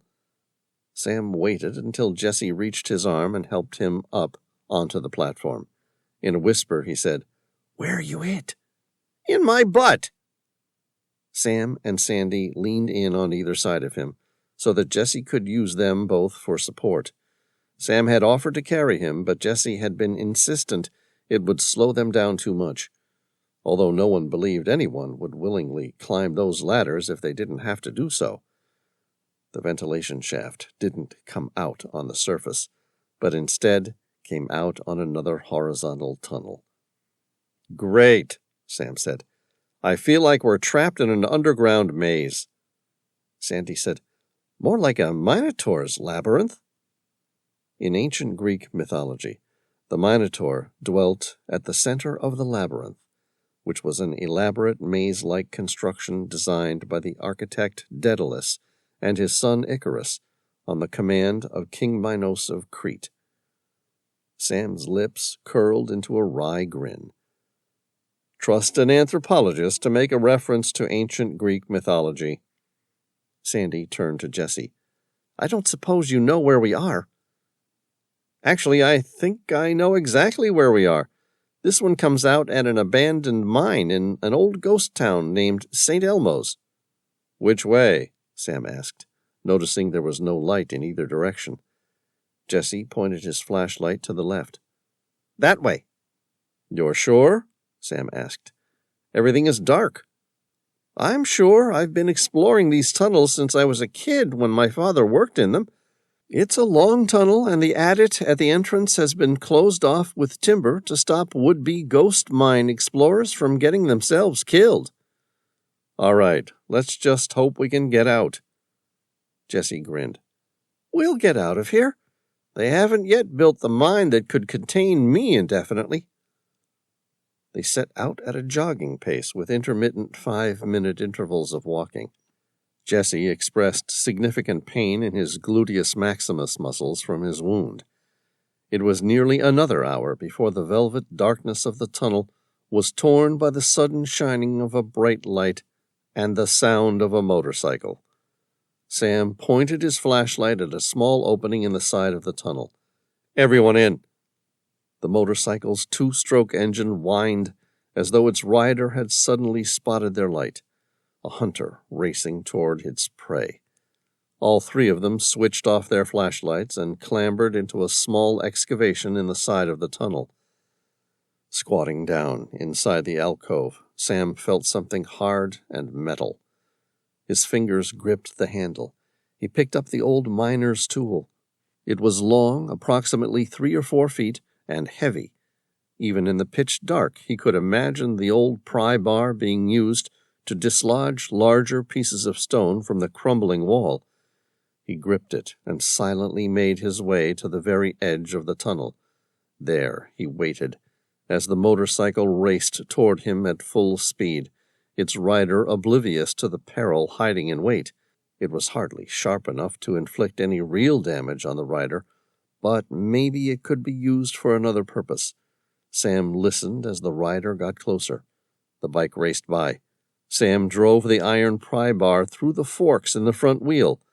The pry bar clanged against the fork with a crashing thump as the wheel locked, sending the rider flipping forward. In the dark it was hard to see the bike flip, and its rider landed with a sickening crunch into the rocky wall of the tunnel. The bike's headlight remained intact, providing a meager amount of ambient light. Sam moved quickly in the darkness. With his small dive knife in hand, he moved the blade to the rider's throat before the rider had time to orient himself again or reach for his weapon. Sam felt the warm, sticky liquid cover his hands. A moment later, Sam removed the knife. There was no need to guard a dead man. The rider's unhelmeted face had been smashed by the rock, crushing part of the man's face, killing him instantly. Sam searched the man and removed his handgun, a Glock 19, checked that its magazine was fully loaded, and prepared to continue on the outward stretch. "Is he all right?" Sandy asked, in a voice Sam mistook for panicked concern. Sam shook his head. "He's dead." She sighed. "Thank God." Sam said, "At least we know that way leads out." "Let's keep going," Jessie said indifferently. But Sam stepped into the alcove again and said, "We're not going anywhere yet," because the light of a second rider started to race toward them. Chapter 18. Hidden in the alcove for a second time, Sam waited with the handgun drawn. He watched as the motorcycle passed and then slowed to a stop 20 or so feet away, its rider dismounting to investigate his comrade. While the rider squatted down, Sam approached with his Glock drawn. "Hands in the air!" The rider paused, raised his hands. Sam asked, "Who sent you?" The man remained silent. "Why did you want to hide the mask?" Sam persisted. Still no response. "We have the mask, and the world will know all about it soon enough, so you'd better start talking." The rider's eyes widened and the lines in his face deepened. "Why are you trying to bury it forever?" Still no response. "Yeah, well, your plan failed miserably. You failed. The whole world will know the truth soon." The man shook his head. "You have no idea what's at stake, do you?" "With what?" Sam asked. "We've failed." The man's voice was quiet, barely a coarse whisper, beneath his choked breath. "After centuries, the masks are going to be combined, and we will have failed in our task to protect the world." "Protect the world?" Sam asked. "From what?" "From them," Sam asked. "Who?" "Those who would like to see an end to all that the master builders have created." Sam's heart raced. What did this man know?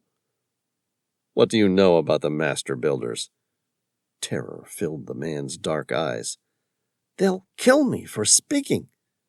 Sam said, "Just wait. We can protect you." The man's eyes darted toward the handgun at its holster on his hip. "No, don't!" Sam yelled. "We can protect you." The man shook his head, his eyes wide and possessed with fear. "You can't even save yourselves anymore. No one can." The rider reached for his pistol. Sam fired first. 2 shots. They hit the man in his chest. The rider fell backward, then, seemingly uninjured behind a bulletproof vest, sat up, gripped his own handgun, pointed the barrel to the bottom of his throat, and pulled the trigger. The bullet took off his jaw, ripping a hole through the man's brainstem, killing him instantly. Sam stood up. He pocketed the man's weapon, a Sig Sauer P226, and started the motorcycle. "Now we can go." Sandy opened her mouth to speak, but words didn't come out. Sam said, "What?" Her eyes widened. "You've been shot." Sam looked down. Blood flowed freely from what appeared to be a single gunshot wound. Chapter 19. "Relax," Sam said. "I'm not shot." Sandy shook her head. "That's shock answering there. No, you've been hit." Sam grinned, his words emphatic. "No, I haven't." "You haven't?" "Not today, anyway. I just tore open an old wound." "How old?" 3 weeks. "You were shot 3 weeks ago?" Sam nodded, giving a little shrug. Like I said, sometimes my work can be a touch dangerous. One day you'll have to explain to me why people like to keep shooting at an oceanographer. Hey, I'd like to know the answer to that, too. Sam helped Sandy pick up the motorcycle. You can ride? She climbed on and started the engine, revving the throttle a little. Of course I can ride a bike. Good, because there's no way Jesse's in any position to ride on his own. He can ride pillion with me.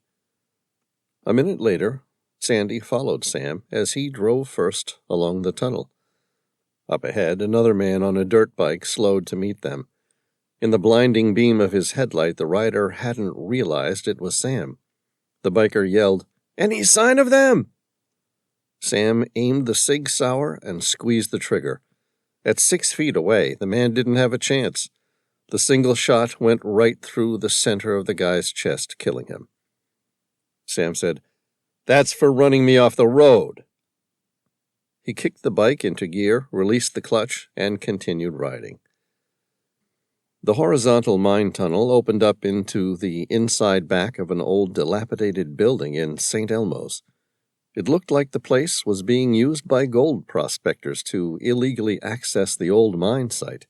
He aimed the bike toward the front door and revved the throttle, which lifted the front wheel up just a notch and rode through the door, sending it splintering into 1,000 shards of broken wood. An hour later, they were at the sheriff's department back at Nathrop. Betty was already there, and so was an ambulance to take Jesse to the hospital. The paramedics wanted to look at Sam's head injury, but he brushed it aside.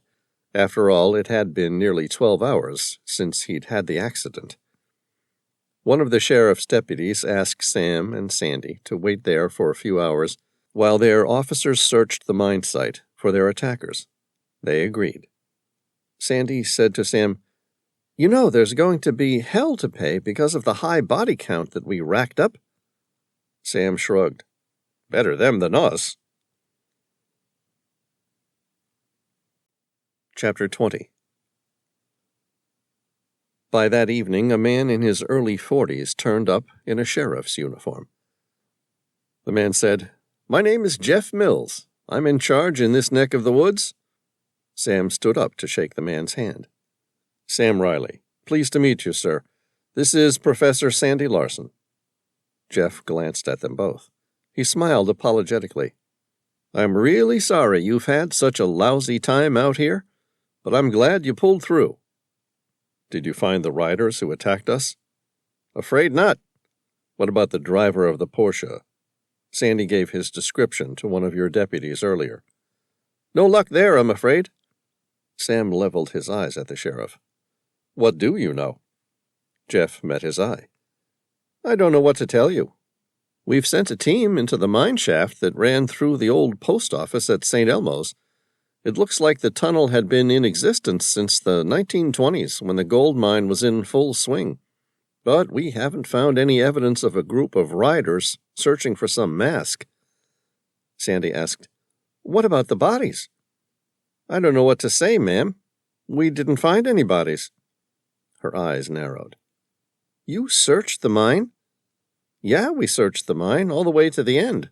There's nothing there." "Can you get surveillance of the area?" "I've tried. There's nothing on it. So what do you suggest I do?" Sam grinned. "Well, sir, you've had someone attempt to commit the murder of 3 people by intentionally detonating the entrance to the Queen Maggie mine shaft in order to conceal an old artifact. Rick Rodier, an archaeologist from the University of Chicago, was shot and killed. In addition to that, I shot 3 people in self-defense, and now those bodies have been removed, professionally and quickly by the sound of it." The sheriff nodded. "Again, what do you suggest I do?" Sam sighed. "Well, sir, I'd put your report together, making sure you dot your I's and cross your T's. Then I'd contact the FBI, because one thing's for certain, this extends well out of your local jurisdiction." The sheriff crossed his arms. "Without any bodies? What do you expect me to do?" "Open an investigation." "Without any bodies, Why should I go chasing ghosts in a disused mine? Chapter 21. Denver International Airport. Sam waited at the airport for a flight to Washington, D.C. Tom Bauer, his best friend and diving companion, had driven up from Colorado Springs to meet him there, along with his girlfriend, Genevieve Callahan. Sam put Sandy Larson on a flight to Heathrow, London, with the strange mask. She said that she could have a better explanation for what the mask was within a day or two, as well as providing a reasonable estimate of its age. Sam insisted on sending Genevieve to protect her and guard the mask until they knew better what it was they were dealing with. When Sandy complained that she'd feel safer with him around, Sam pointed out that Genevieve was one of the most lethal persons alive. In the end, Sandy had acquiesced. After leaving the two girls at the gate, Sam and Tom sat down to eat a late dinner. It was a takeaway burger joint. Nothing special, but it hit the spot. Tom said, "Some vacation." Sam nodded. "Yeah, I'm calling it about par for the course." Tom grimaced. "That bad, huh?" "Yeah." "How was the Lamborghini?" Sam's lips curled with joy. "It's beautiful. I mean, it's a Lamborghini. So what am I supposed to say? It sucks? But really, it was a work of art in its day. They took a risk to produce the most formidable bomb-proof four-wheel drive comb race car back in a time well before the SUV market had begun." "Nice. How was Aliana?" Sam smiled. He and Aliana dated a number of years ago, before she broke it off with him because of his reckless lifestyle. A few weeks ago, their lives had been serendipitously smashed together again. As it was, he owed her a trip to a warm, deserted island in the Pacific. Instead, she got a four-wheel driving trip in Moab, Utah. He couldn't answer for himself where they were, but it was nice to spend a couple days with her again. Maybe next time he'd take her to Tahiti. He met Tom's prying gaze. "It was nice." "Good for you," Tom said, knowing when to leave it alone. Sam stood up. "Shall we go find some coffee?" "Sounds good." A man took a seat next to them without ordering anything. Tom, always protective of Sam, glared at the man as though he might be another attacker. The stranger ignored him, turning to Sam instead. "Sam Reilly." Sam studied the man at a glance. The stranger was wearing a suit and tie. His hands were clean, he wore glasses, and looked more like an office worker than a hitman. Besides, if he worked for whoever had tried to get him killed, the man wouldn't have made his move right here, in the middle of the security department of an international airport. "Yes," Sam replied, offering his hand. "Can I help you?" The man took it with a surprisingly firm grip. "Jerry Impel." Sam arched his eyebrow. "I'm sorry, have we met?" "No, I work for the NTSB, Air Crash Investigations." The man showed him his credentials. "Any chance we can talk?" Sam glanced at his watch. It was 8:30 p.m. He had an hour to kill before his flight. "Sure. You mind if I get a coffee?" "No problem." "Tom wants some coffee, too." "Not a problem. It's my shout. He might be able to help, too." "Okay, it's a deal." Sam and Tom followed him through the security screening section and stopped at a coffee shop in the departures lounge. He took a seat.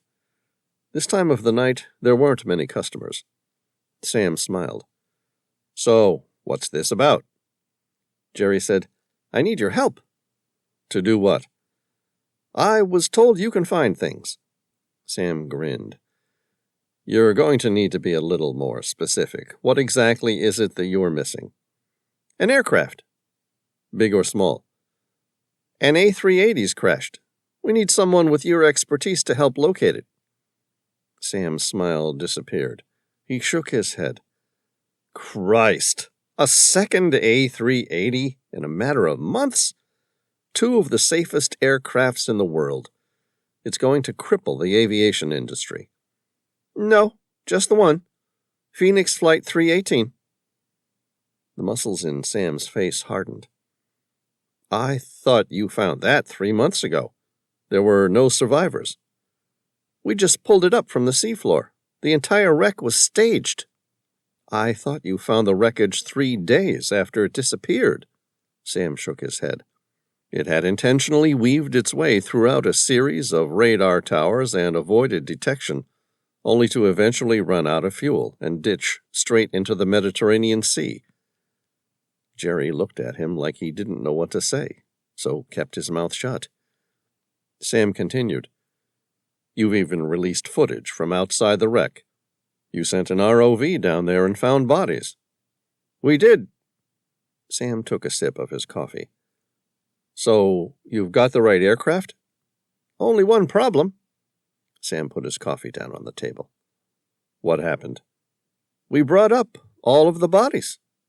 "And?" Jerry swallowed. "None of them belonged on board Phoenix Flight 318. Chapter 22. Sam was working hard to suppress a grin. It's hard to steal any aircraft, let alone an Airbus A380, one of the largest and most technologically advanced commercial passenger jets in existence. Then to make the world believe that the wreckage had been found, only to discover on autopsy that none of the bodies belonged on that flight? Well, that was nothing short of magic. The airline industry had gone to great lengths to ensure large commercial aircraft didn't just simply disappear. Sam had never flown large aircraft. Most of his training and experience was with helicopters, starting in the U.S. Navy. But he had a basic understanding of the process for monitoring airspace. The standard practice used 2 radar systems, primary and secondary. Primary radar detected and measured an estimate of a plane's position using reflected radio signals.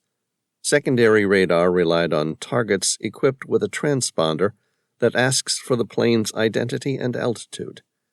All commercial airlines have a transponder, which automatically sends a transmission with a unique 4-digit code when it receives a radio signal sent by radar. This is the data sent to air traffic controllers, who monitor the airspace.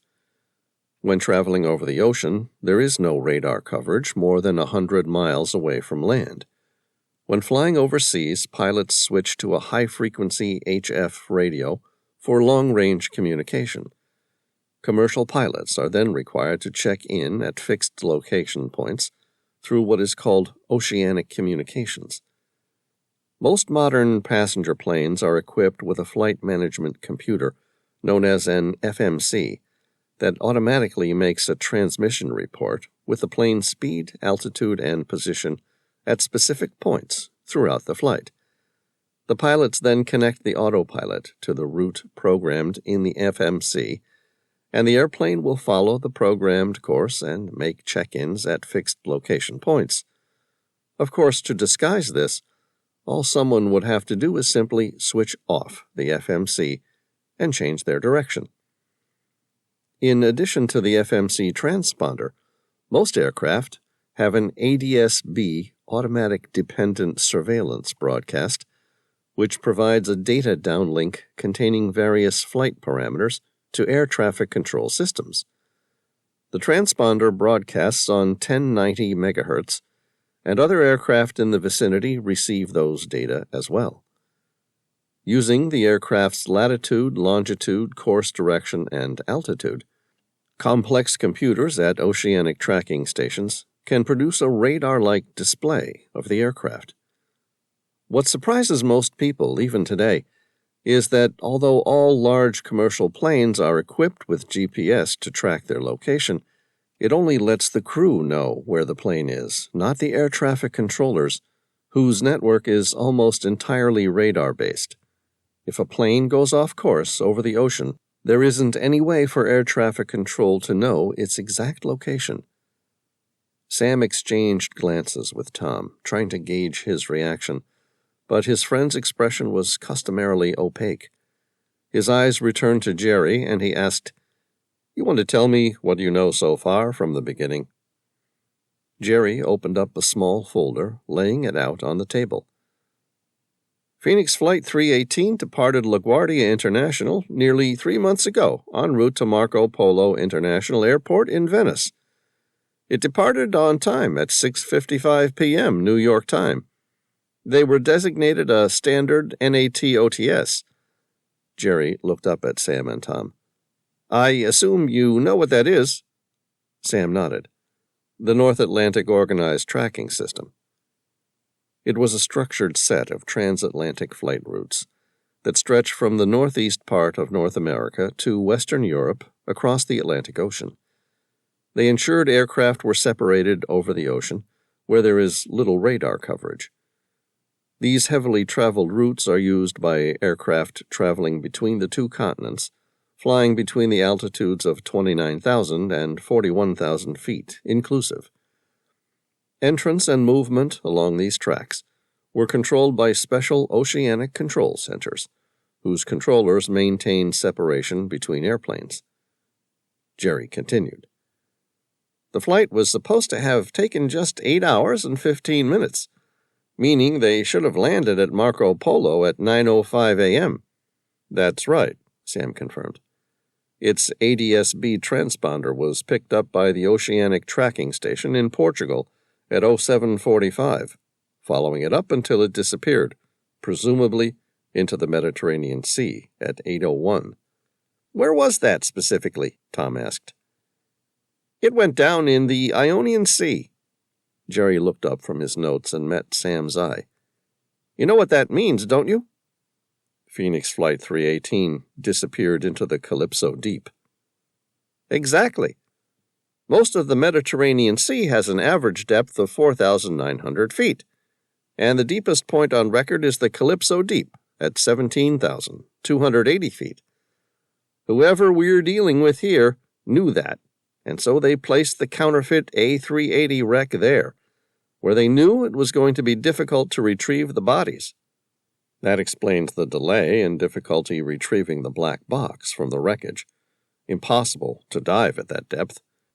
It would have taken a month to locate an available deep-water submarine capable of making the dive, and setting up a team of ROVs to enter the wreckage. Nearly 2 months by the time we had a full team ready to make the dive." Sam licked his dry lips. "What did your crew find inside?" "Everything we expected to find. Dead bodies still in their seats, flight attendants, personal effects, and luggage. But it was all a show. Everyone who was down there had been dead a long time." Sam nodded. "What about the black box?" "They found it." "And?" "At first we thought we'd found everything. It depicted a pilot intentionally alternating from his set course, and then setting the aircraft into an intentional water landing." "You mean it was the right aircraft?" "That's what we thought, but we were wrong. Everything was faked." "How did you pick that up?" "First, the clouds in the cockpit's video recording didn't match the aircraft at all. They were high-forming cumulus clouds." "And on the day of the crash?" "A thick thunderstorm pummeled the entire region.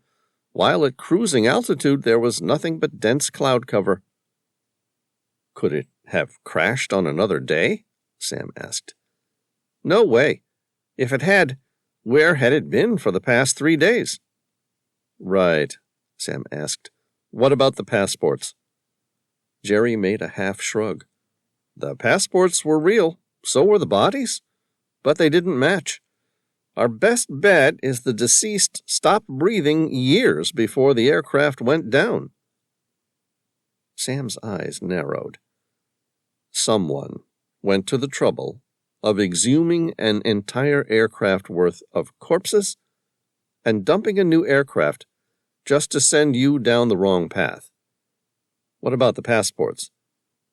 The passports were real, though, which means someone on board must know where the old aircraft disappeared. Sam picked up a piece of paper which displayed the predicted flight path. You said The Phoenix Flight 318, the real one, was identified by local air traffic control towers and radar as having entered the Mediterranean airspace. That's right. Its onboard transponder showed it cruising in past Madrid at 07:15. It was then picked up by radar stations throughout the Mediterranean Sea, including radar towers at Roma, Barcelona, and Malta. That caught Sam's attention. Radar towers got a good image of the aircraft as it flew through the area, crashing into the sea? Yeah, sort of. Jerry's voice faded, like someone who knew his answers wouldn't hold up against public or scientific scrutiny. What exactly do you have? Multiple air traffic control towers noted the presence of Phoenix Flight 318's transponder as they tracked it through their region. Any visuals of the aircraft? Jerry shook his head. No. It was severely overcast on the day, with violent thunderstorms raging throughout the region. What about the primary radar? It tracked an aircraft flying through the route. It was a deviated course, but nothing that threatened harm or conflicted with any of the authorized flight plans, so no one took any notice until it was too late. Deviated. Why? Well, Sam, in retrospect, and if I had to guess, I'd say the pilots appear to have taken a very specific route that was most difficult to track with radar. Sam's eyes narrowed. What can you say, unequivocally, was tracked by radar? An aircraft displaying the same unique transponder code as Phoenix 318, relaying the same information one would expect from the A380 and traveling a similar course, was picked up roughly 100 miles out from Portugal, and then tracked as it flew on a course that overshot Madrid, commenced its descent, and eventually crashed into the Ionian Sea at 0801. Jerry's mouth squirmed as though he'd tasted something bitter. Why? What are you thinking? Sam expelled a deep breath. I don't think you lost the real Phoenix 318 anywhere near the Ionian Sea. In fact, I doubt the Phoenix even crossed the Atlantic. Jerry crossed his arms. You don't? Then what plane did we track? I have no idea, but I intend to find out. Chapter 23. NTSB Field Office, Catania, Sicily. It was late at night and cold by the time Sam and Tom, accompanied by Jerry Emple, got off the NTSB jet and made their way to the field office. The NTSB field office was set up in a large aircraft hangar they had hired from the Catania airport. Sam took in the hangar at a glance. Despite being nearly 11 p.m., a not-so-small hive of men and women dedicated to getting to the bottom of the strange mystery swarmed the building. At the southern end of the hangar, the wreckage of the fake Phoenix Airlines A380, which had been meticulously brought up from the Ionian Sea, now rested on a series of purpose-built frames in 3 separate pieces.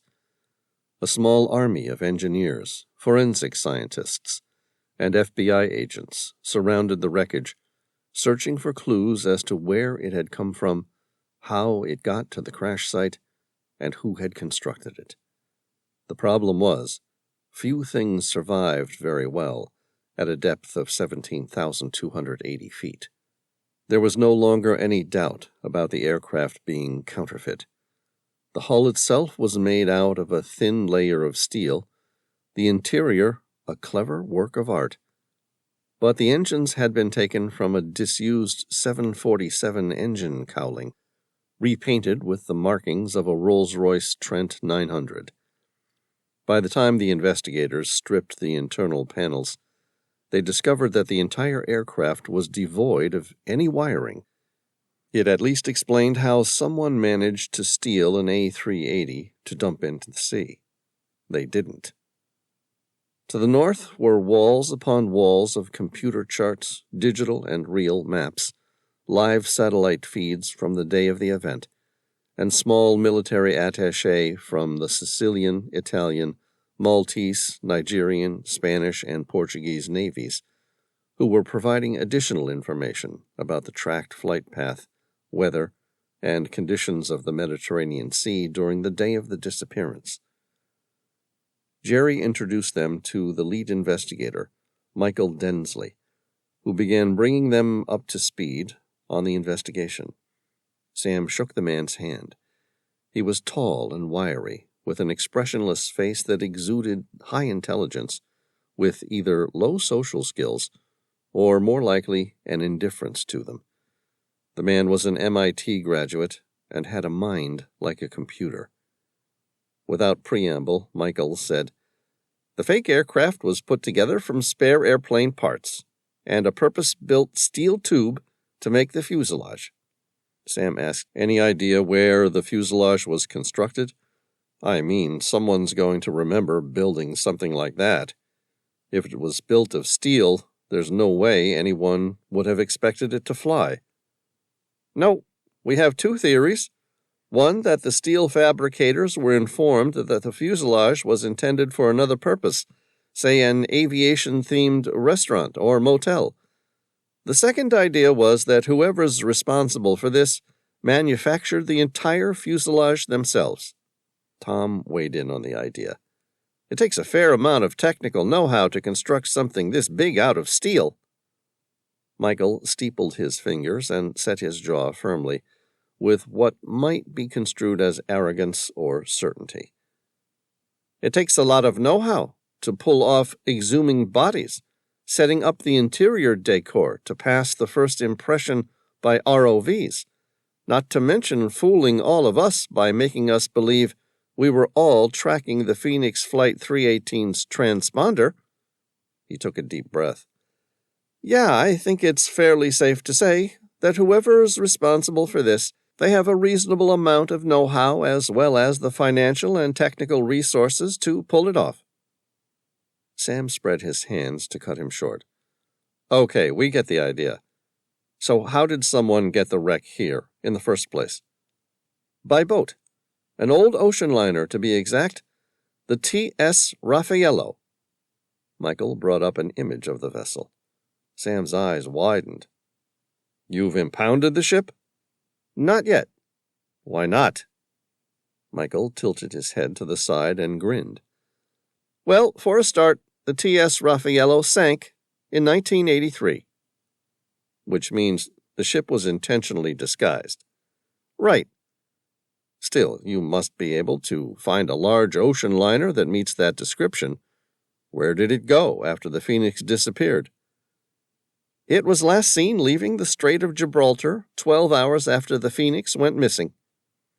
Sam said, "If we can find the crew of that ship, we can get answers." "That might be difficult. The ship hasn't been seen since." Sam said, "I have someone who can run an artificial intelligence search program over the thousands of satellite photos taken on the day the Phoenix disappeared, as well as since then. It shouldn't be long, and we'll find that ship." "All right," Michael agreed.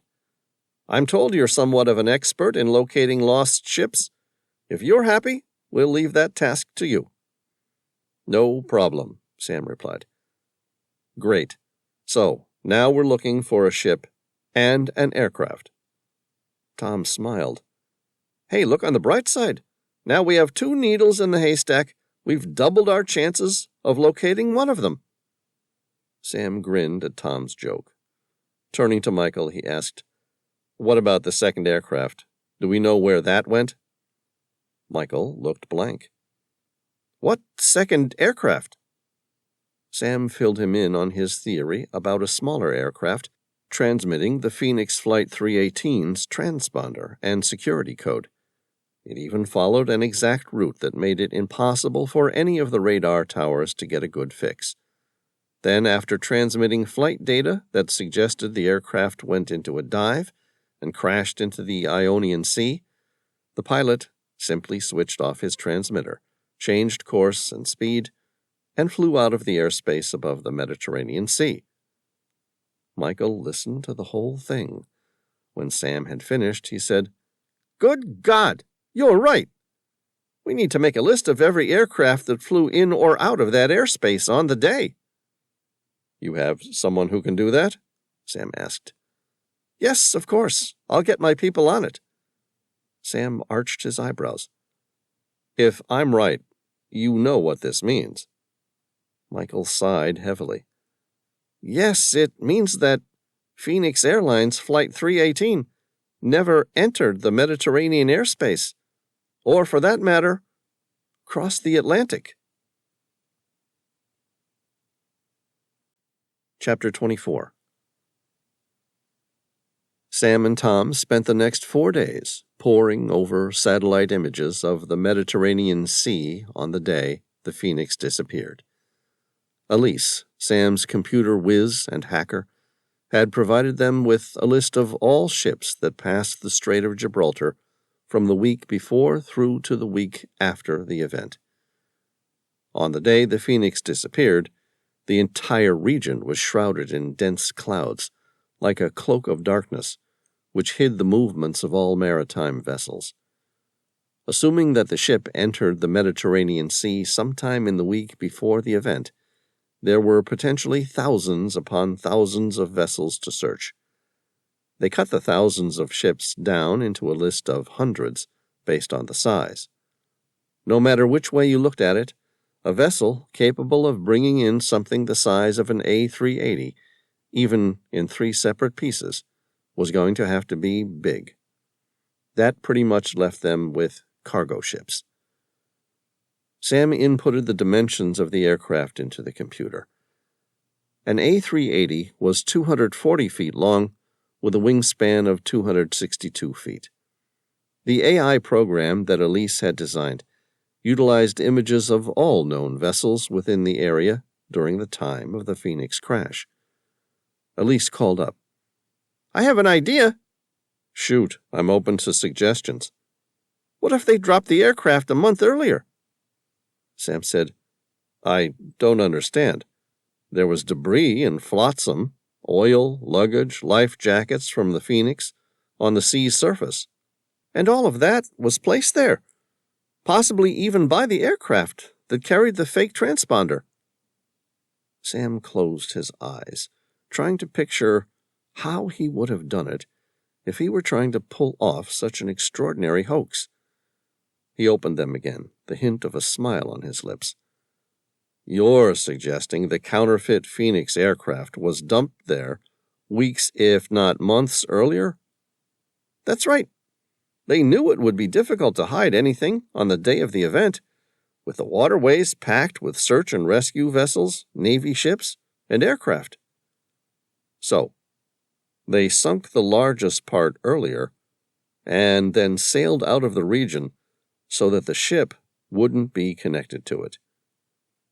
Sam inserted the new parameters into the program and pressed enter. The program ran for 25 minutes and stopped.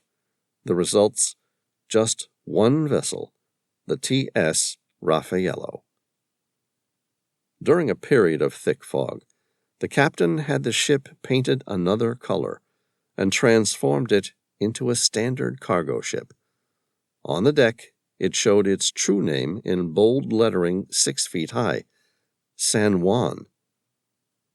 Sam handed the printed photo of the San Juan to Jerry Empel and said, "I want that image distributed to every Marina, Coast Guard, and Navy in the world.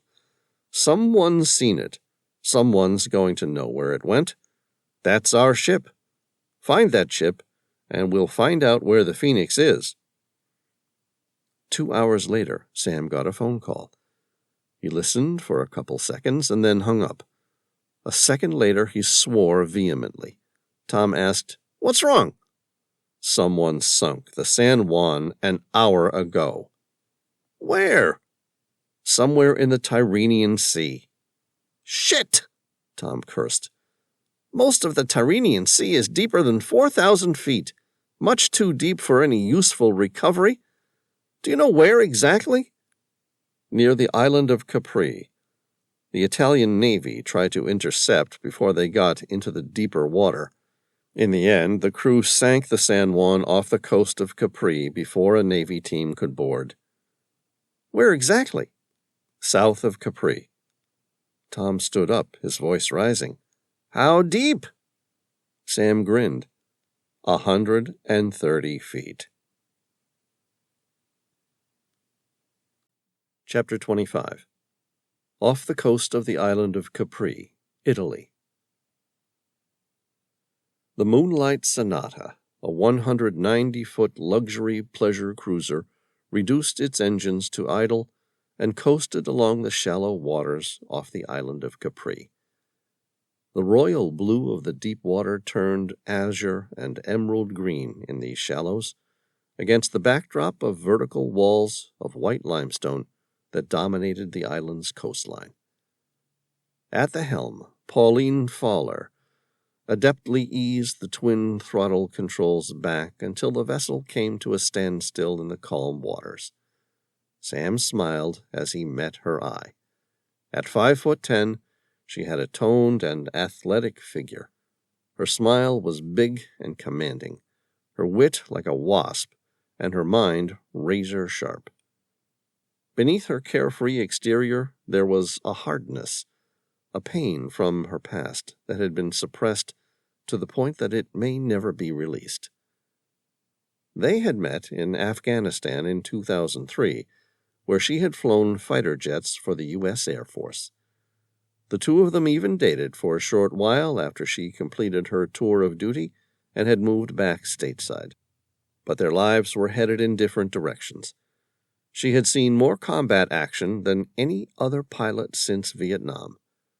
Driven by duty and honor, she achieved some of the highest accolades of any pilot in the past 2 decades. But it had come at a price. PTSD was still considered a dirty word, heavily stigmatized as weakness.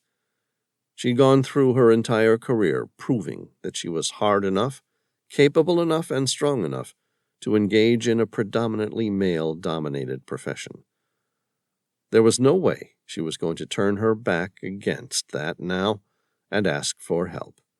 Instead, she had become withdrawn and isolated from her friends and family. In the end, she knew that if she didn't do something, she was going to end up paying for it with her life. So, she resigned her commission, and just like that, left the old world behind and everything in it.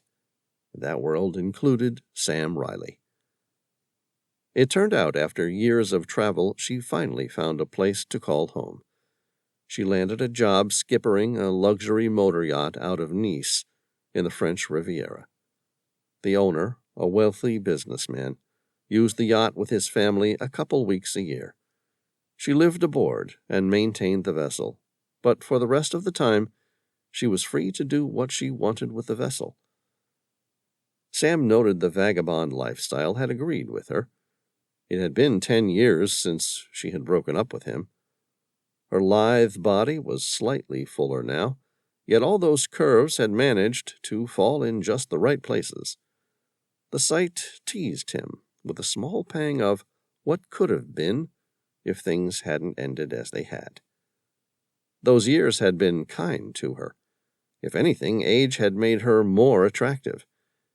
It made him wonder if she was seeing anyone. Pauline met his eye, a grin forming on her lips, and for a moment he wondered if she had read exactly what he was thinking of from his face. He turned and spotted a helicopter circling overhead. It hovered and then landed on the sand off Cala Grande Beach, not far from the Blue Grotto. He had dived the Blue Grotto years ago. There, sunlight passed through an underwater cavity and shined through the seawater, creating a blue reflection that illuminated the cavern. The grotto extended some 150 feet into the cliff and was nearly 500 feet deep. During Roman times, the grotto was used as the personal swimming hole of Emperor Tiberius, as well as a marine temple. At the back of the main cave of the Blue Grotto, 3 connecting passageways led to the Sala dei Nomi, or Room of Names, so called because of the graffiti signatures left by visitors over the centuries.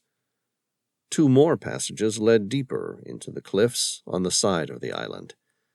It was thought that these passages were ancient stairways that led to Emperor Tiberius's palace. However, the passages were natural, and despite Sam Reilly being brought in to investigate any below the waterline, all the passages eventually narrowed into a dead end. Pauline pressed the anchor button, and the Danforth anchor lowered. Sam said, "It looks like my friends have arrived." Pauline said, "Take the runabout to pick them up." "Okay, thanks." Sam lowered the little motorboat into the water and motored it up to the beach. Matthew, Veyron, and Elise got off the beach and climbed aboard, carrying a heap of diving equipment. A few minutes later, he returned to the Moonlight Sonata, and everyone quickly climbed up. "Welcome aboard," Sam said. His eyes turned to Pauline. He said, "This is Pauline. We go back to our time in service with the armed forces. She's graciously offered the loan of her vessel while we dive the San Juan." Pauline greeted them with a smile. "Technically, this is my boss's yacht, but he's in Singapore right now, and I'm sure he would approve of using his vessel for a good cause." Sam introduced them all to her. "Matthew has worked on my dad's ships for more than 30 years, and he and I have worked closely together for more than a decade now. He skippered every ship I've worked on until recently, when he lost the Maria Helena." Pauline's eyes narrowed on Matthew. "You sunk the Maria Helena? That was careless of you. What went wrong?" Matthew spread his hands. "A rogue submarine fired torpedoes at us." Pauline opened her mouth, releasing the smallest of laughs before her eyes landed on Matthew's hardened demeanor, and she said, "Holy shit, you're serious?" Matthew nodded. "Afraid so." Sam continued, "This is Veyron, no relation to the car.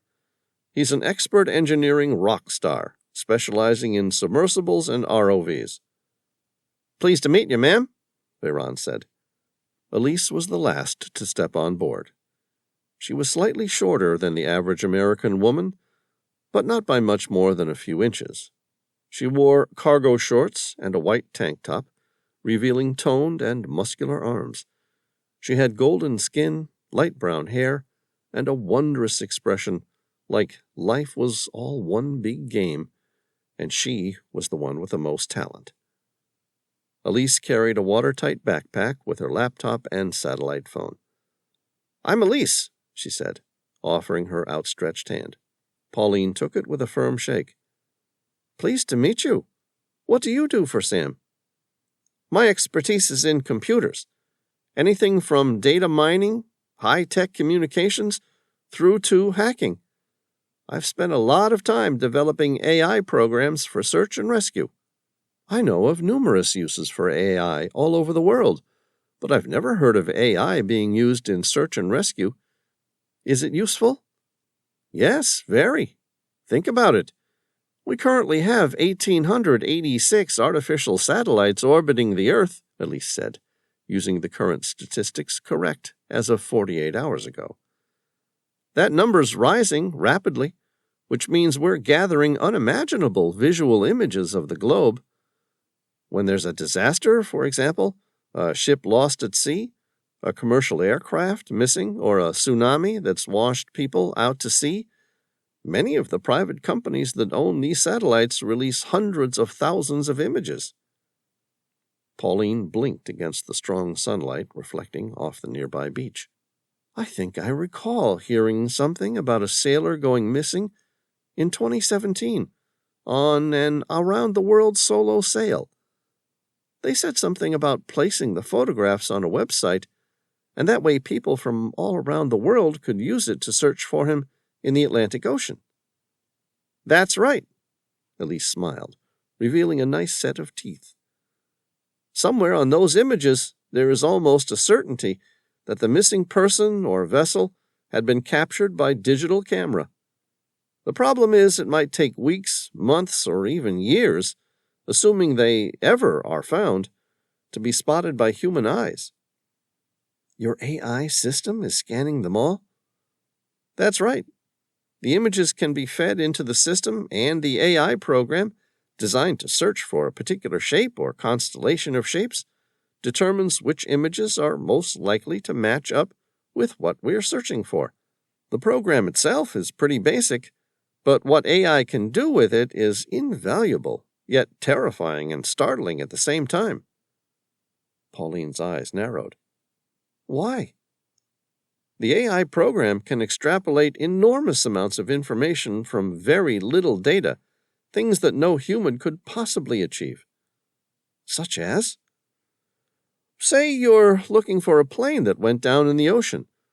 My system can simultaneously look at hundreds of thousands of images, and by picking up the movement of flotsam, debris, and other floating materials, it could extrapolate where an object floating in the Atlantic Ocean might have originated. You're saying we find a wing in the Atlantic Ocean, but your AI program can tell us that the wing most likely came off a plane that crashed in the Southern Ocean? Elise nodded. That's right. Something just like that. Pauline placed her hands akimbo. So what's the downside? What? You said that's the benefit of AI in search and rescue, so what's the downside? Elise made a dramatic sigh. Well, like all technology, it could be used for good or evil. Depending on what the user was trying to achieve, it could be used to locate individual people, to spy, track, or locate them anywhere in the world. Thus, we're opening a Pandora's box of privacy problems. Think about it. Say you're in trouble, your life's at stake, and you've entered a witness protection program and moved overseas. Well, given this sort of AI technology, theoretically, someone could locate you anywhere in the world. Can they actually do that? It would be hard. The person of interest would need to be outside at the time, without a hat on their head, or looking up at the sky when the satellites came overhead, but yes, with current AI technology, it's possible. You have to remember, it might not locate them on the first run, but the satellites circle the Earth more than twice every 24 hours. If they don't capture him today, there's always tomorrow or the next. Either way, eventually a person of interest will be found. Scary stuff, Pauline said. So why hasn't it located the Phoenix? Elise held her gaze with defiance. It's not perfect.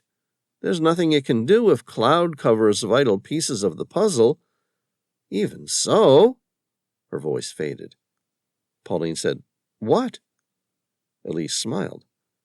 Even so, I have another theory. What's that? I think my AI system hasn't located the wreckage of Phoenix Flight 318 because the aircraft never crashed, or certainly didn't in any ocean throughout the world. Veyron and Matthew loaded the last crate onto the deck. Pauline scanned what amounted to nearly a ton of equipment. What is all that stuff? Mostly dive gear. She arched an eyebrow. And? Veyron unlatched the watertight locks and opened a gray case. Inside was a pair of M2 Browning heavy machine guns and 5 Israeli-made open-bolt blowback-operated Uzis. Pauline frowned. Good God, what are they for? Sam turned to pacify her. Who's ever responsible for whatever's going on has gone to great lengths to cover up the loss of the Phoenix, including exhuming more than 400 bodies and faking a massive air crash. They went to the trouble of scuttling the San Juan before a Navy ship could intercept it. That means whatever's on board incriminates them with this operation. I have no doubt they're willing to kill to protect it. Tom said, I still don't know what they could possibly have left behind down there that they're so worried would lead us to the Phoenix." Elise grinned. "How about an AIS beacon?" AIS stood for Automated Identification System. Tom laughed. "You're right. They could have turned off the system, but inside, it would still register its position, find its unique tracking identifier, and we can locate where the ship's been since the day it was first launched." Chapter 26.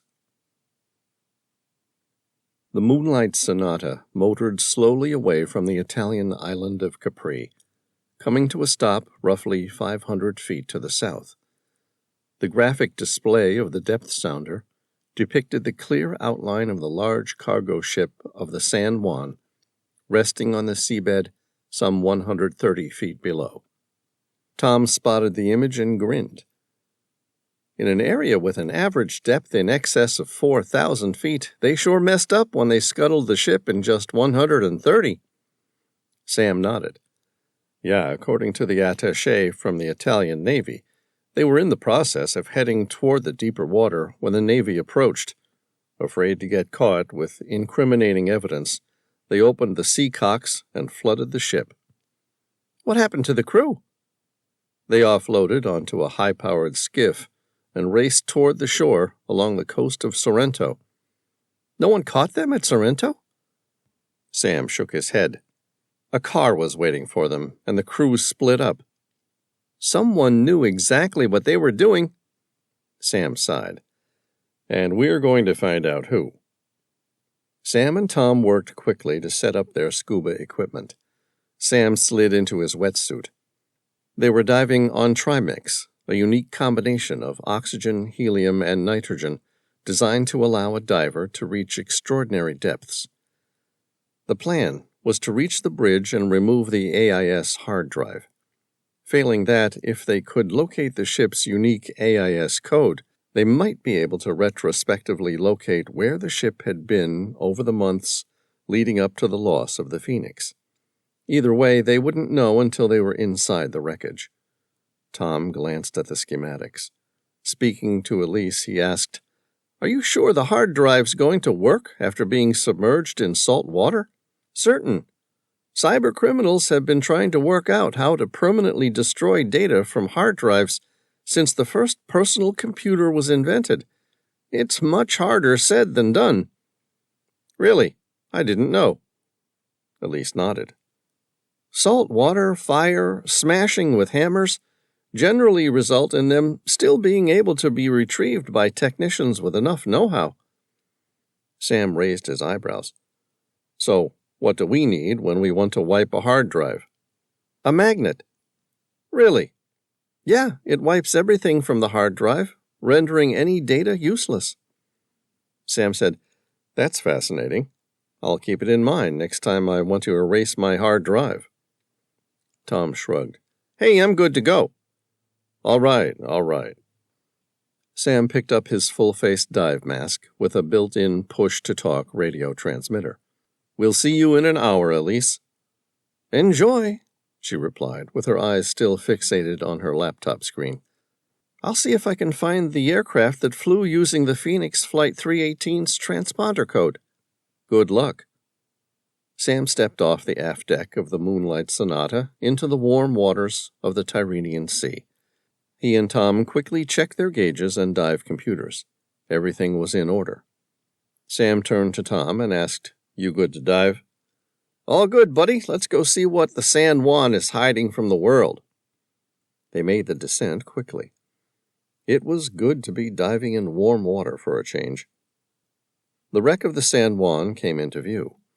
It listed entirely on its starboard side.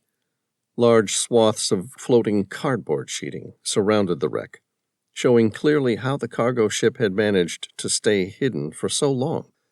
Someone had been creatively altering the topside shape to confuse anyone searching with satellite images. The bridge was one of those aft towers that rose multiple stories above the main deck. It had a narrow open deck running on the outside of the bridge to the port and starboard side, like a slim wing. The starboard side was buried deep in the sandy seabed, but the opening was clearly accessible on the port side. Sam pointed to the opening, and he and Tom swam toward it. The hatch was a heavy steel watertight door with a thick latch on the inside and outside that allowed it to be battened down in a severe storm. He unlatched the door and pulled on its handle. The door swung open with ease, and they both swam through. Sam switched on his flashlight. Although there was plenty of light descending through the clear water, it was much darker inside the bridge. Despite its odd angle, the bridge looked undamaged.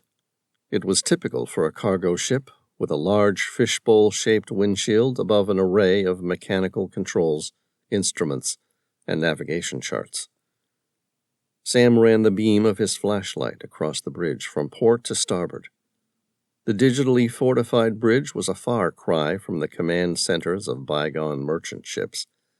Instruments ran the entire length of the bridge, with the helm placed at the center in a position of command.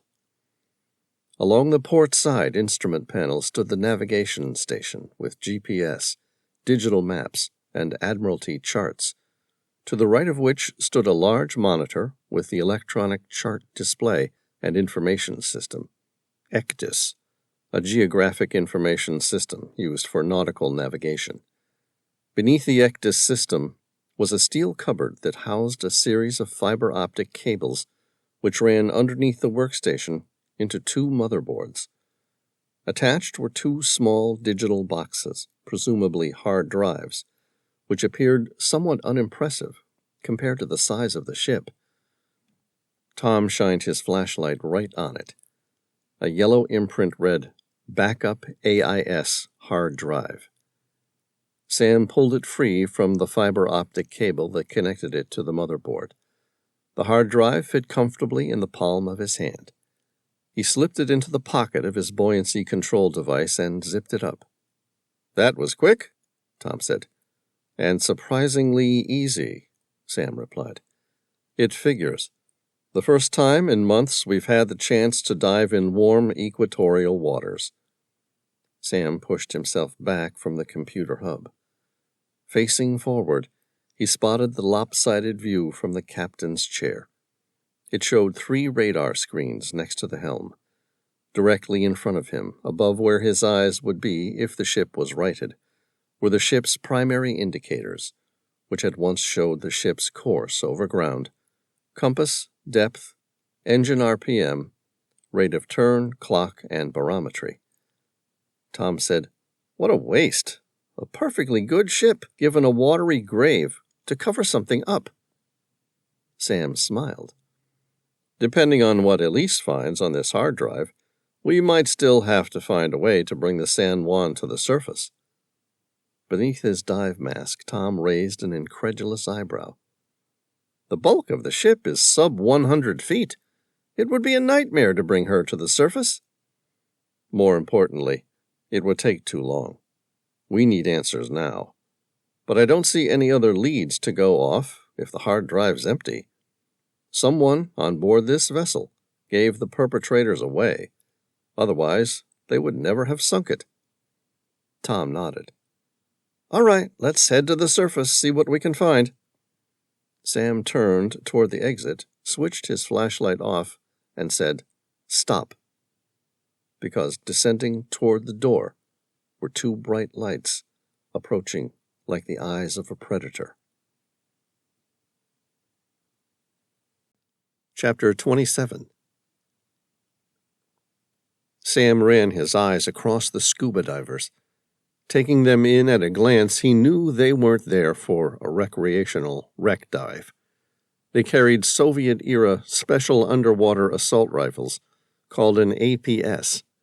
The weapons were AK-47 sized with a similar format, and sported a massive banana-style magazine that contained some 26 self-contained rocket-like 5.66 mm by 120 mm dart cartridges. The APS was capable of unleashing its full dart barrage in a matter of seconds. Tom said, "Down the stairs!" "I'm on it."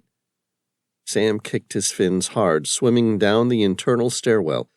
They had no way to tell if they had been seen or not.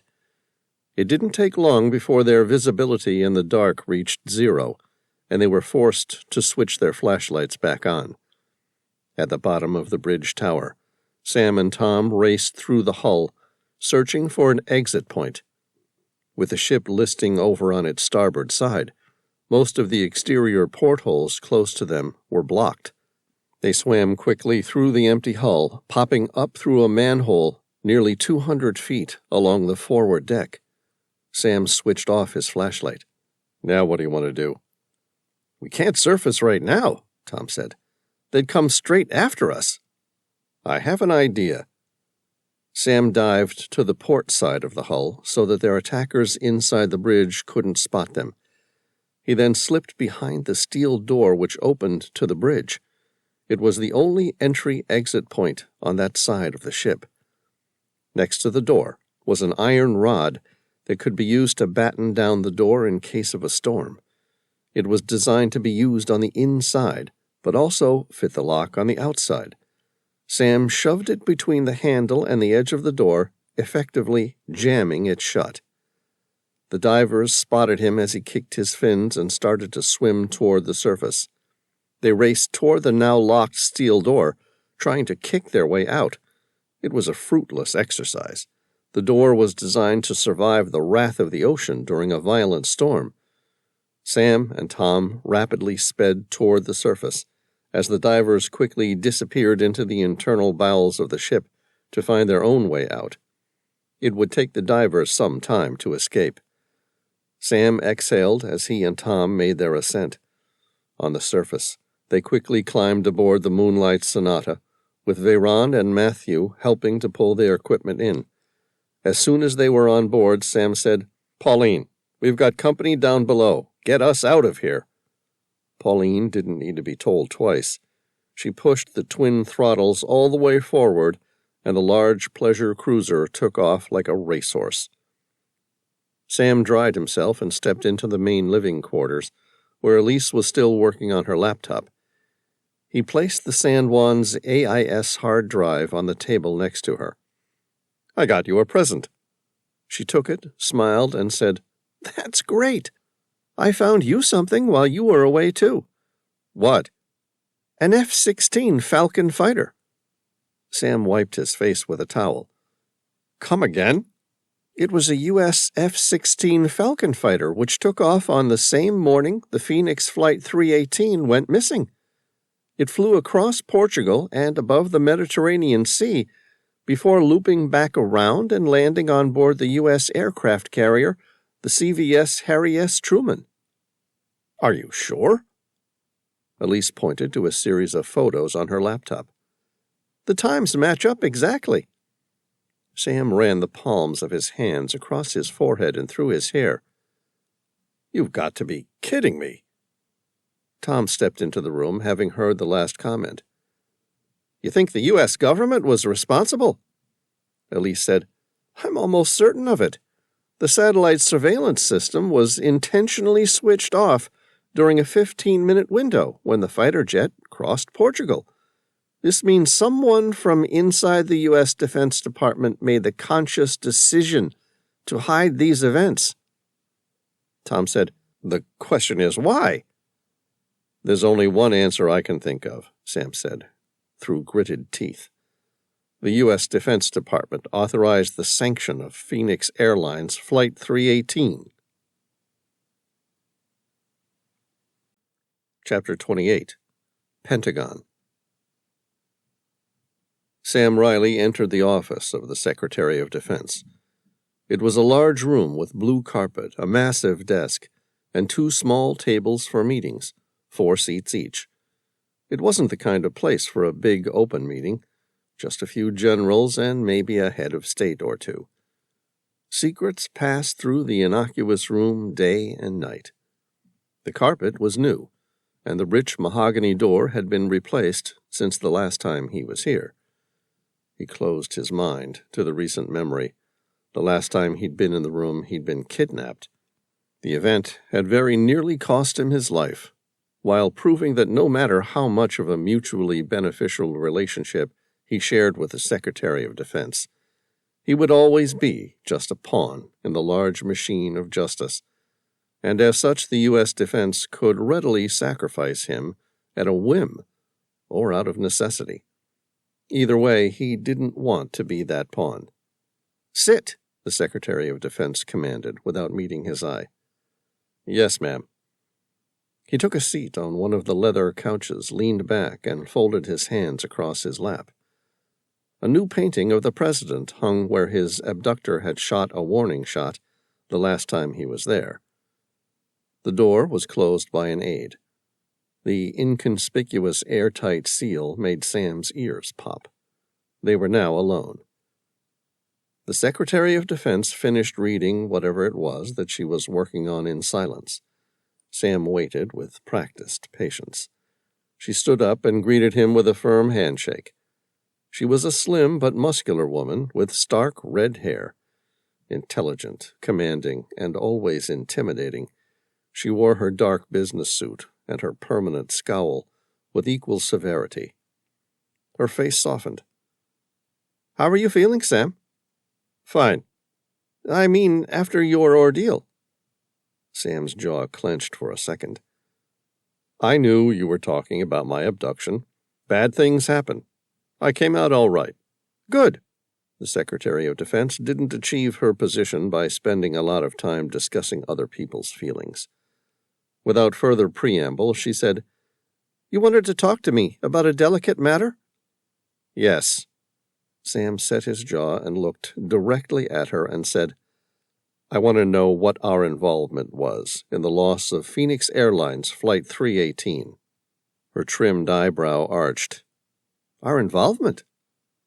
Sam quickly brought her up to speed with what they knew about the bogus A380 at the bottom of Calypso Deep, the search and discovery of the San Juan, and the strange correlation of an F-16 Falcon fighter that carried the Phoenix's identical transponder codes.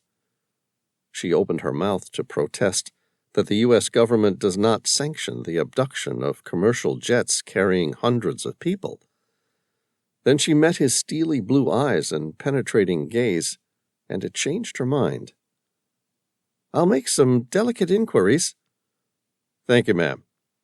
Her emerald green eyes locked on his. "Anything else, Mr. Reilly?" "No, ma'am." "Good day, then." Sam stood up and walked out of her office. He followed the hallway that ran from the northern wedge to the outer rim of the Pentagon. On his way out, he nodded to the chairman of the Joint Chiefs of Staff, General Painter, and the director of the CIA, Ross Jarrett. Both men made the slightest of nods in recognition without slowing their stride.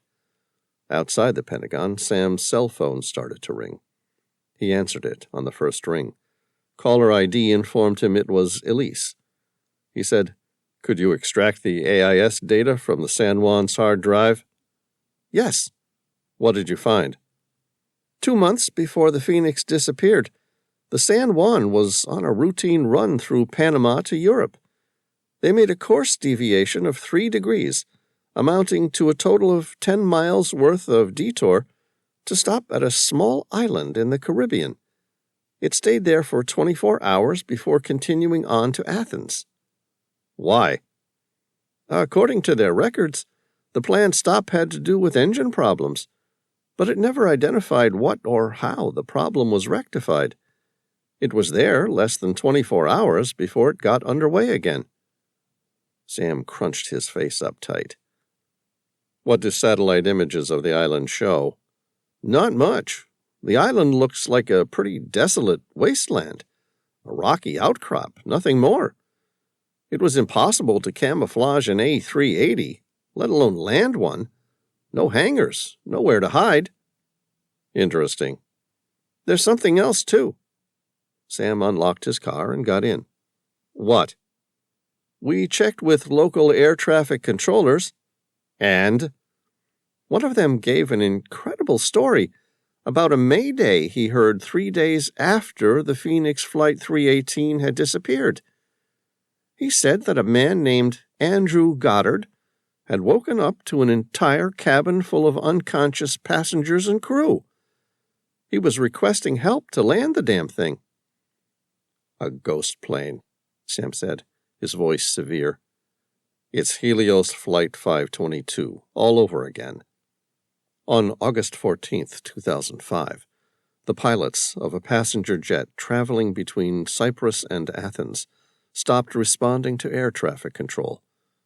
When fighter jets were scrambled, they found a chilling sight.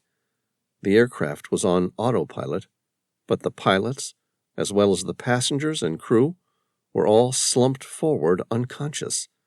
It turned out to be a problem with pressurization, causing everyone on board to pass out. To add to the mystery of the tragedy, fighter pilots noticed a flight attendant enter the cockpit at the last minute carrying an oxygen bottle. The flight attendant's name was later discovered to be Andreas Prodromou.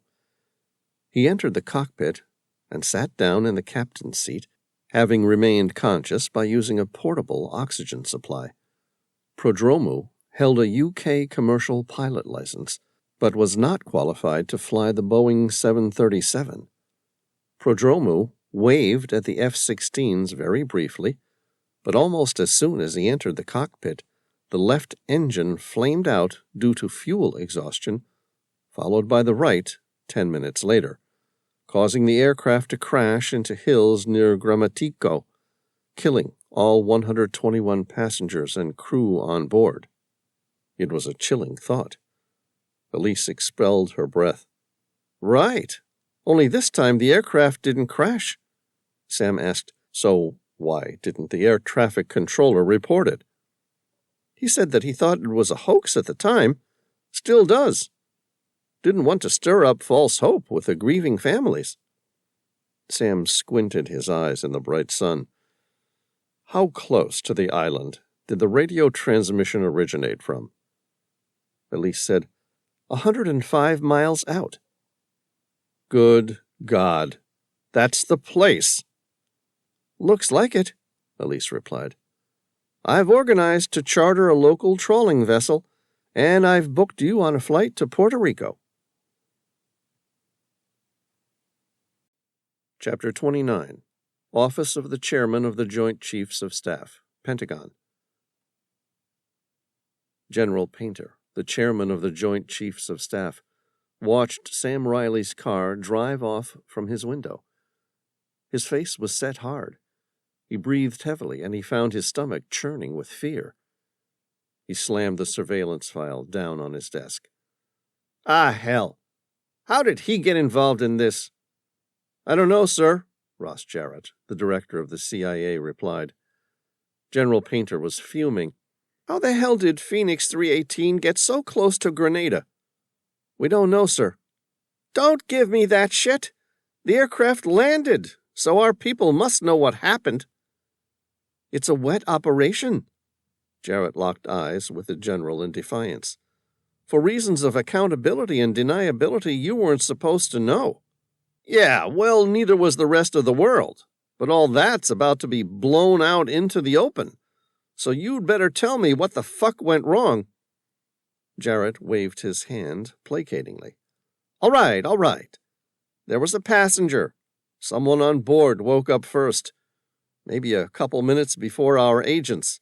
Maybe 10 minutes. We don't know how long for sure. Either way, he managed to reach the cockpit." "Good God, how did you let this happen?" "Our team got control of the situation in time." General Painter boomed. "Obviously they didn't if Sam Reilly is hearing about it from an air traffic controller from fucking Grenada. How long do you think it's going to take him to make the damned connection?" Ross Jarrett made a dramatic sigh. "What do you want me to do?" "Nothing. Sam Reilly's the Secretary of Defense's pet. She'll move heaven and earth to get to the bottom of it if he goes missing." "We can't let him find the truth," Jarrett said heavily. "The entire world would be up in arms if they knew what we've done." "Agreed. So what the hell are we going to do?" "Shut him down. Every step of the way. Block him." Jarrett said, "He won't like that." Painter slammed his fist on the table. I don't care what he damn well likes. What if he puts up a fight? General Painter slid the director of the CIA a piece of paper. Jarrett read it and then swallowed hard. Is the president aware of this, sir? He signed it, didn't he? Jarrett's eyes returned to the bottom of the page. You're right. Then he read the order out loud. Having exhausted all other efforts to silence him with regard to Phoenix Flight 318, you're authorized to kill Sam Reilly.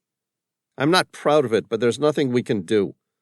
The man can't be bought. He won't listen to reason. He has a distorted view of honor and patriotism. If he gets in our way, we're just going to have to kill him. The general crossed his arms. Who do you have running the operation? Rice Vaughn. Really? Jarrett raised his eyebrow. You don't like him? General Painter shook his head. The man's a pompous ass.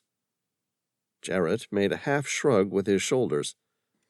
The man attended Exeter as a boy, then Yale as a man, before the CIA picked him up because of his unique and rather delicate psychometric scores, which identified him for our very specific line of work. His father was a senator, his mother a model, and his grandfather an oil tycoon. So I really can't see that he had any other choice than to become what he is. Besides, as it turns out, he's the best operative the CIA's ever had. Painter nodded. But can you control him? I'll admit that's difficult, but we don't have to.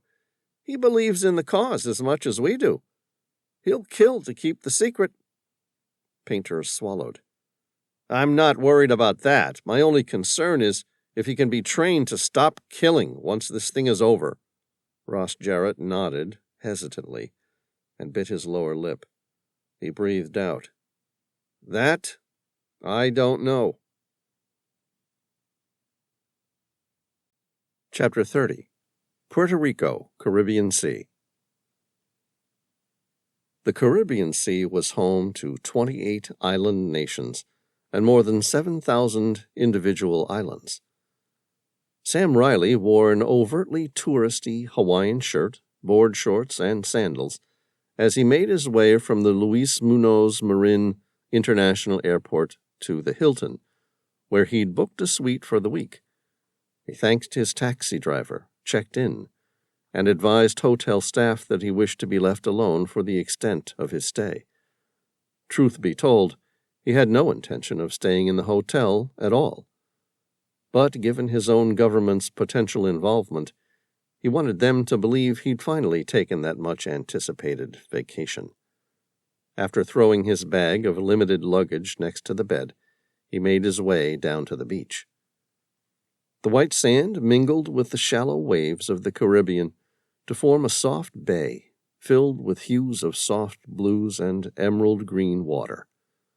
Not more than 100 feet out were some 30 luxury yachts, pleasure cruisers, and a single seaplane. These were toys for the wealthy tourists who had come to enjoy the pristine waters. Just out from those were a myriad of older vessels, tenderly identified as rust buckets. Hidden among these was the Alessandra, a retired fishing trawler turned Caribbean houseboat for two self-professed and permanent vagabonds. Sam's sharp eyes locked onto the old vessel. Only two people were visible on its deck. He recognized both of them from the text Elise had sent, but otherwise had never seen either of them before. Sam placed his shirt and sandals on the edge of the beach above the high water mark and stepped down to the water. He entered the water, wading until the gentle waves lapped at his waist, and then dived into the water. He swam purposefully toward the expensive pleasure cruisers first, ogling them like a tourist dreaming about another life. By the time he drifted sufficiently far enough from the beach to avoid prying eyes, he casually swam toward the Alessandra. At the surface, 20 or so feet from the rusty old fishing trawler, he dived under the water, beneath the boat's keel, and surfaced on the side opposite the Puerto Rican beach. A rope ladder hung unceremoniously from the starboard taffrail. Sam gripped the ladder and pulled himself up, sliding over the rail and quickly taking cover in the enclosed pilot house. "Welcome aboard, Sam," Tom Bauer greeted him with a warm smile. "I should have been expecting pirates, given the sea we're traveling." Sam shook his hand. "Thank you. Have you got the equipment on board?" "Everything you asked for." Tom rapped his knuckles on top of the pilot house. A moment later, Sam heard the big diesel engine turn over, followed by the run of the anchor chain being drawn into its locker. The heavy drive shaft made a loud crank sound as it shifted into forward gear. Sam braced onto the side of the hull as the Alessandra began motoring to the southeast. About 10 minutes later, once they were out of sight from the Puerto Rican coastline, Sam and Tom stepped out onto the deck. A tan woman in her mid-40s stood at the helm, while a man of 50 worked around the forward deck, clearing rope lines and preparing the vessel for their crossing before approaching them. Tom said, "Sam, may I introduce the owners of the Alessandra, Amy and Colin Moriarty?" Sam met their eyes. "Pleased to meet you both." "The pleasure's mine," Colin replied, his voice a deep baritone, his accent clearly British. He offered his hand. "I read about your discovery of the mahogany ship in Australia a few years ago. It was a fascinating read. Made me wonder how much of it was made up and how much of it was mere legend." Sam took his hand, feeling the firm and leathery grip of the seasoned sailor. He opened his mouth to speak, made a half grin, and then said, "I've often said that some of the best legends are buried in hidden truths." Amy made a wry smile. Her hazel eyes, which matched her olive skin, held his gaze with piercing scrutiny. "So, was the mahogany ship based more on truth or lies?" She spoke with a crisp Londoner accent, fulfilling Sam's impression that they were both British expats. Sam said, "To be honest, it was based on a whole bunch of both." She arched an eyebrow. "Really?" Sam nodded. "Yeah, the ship existed. The legend was true, and its old owners controlled unimaginable powers. Like anything capable of supplying great power, lies and deceit followed like hungry jackals, leading to the death of all who trailed in its wake." She laughed at that. "How did you get out alive?" "That's easy." Colin's eyes narrowed. "This I've got to hear." Sam said, "I didn't try to covet its power. Instead, I sought only the truth." Everyone remained silent for a few seconds, and then they all started laughing. Colin placed his hand on Sam's shoulder and gripped it gently. "You're really something, Sam Reilly." "You look tired," Amy said, meeting Sam's eye. "Do you want Tom to show you the bunking arrangements?" "Yes, please," Sam replied. "I haven't slept since I left Italy, more than 24 hours ago." "Well, enjoy your sleep. It's nearly 24 hours before we reach the island." "Thank you," Sam said. "Both of you. We really appreciate your help." Colin shook his head. "Don't thank us too much. Tom's paid us the price we requested in US dollars. It's enough to pay for our meager expenses over the next year.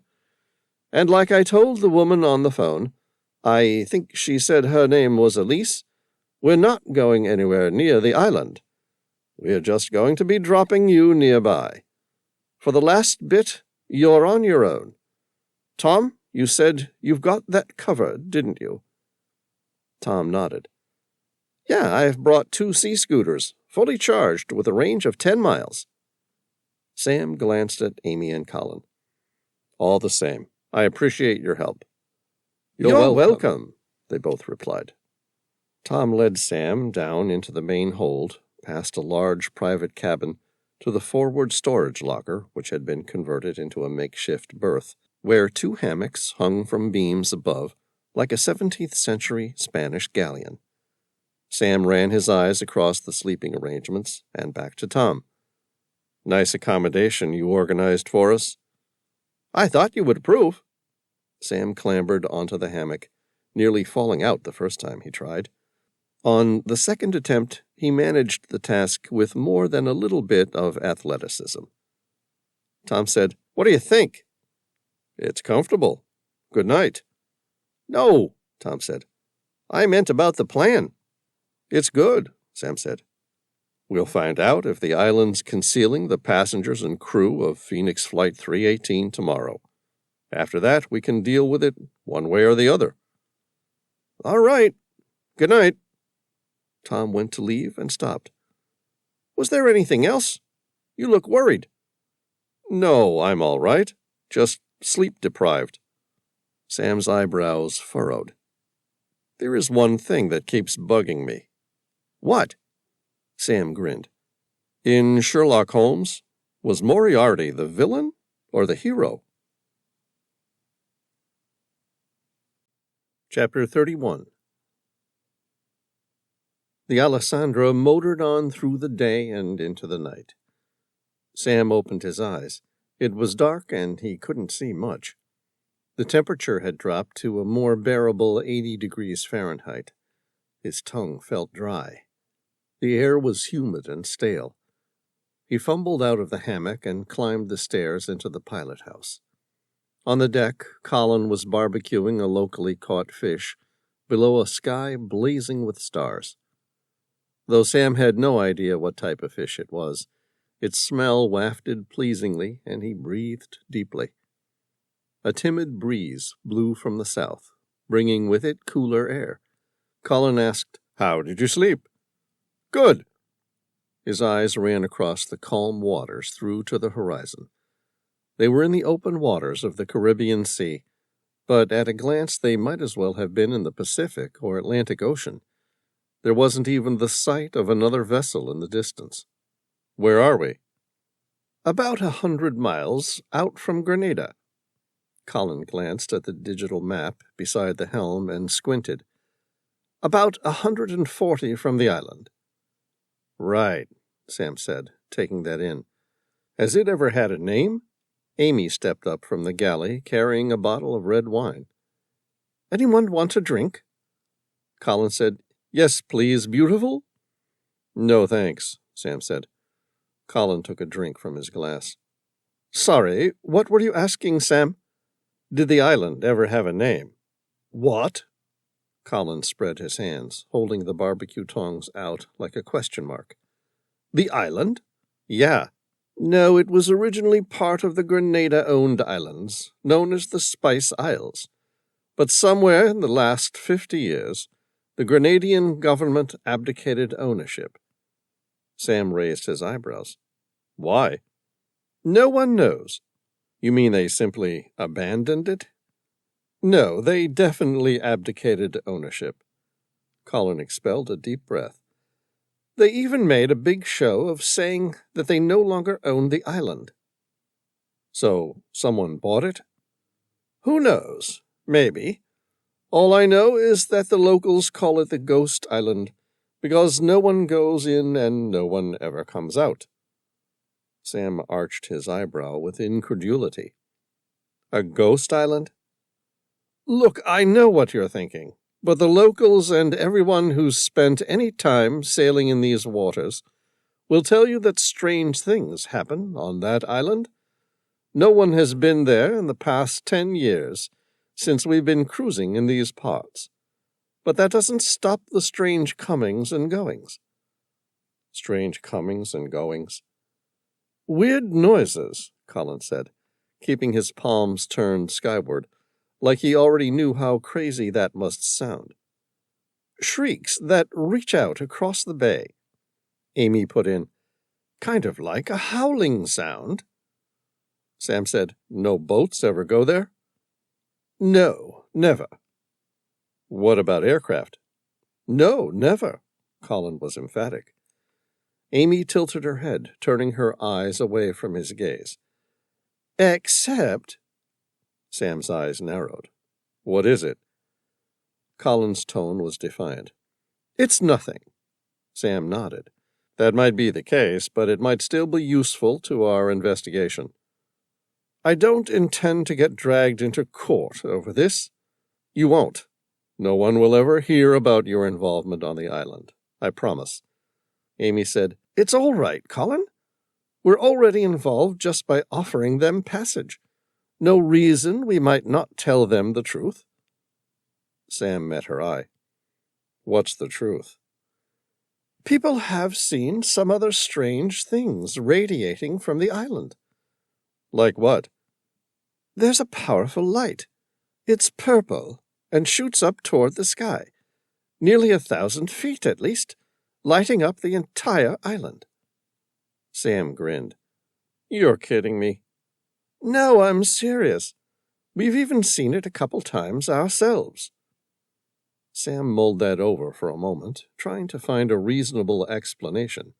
Unable to find one, he asked, What's stopping people from visiting the island?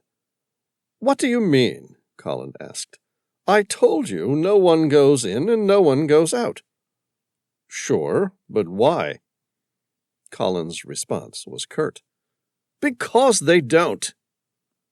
Sure, but someone must have tried once or twice. I mean, what about someone who's not local? A vagabond like yourselves, who's just crossed the Atlantic and feels like heaving to under the lee of the island. Maybe someone like that has gone in and explored the island. Not that we've heard of, Amy said.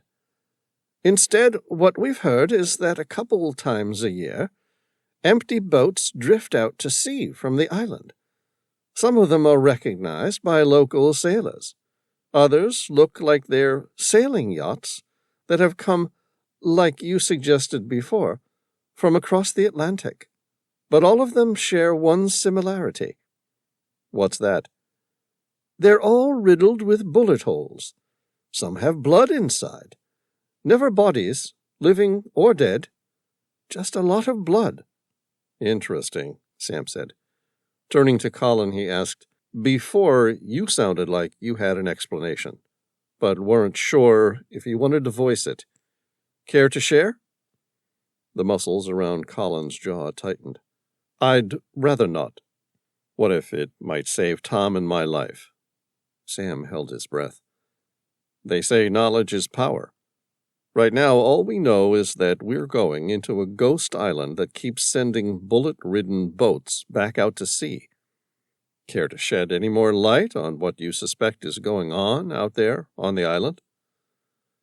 Colin opened his mouth to speak and closed it again. He took a deep breath. All right, but you're not going to like it. Sam said, Go on. It's an old U.S. military base. Really? There's no record of the U.S. government ever owning it? There wouldn't be, would there? Why? Because they're doing illegal experiments on people. Chapter 32.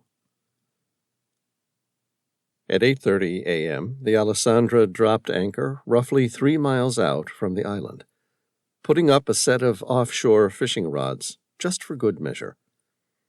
Sam examined the shoreline with a pair of high-powered binoculars.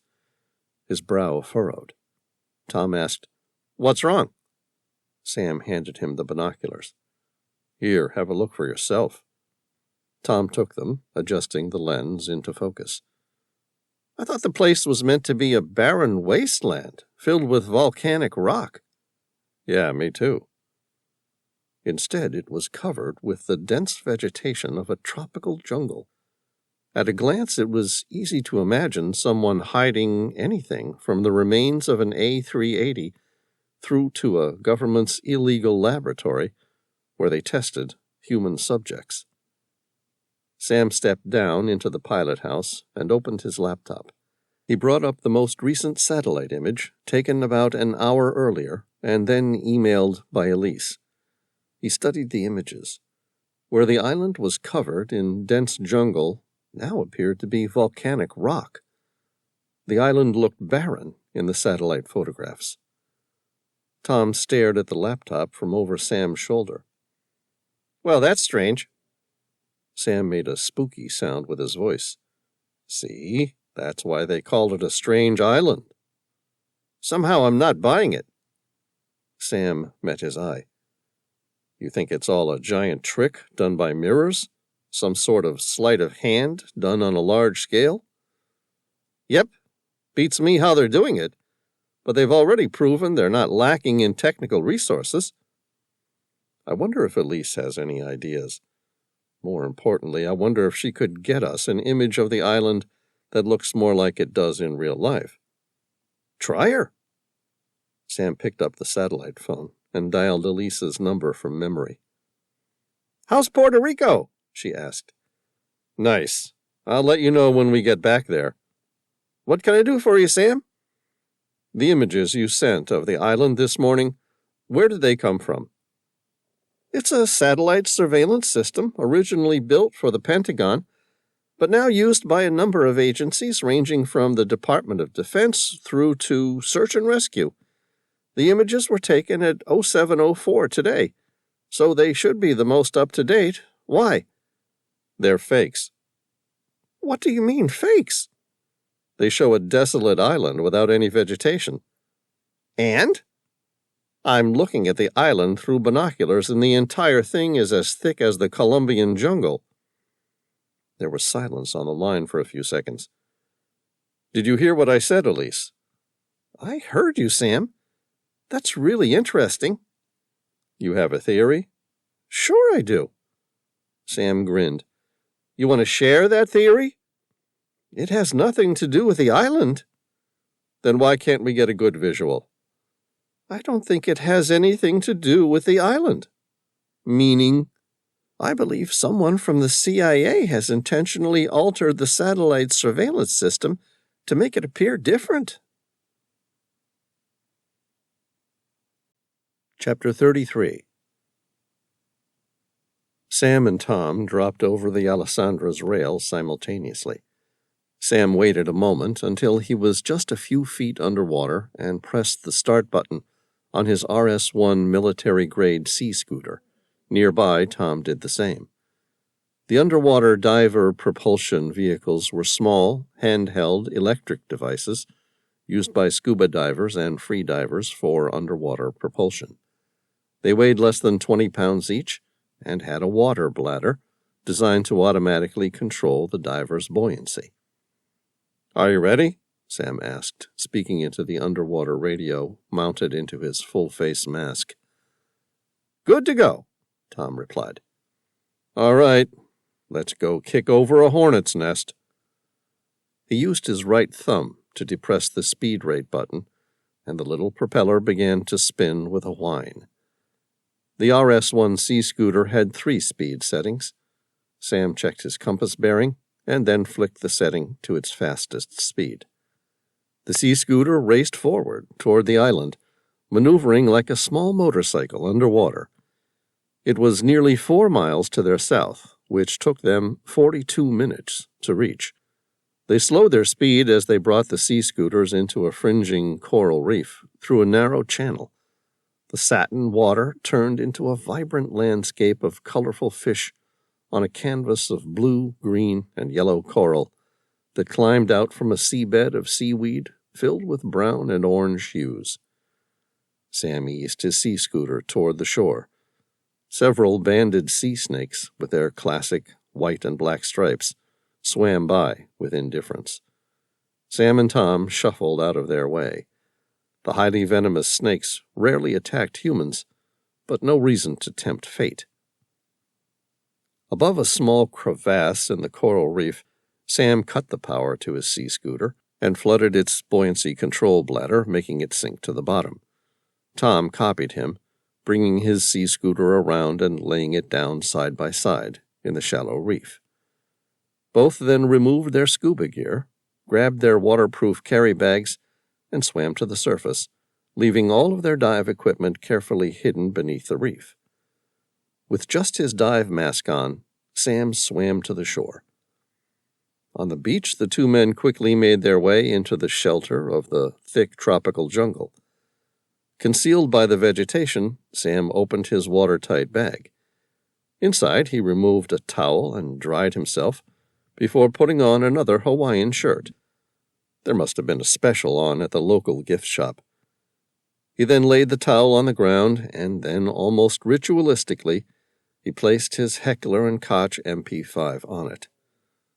The 9mm German-designed submachine gun was popular with military divers around the world because its sealed chamber gave it excellent reliability even fully submerged. He removed the magazine, opened the chamber, and checked that it was free from any bullets. It was clean, and its parts were well oiled. He then tested the firing mechanism. It tapped forward with a firm clicking sound. He grinned. "All right, let's go." Tom secured his submachine gun and nodded. "Let's go see what secrets this ghost island wants to release." They hugged the jungle, following the beach until they reached a well-worn path leading to the center of the small island. Above the chirp of tropical birds came another sound, resonating from the middle of the island's hidden interior. Sam paused, cocking his ears to listen. "What is that sound?" Tom bit his lower lip. "I don't know. It's not natural, that much I know for sure." "Yeah, but what could it be?"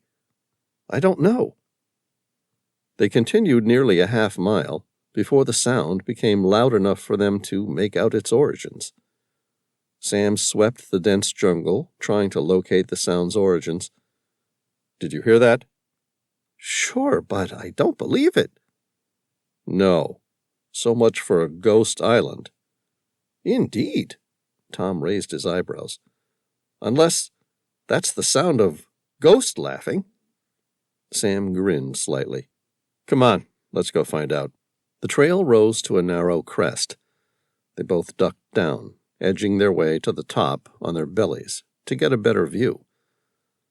Looking down on the opening far below, Sam shook his head in disbelief. Hundreds of people were playing on a sandy clearing, say 400 or 500 to be exact, the same amount one would expect to be on board an A380 Super Jumbo. They were all dressed in an array of beach attire, well suited to their deserted island retreat. The men wore board shorts, and for those who wore any shirts at all, they appeared floral and had a Hawaiian theme. The women were in a combination of bikinis, board shorts, or a mixture of the two.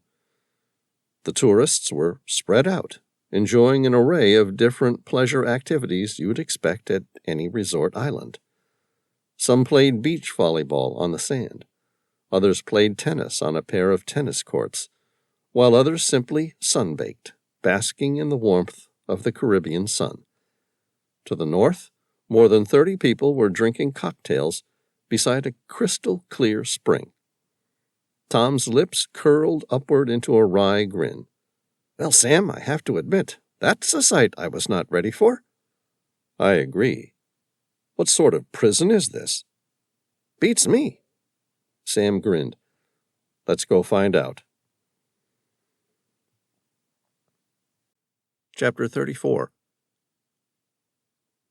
Tom said, "At least we're well dressed for the occasion."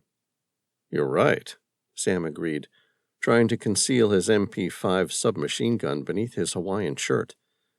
They followed the trail until they got closer, before diverting into the jungle to avoid being seen and skirting the clearing. On the opposite side of the island, they came out of the jungle on a tropical paradise. There were a group of people in their 20s playing beach volleyball in board shorts and bikinis. A couple older people were snorkeling in the turquoise water. The thick canopy of the jungle extended right to the beach, which was no more than a few yards to the water. "Some paradise these drug dealers have here for themselves," Sam said. Tom shrugged. "Hey, crime pays, until you get caught." "Sure, but caught doing what exactly?" "I have no idea. This has got to be where someone's keeping the passengers and crew of the Phoenix, but for what purpose, I can't even imagine." "Ransom?" "It's been more than 3 months. Who ever heard of someone keeping this number of prisoners happy for 3 months without making any ransom demands? Beats me. Sam turned to keep heading around the island. Let's keep going around the island. We need some definitive proof if we're going to organize a rescue operation. Tom asked, Like what? Sam crossed his arms. The A380 would be nice. A runway long enough for it to land would also help. Okay, let's keep going. Behind them, a woman said, Hey, you two weren't on the flight. And what flight would that be? Sam asked. The woman swallowed hard, her eyes widening with fear. I'm sorry, it doesn't matter. The point is you don't belong here, do you? Tom asked, How would you know that? Maybe we paid for a lovely vacation on this beautiful island like everyone else. The woman was about to argue against that point, but stopped short when she spotted someone approach. You're not supposed to be here? A young woman, no more than 18, approached wearing a blue-striped bikini. Beneath her smoking hot body, Sam noticed fine definition in her muscles, as though her figure was the product of hard work, not for show, rather than the other way round. Sam met her eye, holding her gaze, without any more than a glance at the way her perfect, supple body was encased in the bikini. Why not? It's going to make them very angry. You should leave. Make who angry? Sam stopped. Where exactly are we? The woman set her jaw, her reply curt, removing her original appearance of a young socialite. I don't know what you think you're doing here, but you're not helping anyone. You need to leave before you ruin everything. An older man came up from the beach. His face was surly and his tone violent. Get out of here! What do you think you're doing? You have no idea how much harm you're going to do. The first woman approached slowly. They're not going to be happy with us. Who's not going to be happy? Sam asked, backing away. Are you prisoners? The woman in the striped bikini, who appeared to be in charge, said, You don't understand. You couldn't. But you're making it worse for everyone. You need to go before you're spotted by them. Who are they? We're not supposed to talk to strangers. They said you might come. This will all be over soon, but not if you interrupt it. They'll do it again if they have to. The woman's voice was pleading. Please don't make them do it again. Sam felt constricted by their advancements. None of them were armed, but they didn't need to be.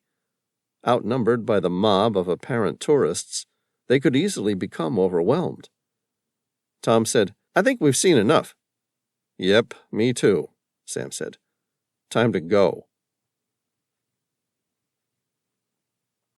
Chapter 35. Sam and Tom raced all the way back to the Alessandra. They climbed the rope ladder, handing their sea scooters to Amy and Colin, who pulled them on board their houseboat.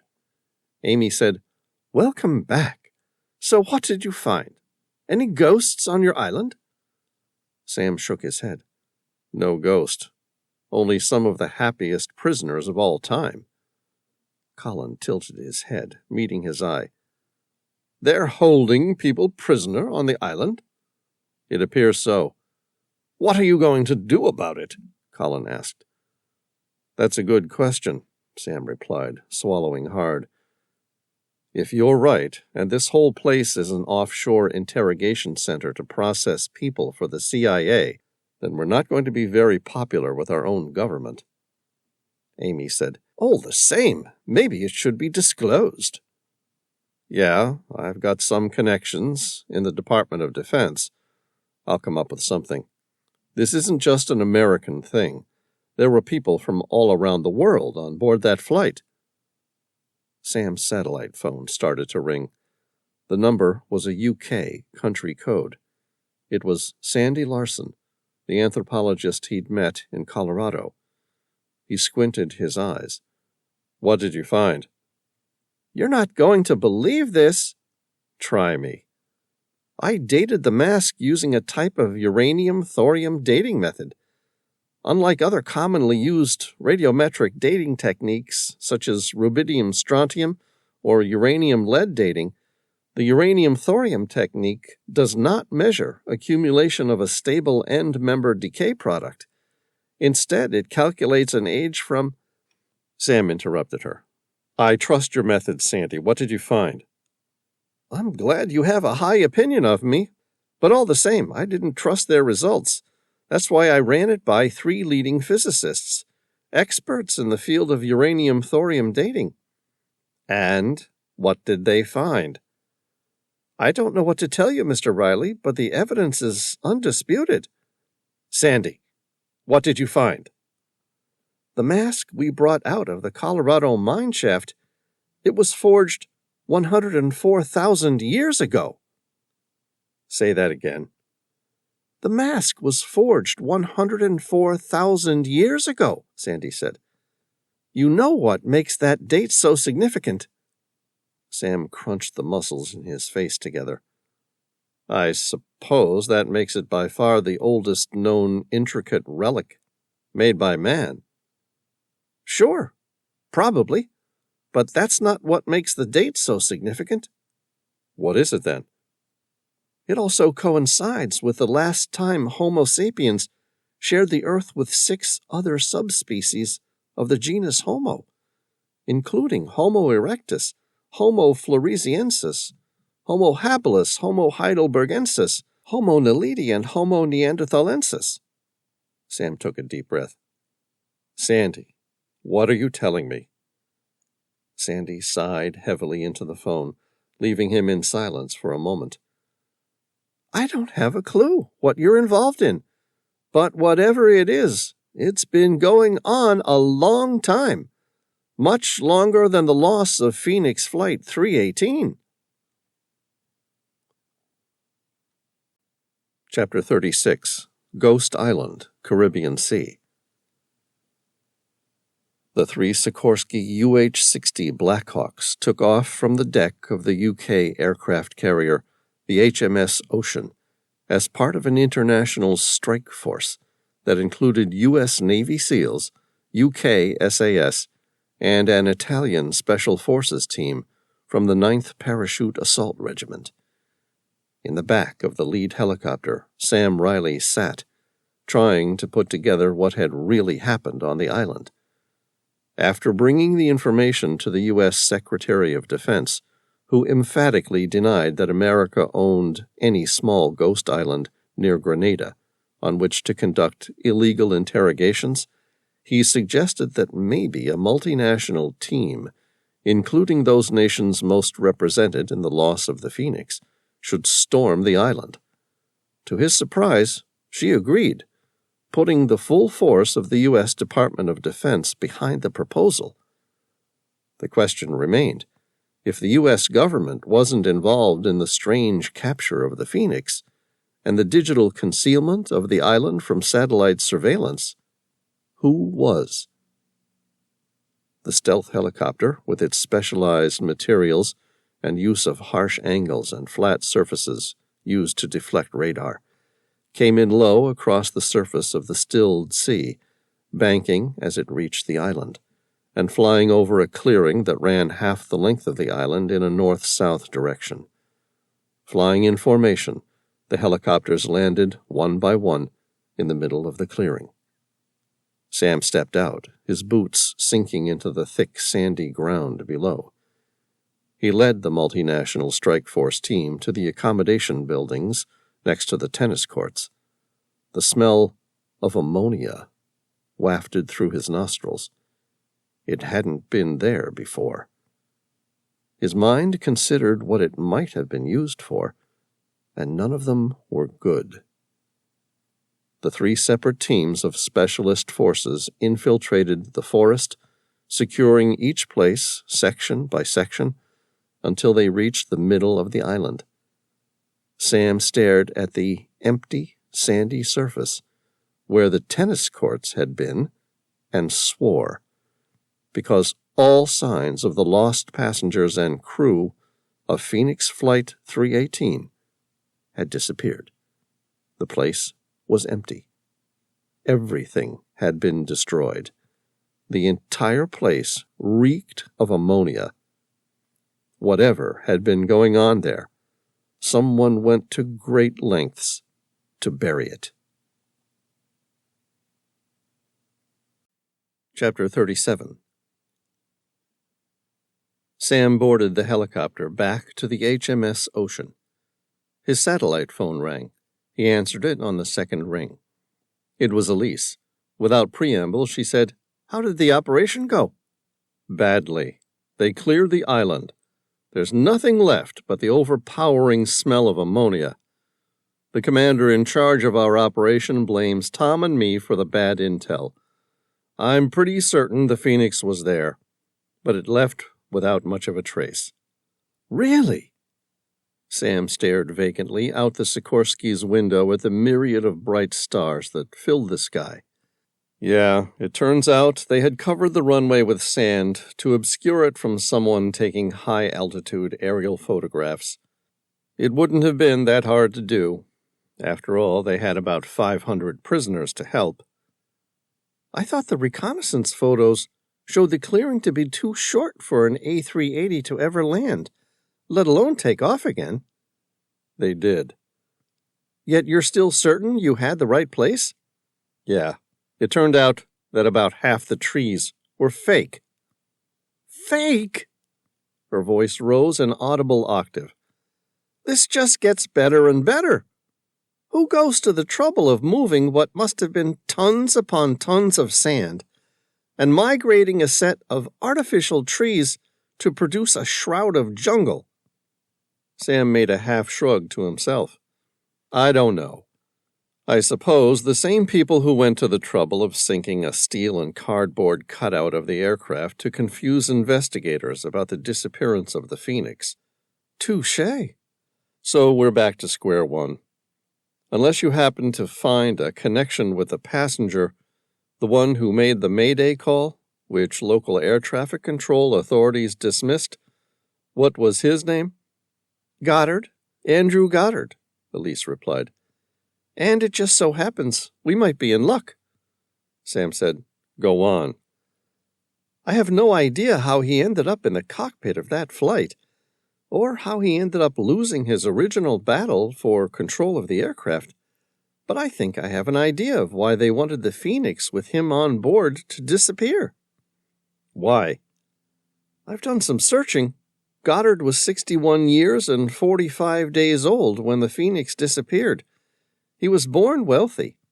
An only child, he inherited his family's great fortune and a German title of Baron.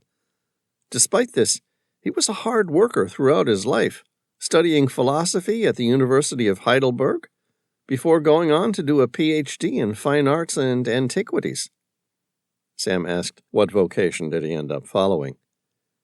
"He became a rare antiquities dealer, specializing in ancient masks from around the world. And you want to know the kicker?" "What?" "He was on his way to Venice to look at the acquisition of an ancient stone mask, depicting what appears to be an early sculpture of Homo floresiensis." Sam listened to the quiet whip of the stealth helicopter's rotor blades spinning above. His lips curled into a mask of wry incredulity. "You've got to be kidding me." He knew the story of Homo floresiensis well. First discovered in the cave of Liang Bua on the tiny Indonesian island of Flores in 2003.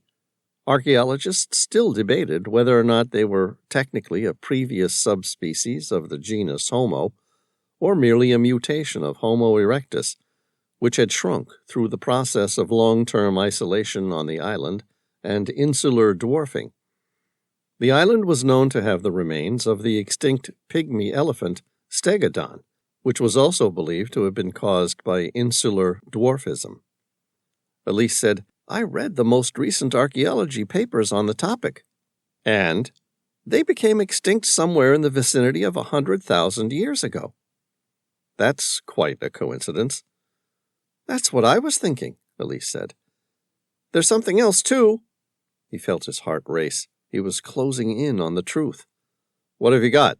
"A name and address of someone set to inherit from Andrew Goddard in the event he's declared death in absentia? Sam closed his eyes, opened them again, glancing up at the stars. What difference does that make? Goddard needs to be dead for more than 12 months before death in absentia comes into effect. This guy wasn't a relative set to inherit his wealth. Who was he? The name is Lorenzo De Luca, a permanent resident in Venice. By the looks of things, it would appear that the two men were part of some sort of secret society. For what? It doesn't say, but there's a covenant that's already come into effect that states in the event Goddard becomes incapacitated or unreachable, Lorenzo De Luca is to be guarded 24 hours a day at a secure location, a bodyguard detail paid for by a special trust. Why? Because he's the only other person on Earth who knows where the Neanderthal mask was being housed. And if something were happened to him, they would risk the mask disappearing into oblivion for another millennia. Any idea where the man's hunkering down? I'll text you the address. Thanks, Elise. Given what we know so far, I think it's safe to say that man's life is in danger. Chapter 38. Canal Grande, Venice. The ancient city of Venice spanned 117 small islands in the Venetian lagoon, which connected to mainland Italy through the Ponte della Libertia. Sam motored the old wooden speedboat into the Canal Grande, the largest canal which snaked through the medieval island, splitting it in two. He eased the throttle back, and the big V8 engine made a guttural roar, as though complaining about the restraint being enforced. Next to him, Tom stared at the digital map. Sam followed the inside channel as he meandered his way in from the south. His eyes met Tom's. You know where we're going? Not a clue. Everywhere looks the same to me. Sam's cheeks dimpled with his big toothy grin. Thank the gods for modern GPS, eh? I'll say. On their left they passed St. Mark's Basilica, the island's largest patriarchal cathedral, with its massive domes dominating the ancient city's skyline in all their classic Italian Byzantine architecture. The motor made its constant thumping sound as its large V8 exhaust pipes begged to be released, and the propeller churned the water, creating a deep and turbid wake. Up ahead, they reached the Doge's palace. Tom said, Take the canal on the left. Sam swung the wheel round to the left, and the motorboat obediently threaded its way into the small Rio di Palazzo, passing under the Bridge of Sighs. Sam glanced up at its distinctive white limestone, which formed the enclosed bridge that once connected the new prison to the interrogation rooms in the Doge's palace. Legend told that the bridge was named as such because it was the last view of Venice that a convict would see before their imprisonment. They motored past the northern end of St. Mark's Basilica, where hundreds of seagulls filled the piazza, and Tom said, Take the right at the next church. Sam's eyes narrowed. Which church? We're in Italy, home of Catholicism. There's a church at the end of every street, or in this case, canal. Tom smiled. Just take the next right. Sam pulled the motorboat to the far left to make way for a small procession of oncoming gondolas. His eyes took in the rich landscape of Venetian architecture before landing on a couple who seemed intent on getting the perfect kiss as their gondola made its way underneath one of the thousands of bridges that riddled the Venetian lagoon. After the gondolas passed, Sam brought the throttles forward to just a little more than an idle, turning the wheel to the right and taking the next canal. After half a mile, the canal split in two, and at Tom's direction, Sam took the left. That's it, Tom said, pointing to a big green door that came right up to the riverfront. The apartments of St. Maria Formosa. Sam pulled the boat alongside the jetty at the front and tied up. A doorman told them they couldn't leave the motorboat there unattended. Tom shrugged. I'll wait by the car. Give me a yell if you get into trouble. All right.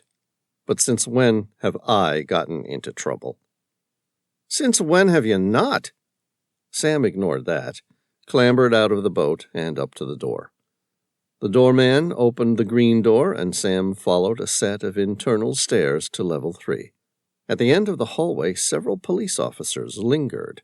Sam felt his stomach churn with fear. A police officer met his eye. Sam asked, Is Signor Lorenzo De Luca all right? The officer's eyes locked onto him. I am sorry, sir. You are... Sam Reilly. He handed the officer his passport.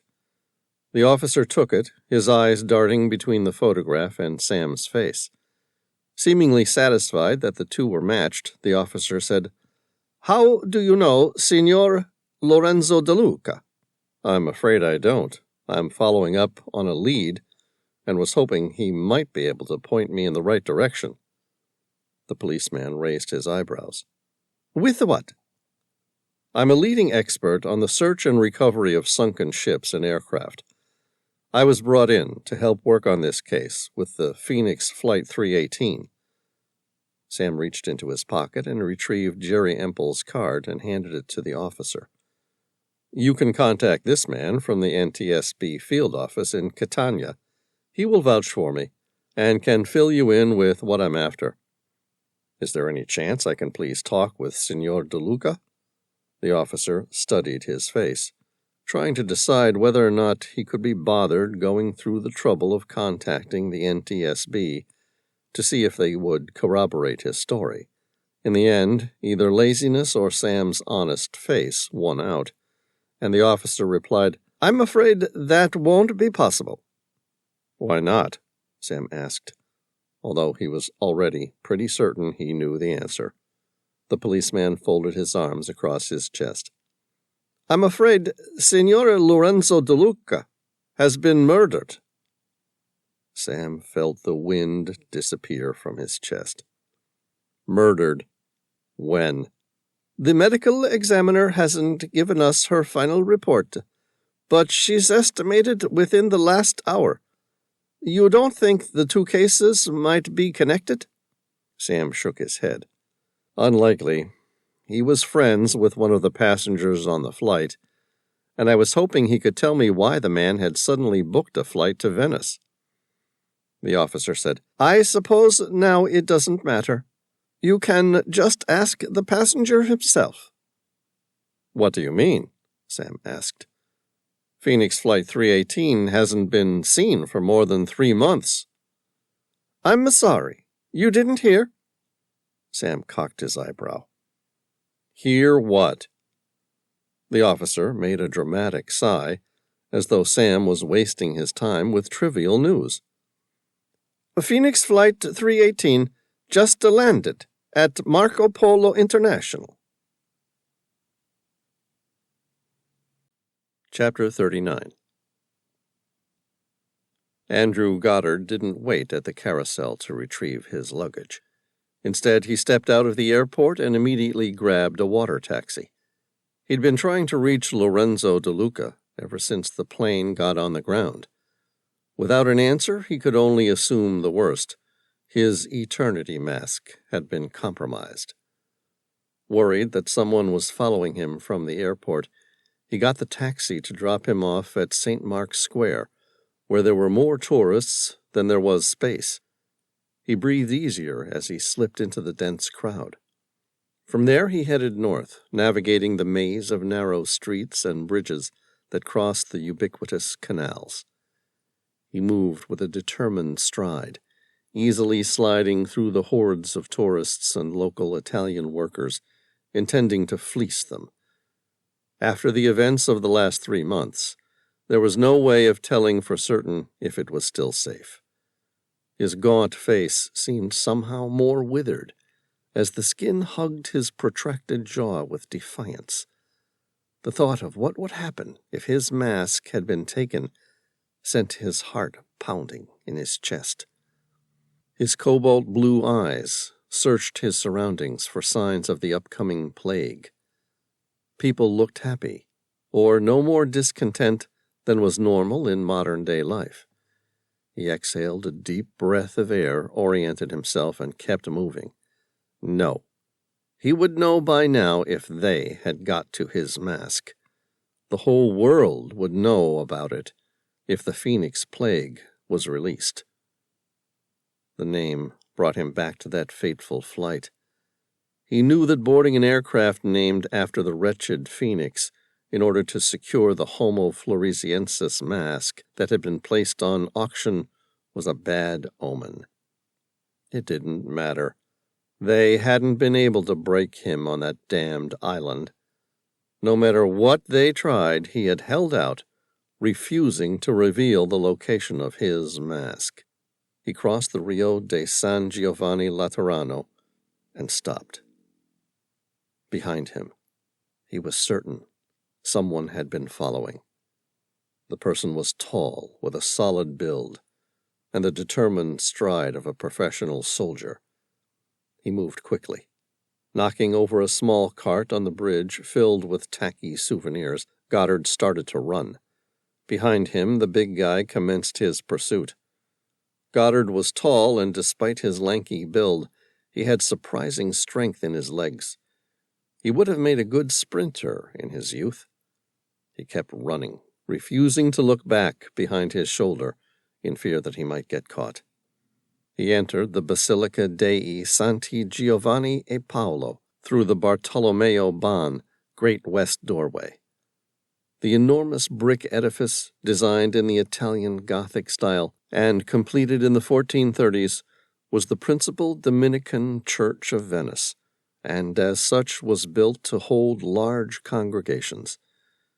It is dedicated to John and Paul, not the biblical apostles of the same names, but two obscure martyrs of the early Christian church in Rome, whose names were recorded in the 4th century, but whose legend is of a later date. Goddard made a quick sign of the cross and made his way toward the east end. The vast interior contained an array of funerary monuments and paintings. On the southern aisle, a number of tourists flocked around the Madonna della Pace, a miraculous Byzantine statue situated in its own chapel in the south aisle, and a foot of St. Catherine of Siena, the church's chief relic. There he walked past a man who was examining the ancient religious relic. The man looked inconspicuous, with a pair of cargo pants and a white shirt. Their eyes locked for a moment, and Goddard thought he might have seen some sort of recognition in the man's eyes, which were dark blue, like the deepest parts of the ocean. He broke eye contact and kept walking until he reached a priest at the transept. The priest was startled by the sight. His eyes widened, and his right hand clasped at his crucifix. "Andrew Goddard!" Goddard dipped his head, his eyes looking at the floor. "I'm sorry, Father, but it's time." "I'm about to give Mass. Can't it wait?" "No. There are people searching for me even now. I have to take it away from here. You know what's at stake." "Yes, of course, my son." The priest led him toward the end of the sanctuary. Concealed by the walls of the sanctuary, the priest opened a hatch, revealing a secret set of stairs down into the crypt. Andrew Goddard took the priest's hand, holding his gaze. "Thank you, Father." "No, thank you, Goddard. Godspeed." Andrew quickly climbed down the steep set of spiral stairs. Beneath the church, he moved quickly, passing the rows of deceased doges who once proffered their wealth on the basilica. At the very end of the crypt, an unnamed vault appeared, dull by comparison to that of the wealthy doges. He carefully wiped back some of the dust that had shrouded the ancient tomb, revealing a small slot in which to insert a key.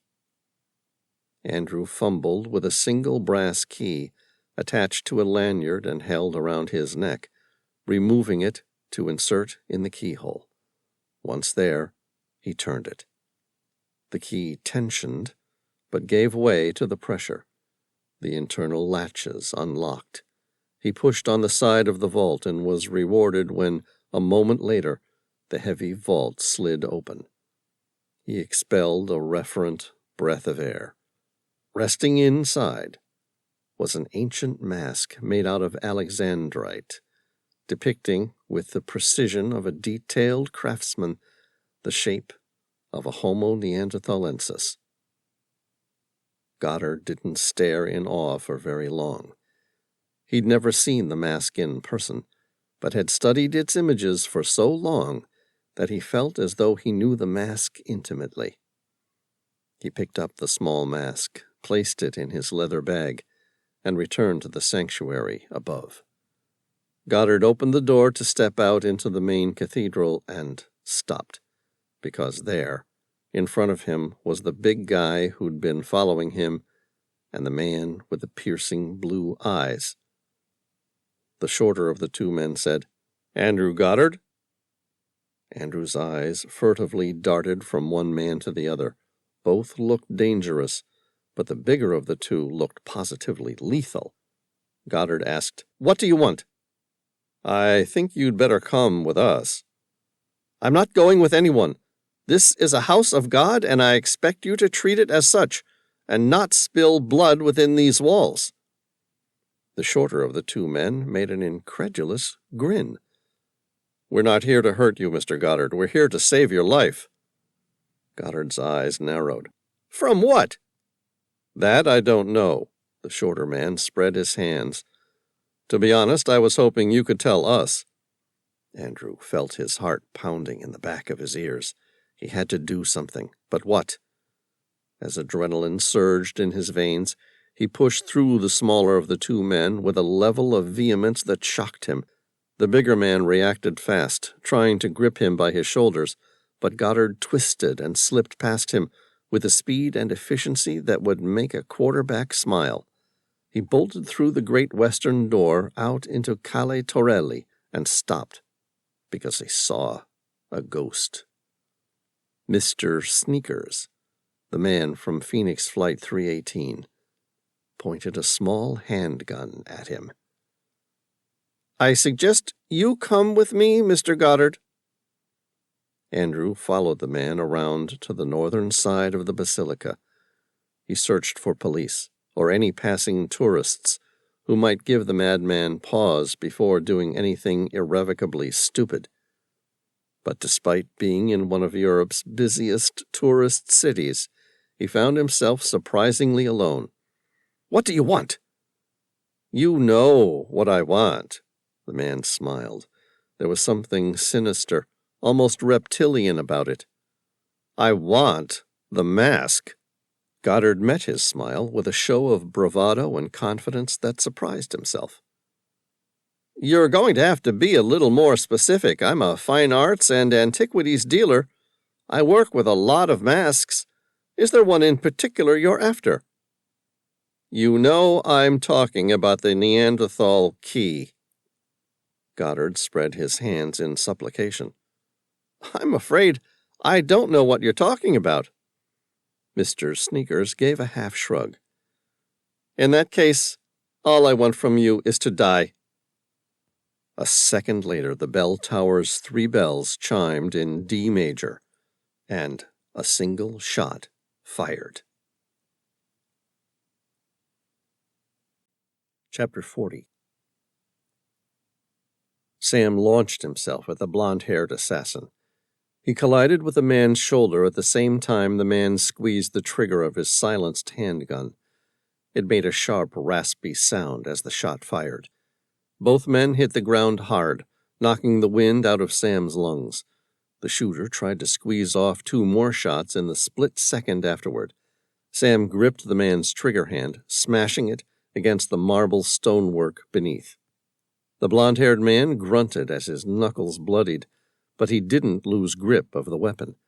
Sam swung his fist at the shooter's face, but the man shifted his position with the speed and efficiency of an elite soldier, absorbing the hit on his well-protected, muscular shoulder instead, and using the momentum to roll away quickly. Sam tried to keep hold of the man's wrist, but he yanked it free. Both men came to a stop 3 feet away from each other. Still on the ground, the assassin lined his Glock up, targeting Sam. Spotting the weapon, and unable to clear the distance in time, Sam rolled out of the way. He gritted his teeth, expecting the life-ending blow to follow in an instant. Instead, Andrew Goddard kicked the Glock with the might of a champion football player. The handgun came free from their attacker's grip and slid across the marble tiles several feet before falling free, disappearing into the canal below. The assassin pushed himself off the floor, jumping to a standing position. His eyes darted defiantly between Sam and Goddard before he opened a flick knife from an unseen pocket. The man grinned as he slashed viciously at Goddard. Sam shouted, "Tom! Over here!" Behind him, Tom picked up a 4-foot steel temporary fence post, and, gripping it like a baseball bat, he swung the now lethal weapon toward the assassin. The blond-haired man looked defiant for a moment and then turned to run. Andrew Goddard turned to face them. His face reminded Sam of a wizard. He wore his wispy gray hair tidily swept back. Beneath his trim beard he had an ascetic face, with bony features and a protracted jawline. His intelligent blue eyes met Sam directly, and he smiled warmly. "Thank you for saving my life. I'm Andrew Goddard, by the way." The man looked down his long nose at him. "And you are?" "Sam Reilly."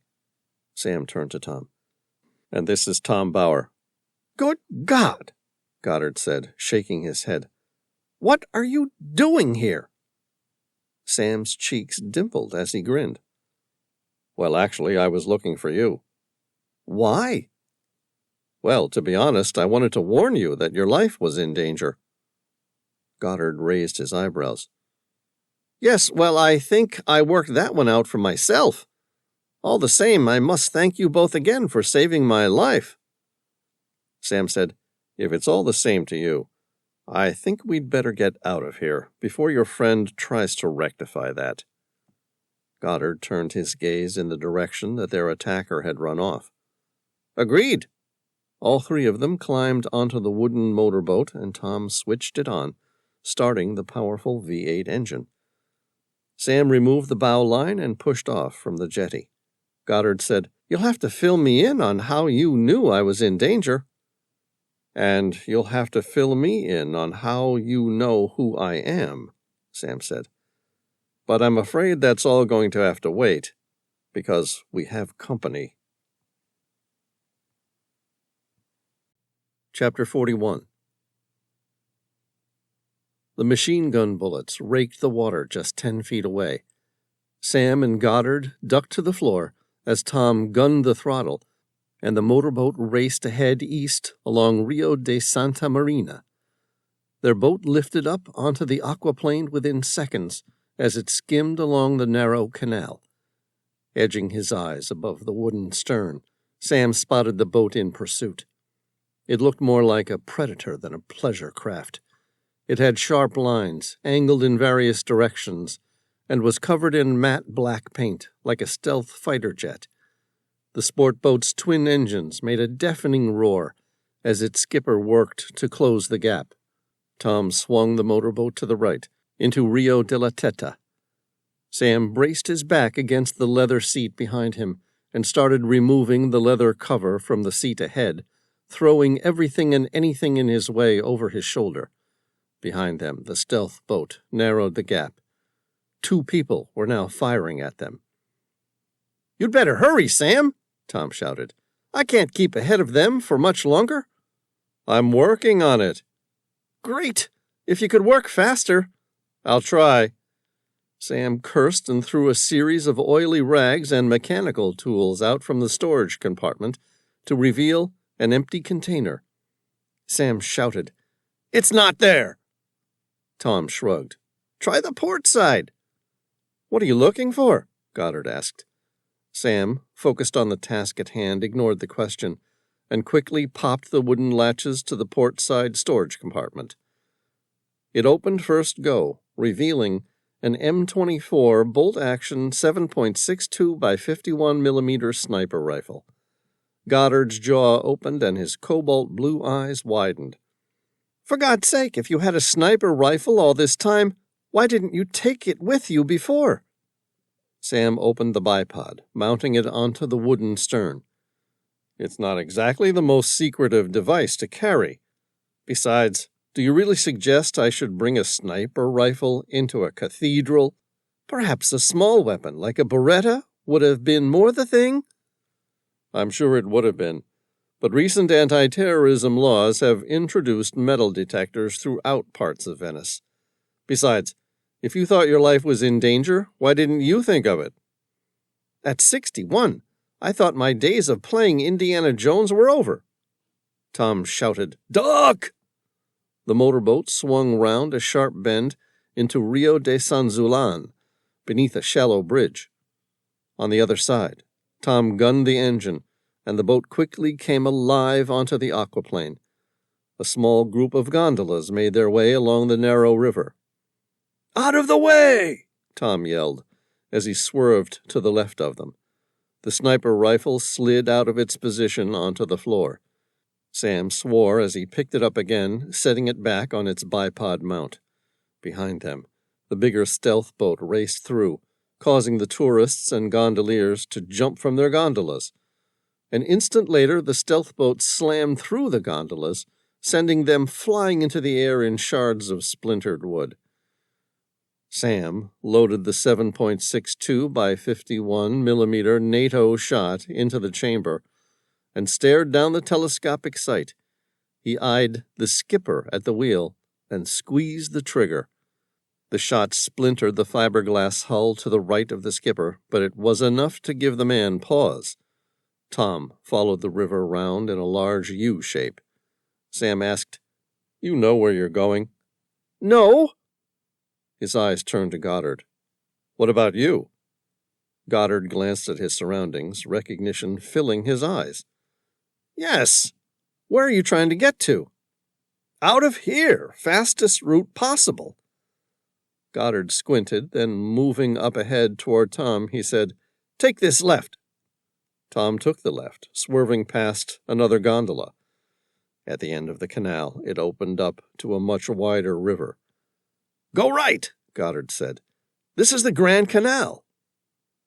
Clear from the constraints of the narrow canals, Tom opened up the throttles, and the motorboat raced ahead. Sam expelled a deep breath of air as they tore away with the breeze in his hair, as every second took them farther away from their attackers.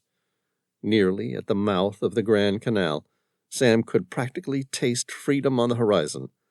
Round the next bend, they came face to face with the black stealth boat. Tom swerved to the right down Rio de Noali, sending a sharp bow wave into an ever-expanding arc across the Grand Canal. The stealth boat must have circled around on the outside of the Venetian lagoon, or they had a second vessel. Either way, it meant they were dealing with a well-funded, well-equipped, and well-orchestrated team of mercenaries. The Rio de Noali was a particularly narrow canal that cut through the bulk of Venice in a straight line out to the Isola de San Michele, an island cemetery. Being in a straight canal, Tom was able to bring the boat up to its maximum speed, but it was going to do nothing to help them escape. They already knew it was impossible to escape the faster motorboat. "I can't outrun them," Tom said. "You got a plan?" "I'm working on it," Sam said through gritted teeth. He fumbled with a yellow 20-gallon reserve fuel container, and, EPA be damned, he dropped it over the stern. The yellow container bobbed up and down on the surface of the water in the middle of the canal. Sam placed his eye up to the sniper rifle's telescopic scope. Through his right eye, he lined the crosshairs up with the gasoline container. He blinked, and his left eye spotted the stealth boat as it raced into the canal. He squeezed the trigger. The shot struck the fuel container. It sparked, causing the gasoline to light up in a giant ball of fire. A torrent of heat burst through the narrow confines of the canal, hitting the stealth boat head-on. The boat plowed through the flames and flipped upside down, where its momentum dragged it forward, smashing into the pontoon of a masonry bridge, sending its fiberglass hull splintering into hundreds of fractured pieces. Tom eased off on the throttle, taking their speed to a more survivable pace, and came out the opposite end of Rio de Noale. Back in the open waters of the outer lagoon, he opened the throttles fully, and they raced toward the Marco Polo International Airport. Goddard said, "Well, I think that got rid of them this time." "I'd say so," Sam grinned. "Now, do you want to tell me why someone went to the trouble of stealing an entire passenger jet just to get to you? And for that matter, why should you be so surprised that I, of all people, have turned up to protect you?" Goddard opened his mouth to speak, turned his head to gaze back at Campanile di San Marco, the bell tower and highest point in Venice, and then said, "What do you know about the eternity masks?" Chapter 42. Sam searched his mental memory banks for the reference, but was coming up blank. "Nothing. Why, what should I know?" "I don't know. I thought, given your knowledge of the master builders, you might have heard about them." The master builders were an ancient race of highly intelligent people, who Sam believed helped design and build some of the greatest engineering feats on Earth, including the Great Pyramids. Most archaeologists dismissed his theory as being fanciful at best. Sam's lips curled into a wry smile. "What do you know about the master builders?" "I know enough," Goddard said, his voice in a tone that inflected he didn't need to be questioned further on his knowledge. "I know that you've spent years trying to prove their existence." Sam wanted to know more about how Goddard knew about the master builders, but realized he wasn't going to get anything yet. Instead, he asked, "How do the master builders fit in with the eternity masks?" Goddard's gaze returned from the now distant skyline of Venice, landing directly on Sam's searching eyes. "Everything. It has everything to do with the master builders." Sam smiled. "So are you going to fill us in, or should we just drop you off at the wharf and we'll go our separate ways?" Goddard ignored his quip. "Do you know how many relatively intelligent bipeds sharing the genus of Homo roamed the Earth up until 100,000 years ago?" "7," Sam replied without hesitation, meeting Goddard's eye. In addition to Homo sapiens, there were still Homo erectus, Homo floresiensis, Homo habilis, Homo heidelbergensis, Homo naledi, and Homo neanderthalensis. Goddard laughed. "Well done. Good to see you were paying attention somewhere along the way." Sam was starting to see what this was all about, but he asked, 7 subspecies of human reduced to just one, Homo sapiens, the most successful, albeit most destructive of the lot. "Right." Sam sighed, waiting for him to continue. Goddard's eyes drifted toward the San Giuliano Bridge, and then said, "Given what we know about the human race, how do you think 7 subspecies of humans would have fared if they were still alive today? Nearly 8 billion Homo sapiens are probably enough for the world." "Poorly." "Exactly. That's what the ancient master builders thought." "The master builders wiped out the other 6 subspecies of human?"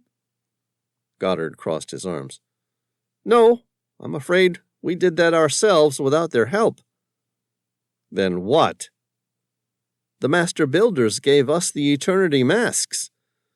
Goddard searched Sam's face for recognition. Finding none, he continued. "The master builders knew that the world couldn't sustain all 7. Legend goes that they devised a plan to make the 2 most successful species thrive, taking their rightful position on the top of the evolutionary ladder." Sam asked what was supposed to happen to the other species. I don't know, but I guess they expected them to become extinct, or simply accept a lower position in the intelligence chain. Think about apes that were smart enough to form complex tasks. Like a slave race? Goddard spread his hands and shrugged. Hey, I didn't make the rules. The master builders were setting up a game of wits. The winner won the divine right to live. The losers became extinct or submitted to slavery. Sam rolled the concept around in the back of his mind. It made sense to him. The master builders, although human, had a genetic disorder that prevented their telomeres from shortening, and as a consequence, lived exceptionally long lives, in excess of 300 or more years. They were used to being smarter than those around them, more powerful, and treated like gods. Sam took a deep breath. How did it work? The master builders forged 7 different masks. Within each was stored a very precise code in the form of weight, individual materials used, and conductivity. Each mask could be used as an individual key to unlock an ancient vault of knowledge.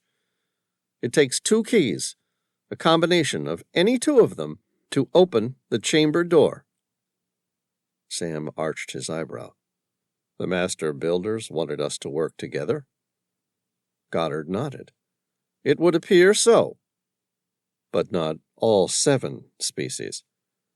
No, I believe they had the foresight to understand that was never possible. So why 2? Why not 3 or 4? Or simply 1, Homo sapiens? I've given this some thought over the years. Goddard steepled his long, bony fingers, his eyes staring in the distance. Do you know that more than 2% of today's population has some Neanderthal DNA? Sam nodded. Yes, but I didn't know it was that high. I wonder if the ancient master builders, assuming they did indeed have a plan, hoped to blend 2 species together to make a more efficient species. It's a definite possibility. But while we're going down that path, why not assume that they wanted all 7 species to genetically merge? Goddard laughed. When he stopped, he looked down his long nose, over his spectacles, and fixed his blue eyes on Sam. What's to say that it hasn't? Sam realized this line of reasoning could easily go on for days. Returning to the problem at hand, he asked, so if the leaders, or whatever one wanted to call the brightest minds at the time, roughly 100,000 years ago, were told that all they needed to do was acquire 2 or more keys, and they would be granted access to the most extraordinary hoard of knowledge and the power that such a thing brings, why didn't they? Why didn't they simply get along with each other so that they could open the vault? Goddard's lips formed a condescending smile. Have you learnt nothing about the human race? No, I'm saying, what have they been doing in the last 100,000 years? I mean, you take any other form of wealth, such as gold, for example. People simply take it. Wars are fought, religions form to gather it, people are betrayed. Somehow, in one way or another, I find it impossible to believe that one species simply never managed to get control of the 2 masks. Ah, I see what you mean now. Goddard nodded, looking, to Sam at least, more and more like an erudite wizard about to enlighten him. You see, the master builders, in their infinite wisdom, decided to bury each mask in a different location around the globe, so that, as the species evolved and became more industrialized, they would discover the masks. Sam started to see it now, the fog of mystery finally lifting its haze. How many masks have been found? Goddard set his jaw.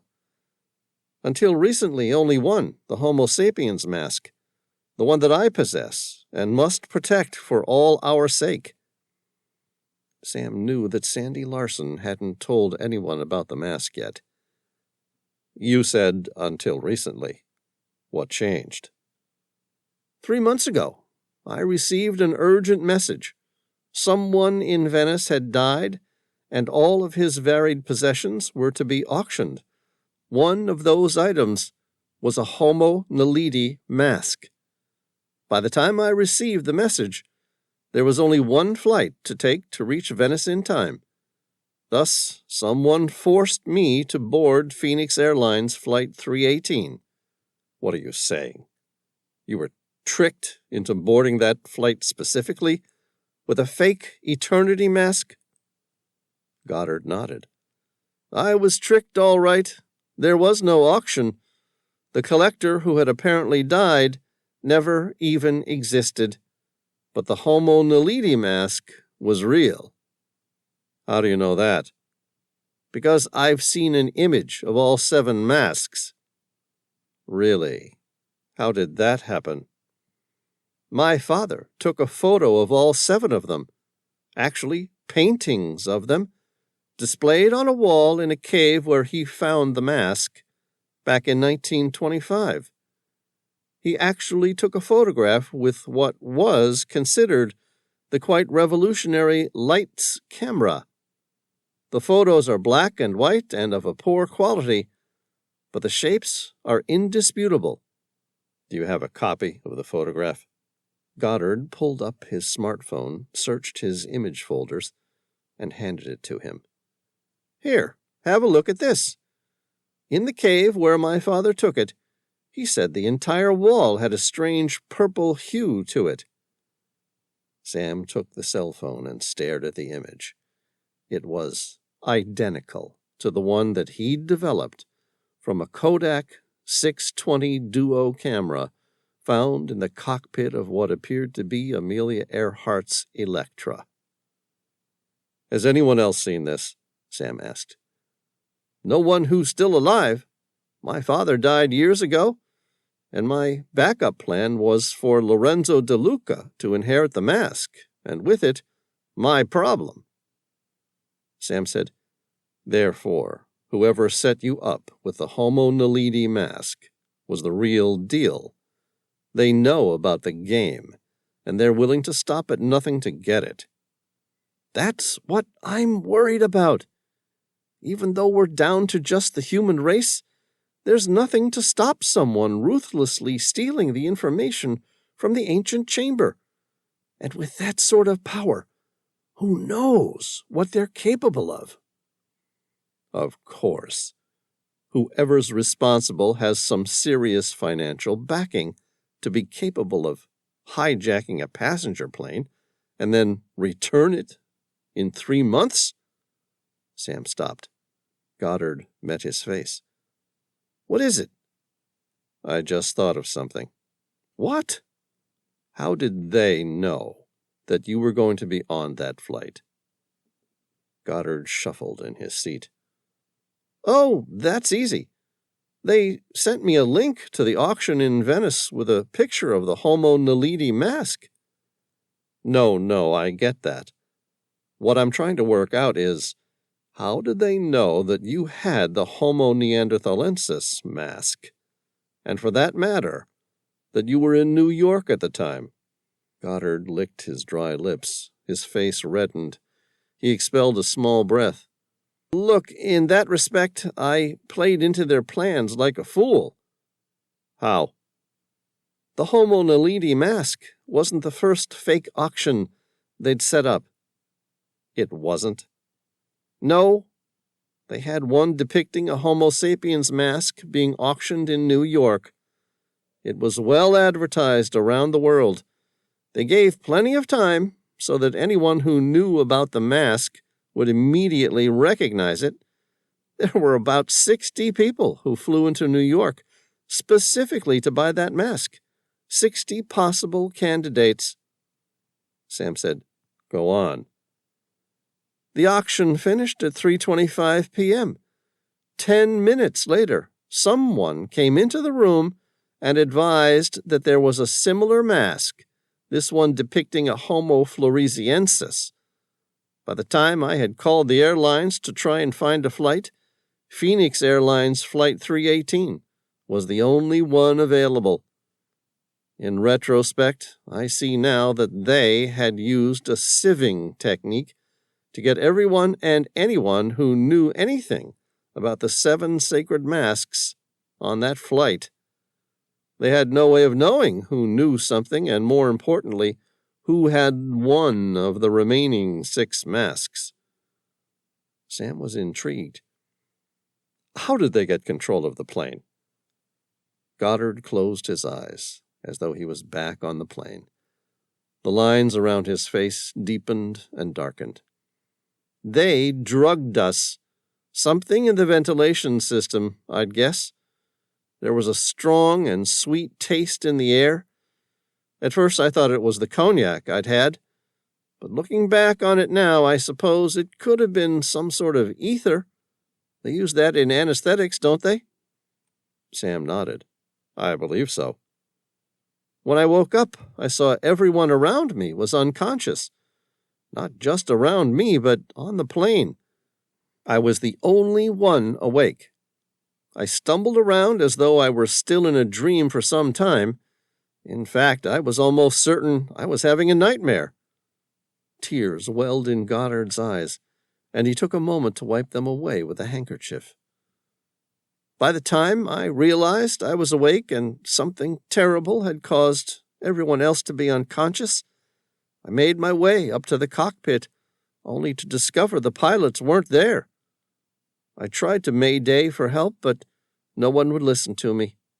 They just kept telling me that the plane I purported to be on had crashed 3 days earlier, and the wreckage was found with no survivors.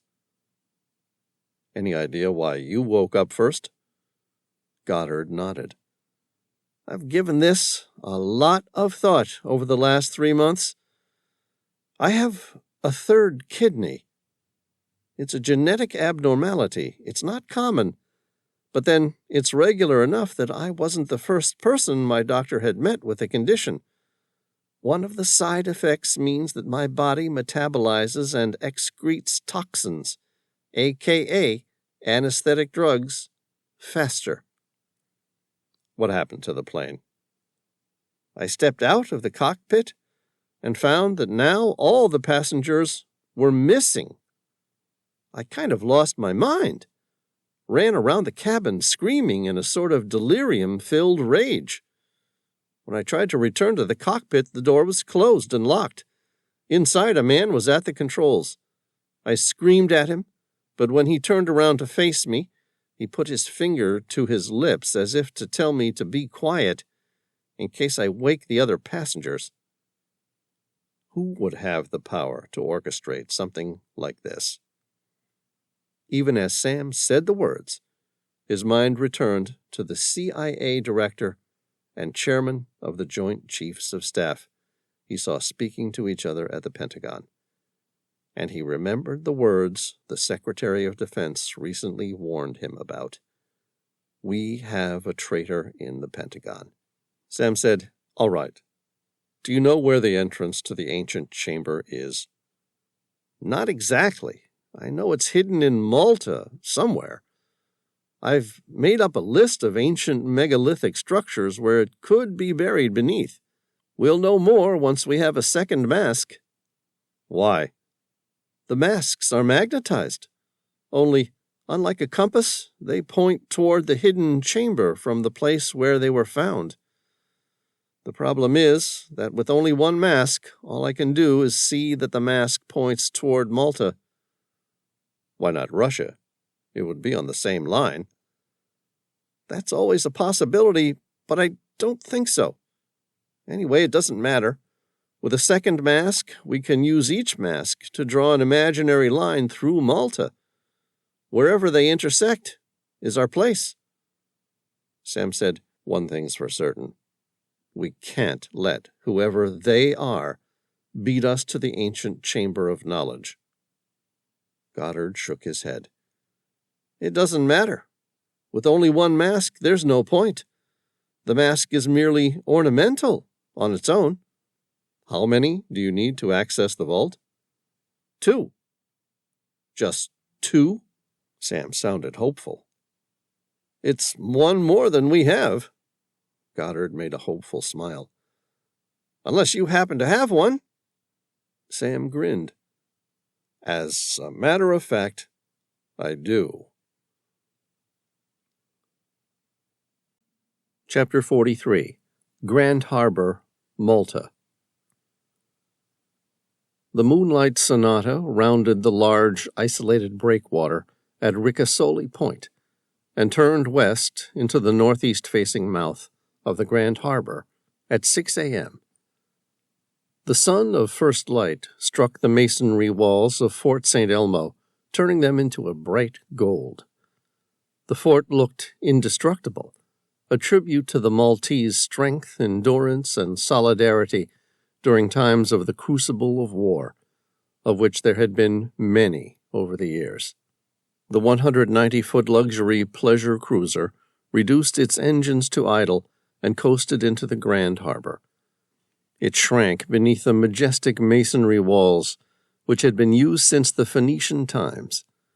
The stilled water appeared a mixed shade of blues, purples, and reds in the dawn light. Sam Reilly's eyes swept the harbor's landscape with delight. It was one of the greatest harbors in the world, and for such a small country, it had sent very large ripples that changed the course of history throughout Europe. The name Malta itself came from the Phoenician word malte, meaning a sheltered anchorage. The Grand Harbor was a wide stretch of water separating the capital city of Valletta from the historic towns of 3 cities. The harbor has been a hive of activity for over 2,000 years. Despite being just over 122 square miles, Malta has wielded enormous influence over the history of Europe, the greatest being during the Great Siege of Malta. On May 18, 1565, the small island country was attacked by a Turkish armada, which set sail from Constantinople on March 22, and was, by all accounts, one of the largest assembled since antiquity. During the siege, a group of roughly 9,000 defenders, consisting of the Maltese Knights of St. John, foreign soldiers from Italy, Spain, and Greece, and 6,000 civilians held the city, defeating a Turkish armada of 45,000 on board 131 galleys, 7 galleots, 4 galleasses, and more than 40 transport vessels. Malta lost a third of its population, but it had managed to withstand a siege of more than 4 months, which ultimately turned the tide in Europe. This led to the end of the Ottoman Empire, Europe's most powerful empire at the time. Jean de Valette, Grand Master of the Knights of Malta, had a key influence in the victory against the Ottomans with his example and his ability to encourage and hold people together. This example had a major impact, bringing together the kings of Europe in an alliance against the previously seemingly invincible Ottomans. The result was the vast union of forces against the Ottomans at the Battle of Lepanto 7 years later. The gratitude of Europe for the knights' heroic defense was so great that money soon began pouring into the island, allowing de Valette to construct a fortified city, Valletta, on Mount Sybaris. As the Moonlight Sonata continued toward the Port Authority, Sam thought about Valletta's many titles, recalling its rich historical past. It was considered a modern city built by the Knights of St. John, a masterpiece of the Baroque, a European art city and a World Heritage city. Ruled successfully by the Phoenicians, Greeks, Carthaginians, Romans, Byzantines, Arabs, and the Order of the Knights of St. John, and finally the British before gaining its own sovereignty. It is one of the most concentrated historic areas in the world.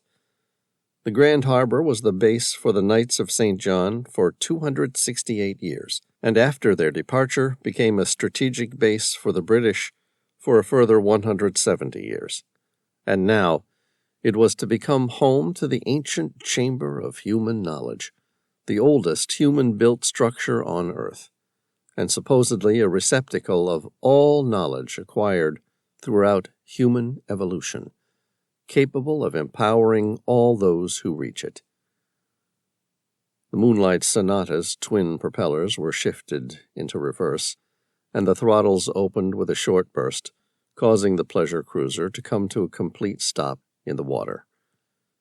Sam zipped up his dry bag, stepped toward Pauline, embraced her for a moment, and gave her a kiss on her cheek. "Thanks for this. I'll make it up to you one day." She pulled back, squeezing his hand tenderly. "You'd better. I'm going to have some serious trouble explaining this one away if the owner happens to check out where his yacht is tracking on GPS." Sam spread his palms skyward. "Just tell him you were trying to save the world." She nodded. "Goodbye, Sam." "Goodbye, Pauline." Goddard finished zipping up his wetsuit and pulled his buoyancy control device across his shoulders, attaching the Velcro onto his waist. "Are you sure this is necessary?" Sam shrugged. "Hey, I had a perfectly good private jet waiting for me at Marco Polo International. You're the one who suggested we had better enter Malta unannounced and off customs radar, in case our enemies followed." "What do we do when we get to the other side?" "I have a friend who lives nearby. He's agreed to lend us a vehicle and a place to stay, where he lives with his family in Marsa." "All right, let's get this over and done with." Sam checked Goddard's scuba setup, testing the regulator, dive gauge, and BCD. "You've dived before, right?" "Sure. About 30 years ago in the Bahamas, mind you. But I'm told it's very much like riding a bicycle." Sam grinned. "That it is. Just keep breathing." "Good advice. I'll follow you." Sam placed the regulator into his mouth and stepped off the back of the yacht, disappearing into the deep waters below. Chapter 44. Sam surfaced at the site of the former Malta tram station in Marsa. It was an industrial shipping area with dozens of shipyards nearby, where people worked on, in, and under many large shipping vessels. If anyone was watching, they would have assumed he and Goddard were just working under one of the hulls, most likely freeing it from barnacles to save the ships being slipped.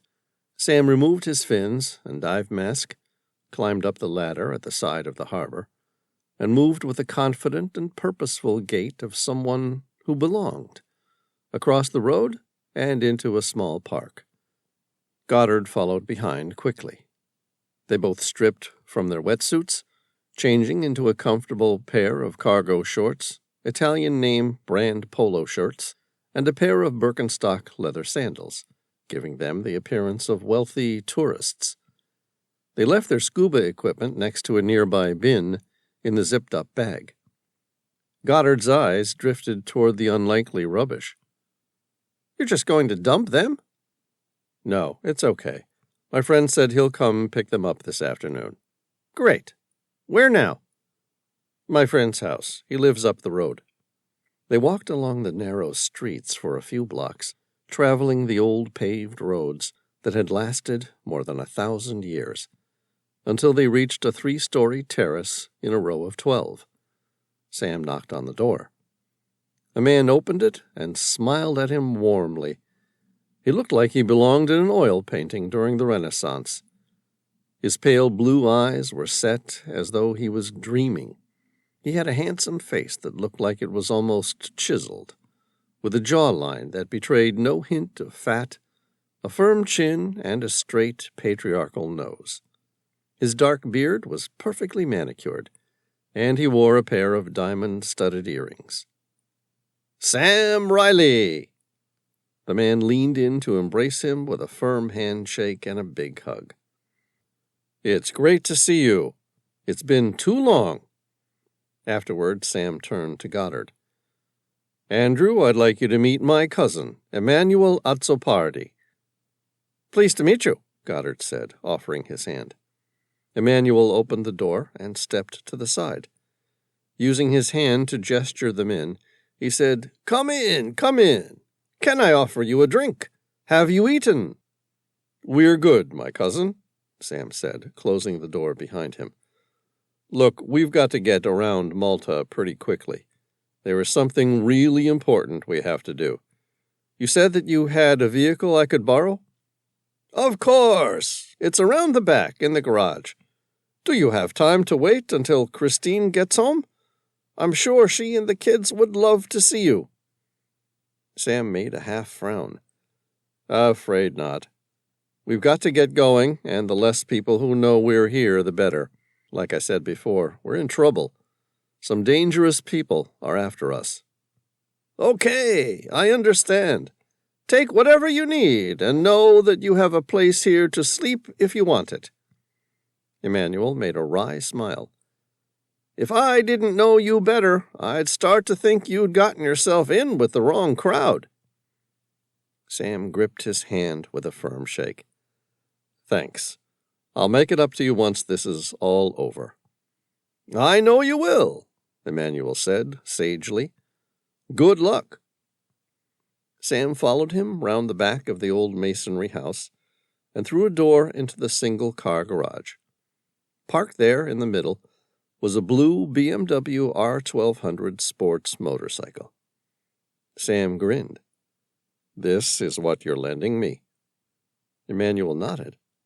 "Yes, I assume you can still ride a motorcycle." Chapter 45. The ferry dropped them off on the island of Gozo in the north. As the disembarking ramp lowered, Sam placed the open-face helmet on his head, tightened the strap, and got onto the front of the motorcycle. He pressed the starter button, and Goddard climbed on the back, still carrying his precious Homo sapiens mask in a backpack. The traffic light ahead turned green, and Sam rode off the boat, following the rest of the vehicles until he reached the main road. Then he gunned the throttle, taking off ahead of everyone. Goddard had explained to him that he'd narrowed the location down to somewhere in Malta, but as yet hadn't been able to narrow it down further. Instead, he had created a list of ancient temples, which he believed may have been constructed in honor of the ancient Chamber of Knowledge.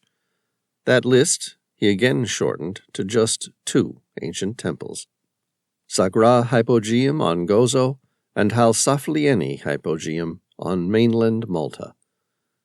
His theory was that over the course of history, the ancient chamber had become buried with antiquity, including all reference to the lost knowledge.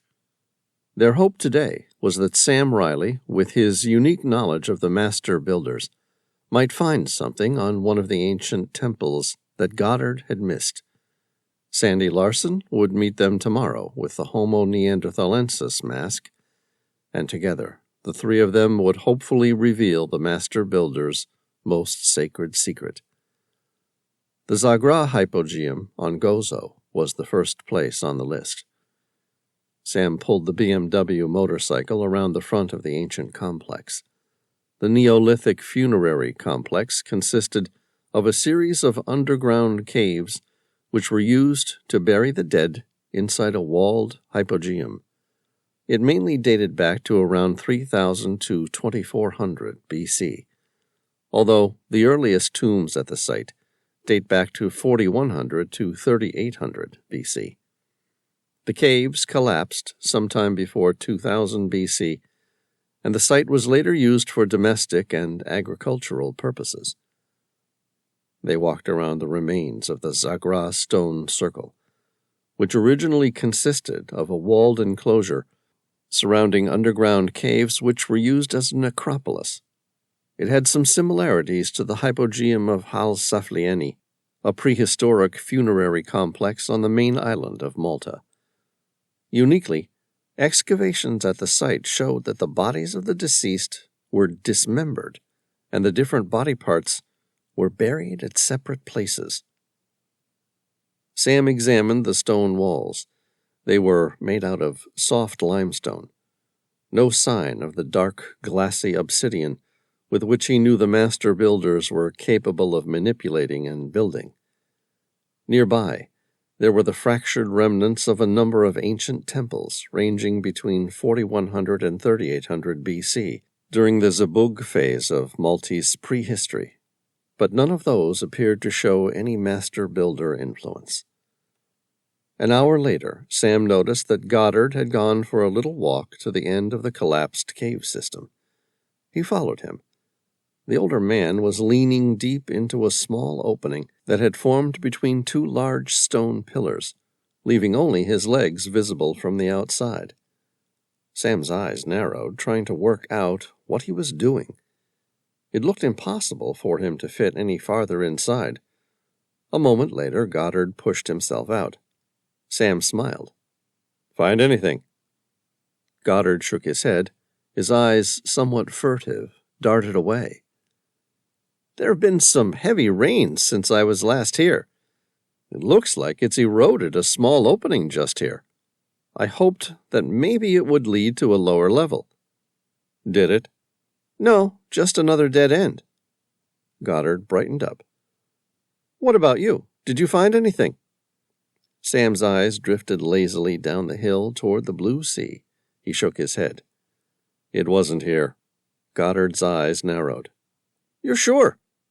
"Certain. There's always the chance that whoever built this structure did so directly on top of the much more ancient Chamber of Knowledge, but it definitely wasn't the master builders." "All right, let's go. Maybe we'll have better luck at the hypogeum of Halsaflieni." "Agreed." They caught the afternoon ferry and didn't get to the hypogeum of Halsaflieni in Paula until the early evening. Sam Reilly knew one of the archaeologists who had worked on the site, who agreed to open it up to them outside of the normal tour times. The Neolithic subterranean structure dated back to the Saflieni phase, somewhere between 3300 to 3000 BC in Maltese prehistory. The underground structure was thought to have been a sanctuary and necropolis, with the remains of more than 7,000 individuals documented by archaeologists. The hypogeum was discovered by accident in 1902, when workers cutting cisterns for a new housing development broke through its roof. The workers, fearing loss of construction work in the area, tried to hide the temple at first, but eventually it was found, and an archaeology search was conducted. Sam introduced Goddard to his friend, Jen Potter, who then led them in through the upper levels of the museum and down into the hypogeum. It was constructed entirely underground and consisted of 3 superimposed levels hewn into soft Globigerina limestone, with its halls and chambers interconnected through a labyrinthine series of steps, lintels, and doorways. Jen said, "The upper level is thought to have been occupied first, with the middle and lower levels expanded and excavated later. Some of the middle chambers appear to share stylistic characteristics with the contemporaneous megalithic temples found across Malta." Sam ran his eyes across the limestone walls. "Was any obsidian ever found during the excavation?" Jen thought about that for a moment. "Actually, there was. Crude tools, including antlers, flint, chert, and obsidian, were strewn throughout the cave system. But none of the chambers were ever carved in obsidian." "No. Malta itself is almost entirely Globigerina limestone. We don't have any obsidian caves." Sam nodded. "Okay." They continued down into the first level, which had multiple rooms of individual and expanded caves. The second level was apparently a later expansion, with the rock hoisted up to the surface by cyclopean rigging. The middle level consisted of 4 unique rooms. With a flashlight in his hand, he followed Jen into the main chamber. The main chamber was roughly circular and carved out from the limestone rock. A number of trilithon entrances were represented, some blind, and others leading to another chamber. Sam noticed that most of the wall surfaces had received a red wash of ochre. Jen said, "It was in here that the sleeping lady was recovered." Sam frowned. "The sleeping lady?" "Yes, when archaeologists first entered this room, they found a small stone figurine. It's now housed in the Museum of Archaeology in Valletta." Sam and Goddard followed her through to the oracle room. It was vaguely shaped like a rectangle. Running the beam of his flashlight across the walls and roof, Sam noticed the room had an elaborately painted ceiling, consisting of spirals in red ochre with circular spots. Sam asked, "Why do they call it the oracle room?" His voice echoed. "It has to do with the peculiar acoustic resonance from any vocalization made inside." Jen's voice echoed as she spoke. "See?" "Interesting." They turned left and entered a spacious hall with circular, inward slanting walls, richly decorated in geometrical patterns of spirals. He flicked the beam of his flashlight around the vaulted room, stopping on the far right side of the wall near the entrance, where a petrosomatoglif of a human hand was carved into the wall. Goddard stared at the hand. "Does that have any specific relevance to the master builders?" Sam shook his head. "No, not that I've seen before." They turned left and entered the Holy of Holies. The vault was the most central structure of the hypogeum. According to Jen, the room was perfectly oriented toward the winter solstice, which would have illuminated its facade from the original opening some 6,000 years earlier. Sam ran his eyes across the unique structure. The focal point was a porthole within a trilithon, a structure consisting of two large vertical stones, which in turn was framed within a larger trilithon, and yet another even larger trilithon. The corbelled ceiling matched with archaeological recreations of the megalithic temples found throughout Malta's surface landscape. Jen caught Sam's eye. "Find what you're looking for?" "I don't think so. But the hypogeum's fascinating nonetheless." His eyes landed on a small wooden grate that protected people from falling down a vertical shaft. "Where does that lead?" "Down into an empty storage chamber." "Does it lead anywhere?" "No, the entire place has been mapped using lasers. Why?" Sam crunched his face together. "We're looking for an even older temple. We were hoping that maybe the hypogeum was built on top of it. Any chance of a vault buried deeper?" "No. Ground-penetrating radar has been used. The hypogeum ends there." Goddard looked at Sam. "What are you thinking?" "It's an amazing place, but I doubt very much that the master builders were involved in its construction." Jen said, "You have a theory that this place you're looking for was protected by an ancient temple?" Sam nodded. "Yeah. Think of an ancient cult, sworn to protect it. When they die out, the last person might try and pass the role onto the next generation. Religions change, things are buried, and only the best stories are passed down through the ages like legends. What we're looking for is much more than 6,000 years old." "If you're looking for something like that, why stop at the megalithic temples and hypogeums?" "Well," Sam said, "what we're looking for is probably the oldest man-made structure in Malta. So we needed to start with the oldest temples. Why, do you have a better idea?" "Yeah. Why restrict yourselves to megalithic temples?" Jen glanced at him, judging his reaction. "What about a Catholic church?" Sam and Goddard simultaneously dismissed the idea. "Too young." "Ah, but some of the great churches throughout Malta were built on top of ancient megalithic temples." Really? Sam's lips curled into a smile. I didn't know that. Why? Probably for the same reason the temples were built there in the first place. They shared the best locations. A high point, a specific position in relation to the sun, or the most defensive landscape. She made a small laugh. That and, hey, the island was riddled with megalithic temples, so it was only a matter of time before our multitude of churches had to coincide with the same locations. That's a good idea, Sam said. Thanks. We'll give it a look. Jen asked, Anything else unique about this buried vault that you're looking for? Sam turned to Goddard. Anything you can think of? Goddard thought about that for a moment. I suppose it might be buried beneath a younger temple, such as a church, which was built over the top of it. That means we're back to the drawing board. Where do you want to begin? Sam said. Let's look at the churches, Goddard suggested. That shouldn't be hard, Jen said.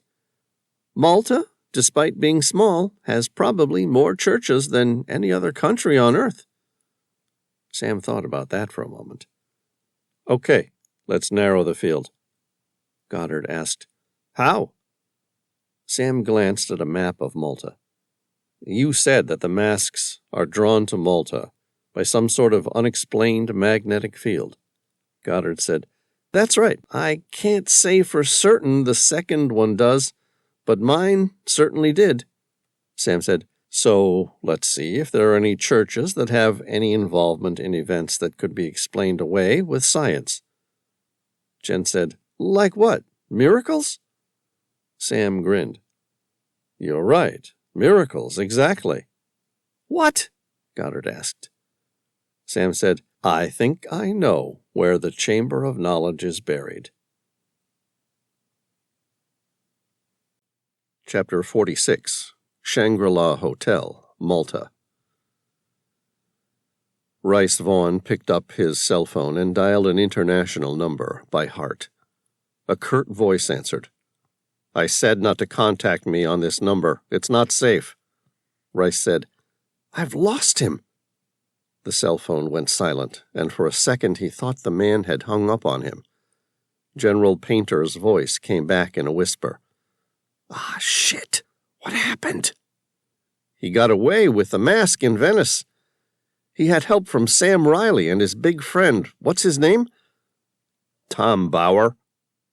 That's the one, Rice said. They lost us. I sent a man to follow Reilly's private plane, which flew from Venice to Paris, but only Tom Bauer got off. Where's the jet now? Still sitting on the tarmac in Paris. Where are you now? Malta. Surely it hasn't come to that yet. Rice said, I don't know. According to customs, Reilly and Goddard haven't entered the country, but that doesn't mean they're not here. What are you going to do?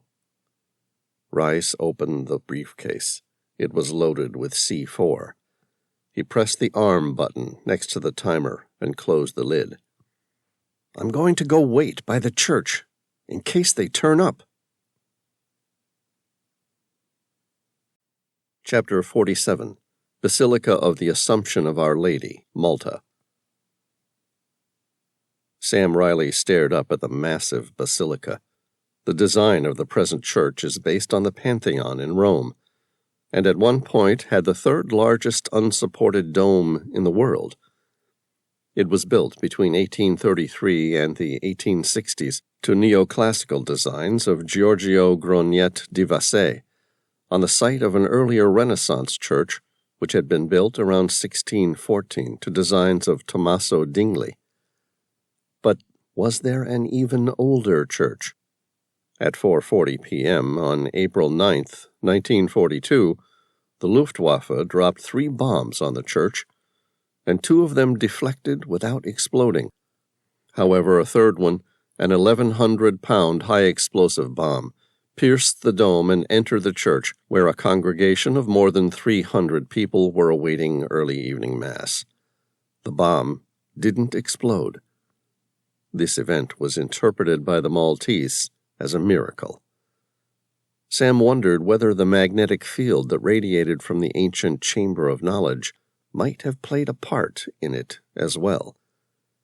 He and Goddard stepped into the main building. Its facade had a portico with 6 ionic columns, which were flanked by 2 bell towers. Being a rotunda, the church had a circular plan with walls about 30 feet thick to support its massive dome, which had a diameter of 122 feet. The interior contained 8 niches, including a deep apse with the main altar. Sam and Goddard split up to search the interior, including the 8 niches and deep apse. A couple minutes later, Sam heard his name. He turned to come face to face with Sandy Larson, the anthropologist who had taken the Homo neanderthalensis mask. "Hi, Sandy," Sam said. "How was your flight?" "It was okay, thank you." Her eyes searched the massive dome wall above. "Find anything?" "No, but Goddard's gone to talk to a priest about the previous church, built during the Renaissance, on which this cathedral was eventually built." "Neat. Any guess what we're going to find here?" Sandy asked. "I don't know. Goddard thinks this is an ancient vault, which stores all human knowledge." Sandy cocked her eyebrow. "That's a bit fanciful, don't you think?" "Sure. But everything about this is unique. Whatever it is, it's valuable if people are willing to kill to get to it." Sandy opened her mouth to speak and then stopped. Goddard approached at the pace of a much younger man. Sam glanced at him. He wore a broad smile. "What did you find out?" "The Basilica of the Assumption of Our Lady doesn't have a crypt." Sam sighed. "But—" "The previous church did," Goddard grinned. "What's more, the priest offered to take us down into the hidden passageway, which descends all the way down to the historic site." Chapter 48. Rice Vaughn turned his back so that they didn't see him. A woman next to him complained that he was blocking her view of the altar. He silently mouthed an apology and took a step out of her way, following Andrew Goddard as he moved toward the east wing of the cathedral. Rice didn't have to work hard to conceal himself. The horde of tourist faces did that job for him. He watched as Reilly, Goddard, and a woman he didn't know disappeared through a vaulted doorway at the end of the sanctuary along with a priest. Rice waited a moment and tried the door. It was locked. He cursed under his breath and tried to push the door hard. It wouldn't budge at all. He glanced around the room, trying to think of a way to break through. There was nothing. The door was made of Spanish hardwood. It would take him half an hour with a good axe to break through. No matter. He would just have to wait until they returned. It wasn't a long wait. The priest returned, but without his guests. Rice set his jaw. Feeling his heart in his throat and blood pounding in the back of his ears, he set the timer of the bomb to 30 minutes and pressed start. The priest looked at him, startled by his penetrating gaze. "May I help you, my son?" Rice withdrew his silenced handgun and aimed it at the priest. "Yes, Father. Forgive me, for I am about to sin." Chapter 49. The Obsidian Vault. Sam, Goddard, and Larson entered the 16th century crypt.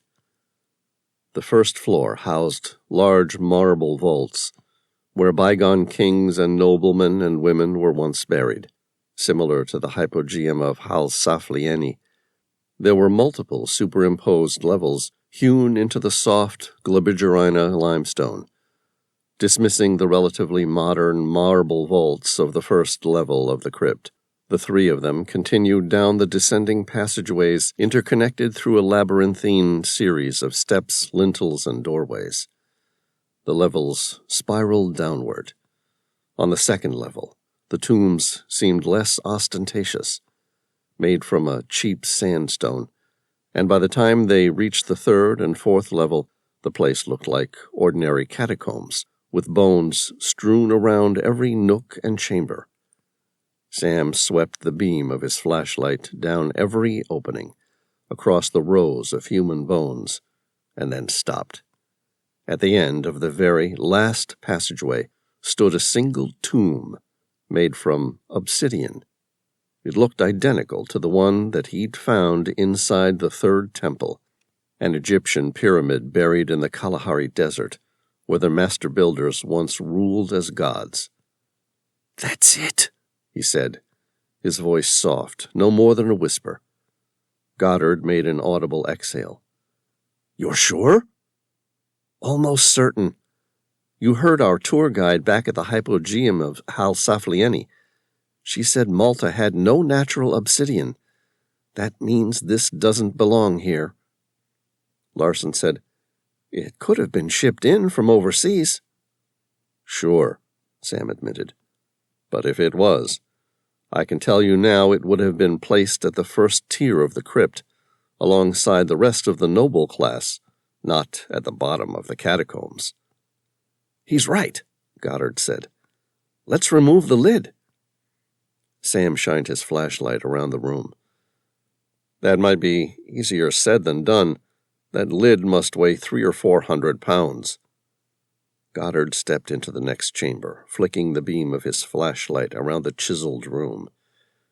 He returned a minute later with an iron pry bar. Sam glanced at the tool.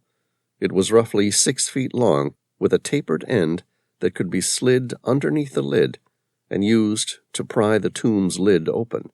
It was perfect. In Sam's gut, he felt fear churn. The tool was an anachronism. That meant that someone else had brought it down more recently. The question remained, did that person already have 2 or more masks? He swallowed down the fear, clamping the idea out of his mind, so that he could concentrate on what needed doing. Goddard inserted the sharp end of the pry bar into the tiny gap between the lid and the main vault of the tomb, and pushed hard. Nothing happened. He tried again. "I might need a little help here." Sam and Larson moved in closer. Gripping the pry bar with each of their hands, they heaved again, but nothing moved. They tried again, and again. And on their 4th attempt, the seal broke. Goddard shimmied the device further into the gap beneath the lid. It was large enough now that the pry bar could be fully inserted. "On the count of 3, Sam said. 1, 2, 3. All 3 of them heaved down on the bar. The lid shifted, sliding to the side, crashing off the edge. They stepped forward and reverently peered inside, where 7 hollowed-out faces stared back at them. Chapter 50. Sam took a deep breath. The myth was real. The master builders knew about the 7 species of the genus Homo, and had manipulated their natural path of evolution. Sam looked at the delicate imprints of 7 ancient faces, carved perfectly within the glossy obsidian as black as the night sky. He turned to Goddard. "Do you think we just place the masks into their respective molds?" "That seems like a reasonable idea." Goddard removed his mask from his backpack, lowering it to the mold that matched. It was a perfect fit. He stepped back, and the mask glowed red, until it became sealed in the obsidian, as though no mask-shaped mold had ever existed. Sam felt his heart beat faster. "It fits." "Now mine." Larson carefully removed her mask, inserting it into the mold that matched. It glowed blue after a couple minutes, and then fused with the rest of the obsidian. "Now what?" Sam turned to Goddard, who shrugged and said, "Beats me." All 3 of them held their breaths. A full minute passed. The silence was broken by the sound of ancient machinery, like masonry cogs grinding on each other, working beneath the obsidian tomb. "Get back," Sam warned, and they all took a few paces backward. When the sound stopped, the entire tomb slid forward, revealing an open passage that descended into an obsidian tunnel. Sam shined his flashlight inside. The light disappeared down the ancient stairway. Goddard said, "Who wants to go first?" Sam opened his mouth to offer, and Larson beat him to it. "Ladies first, I'll go." Sam followed behind closely. The obsidian passageway was narrow. He had to turn his shoulders sideways to squeeze through. It was a tight fit, but didn't get any smaller as they descended. After traveling at least a couple 100 feet downward, the passageway opened up into a single obsidian chamber. At the center of the vault stood an obsidian pedestal with pictographs of all 7 ancient faces etched in the glossy stone surrounding it, above which were sealed crystal vials. Each one contained some sort of liquid. A text written in the ancient script of the master builders lined the top of the pedestal. Goddard stared at the writings. "Any idea what it says?" Sam studied it for a moment.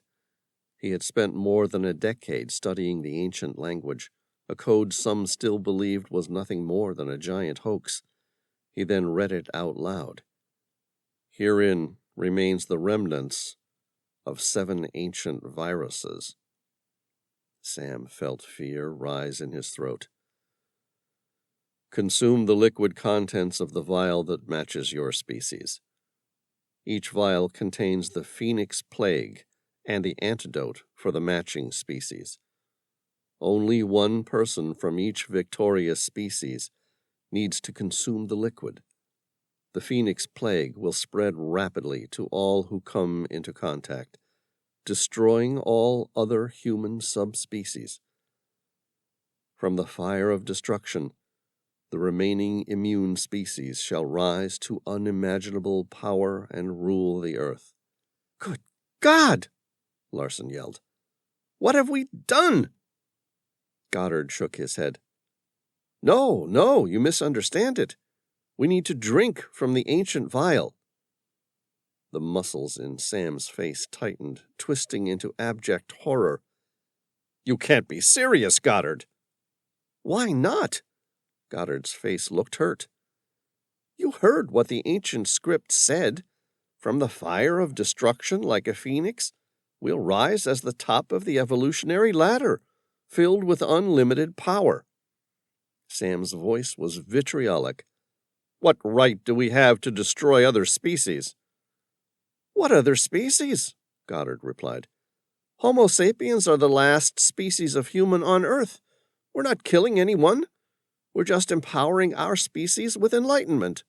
"No, you can't. It's too dangerous," Sam protested.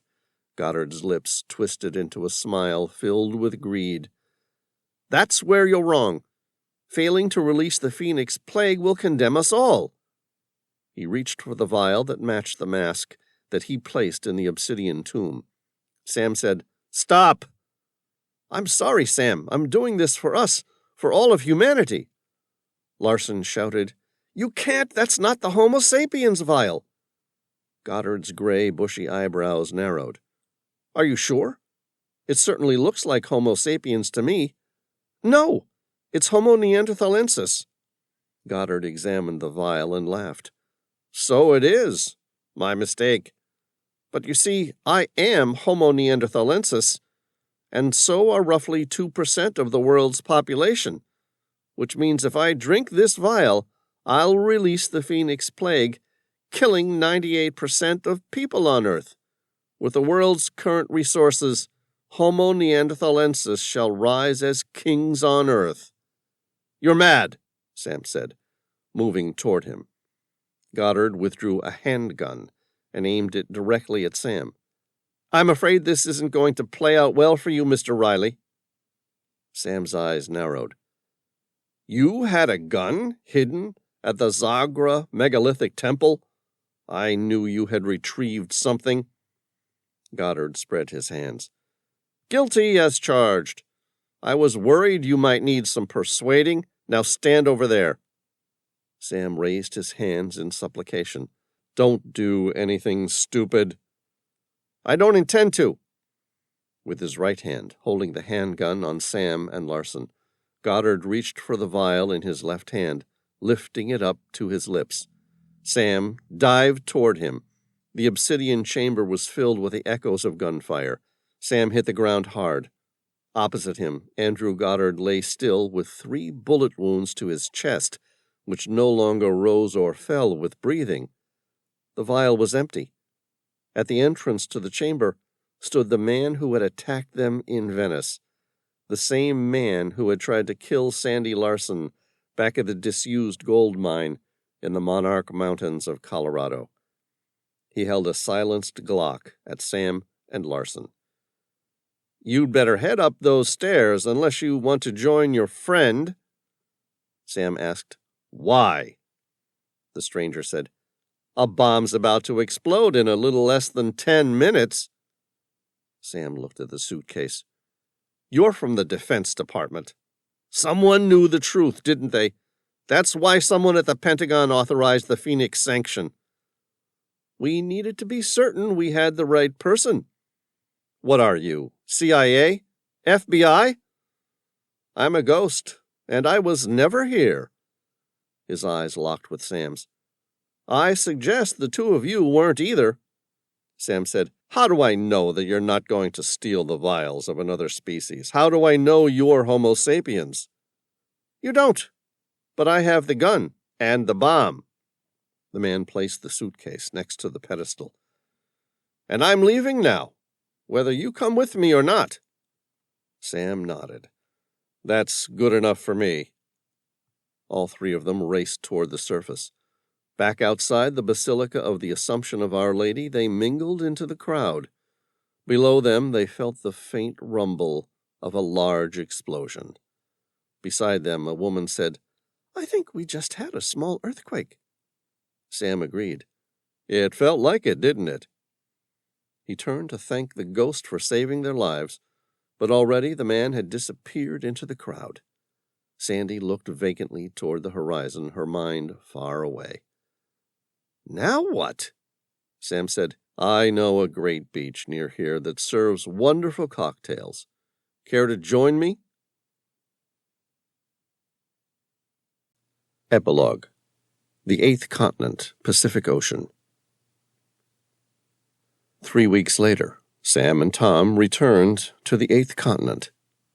It was submerged in the South Pacific, a few hundred miles east of New Zealand, but once formed part of Australia.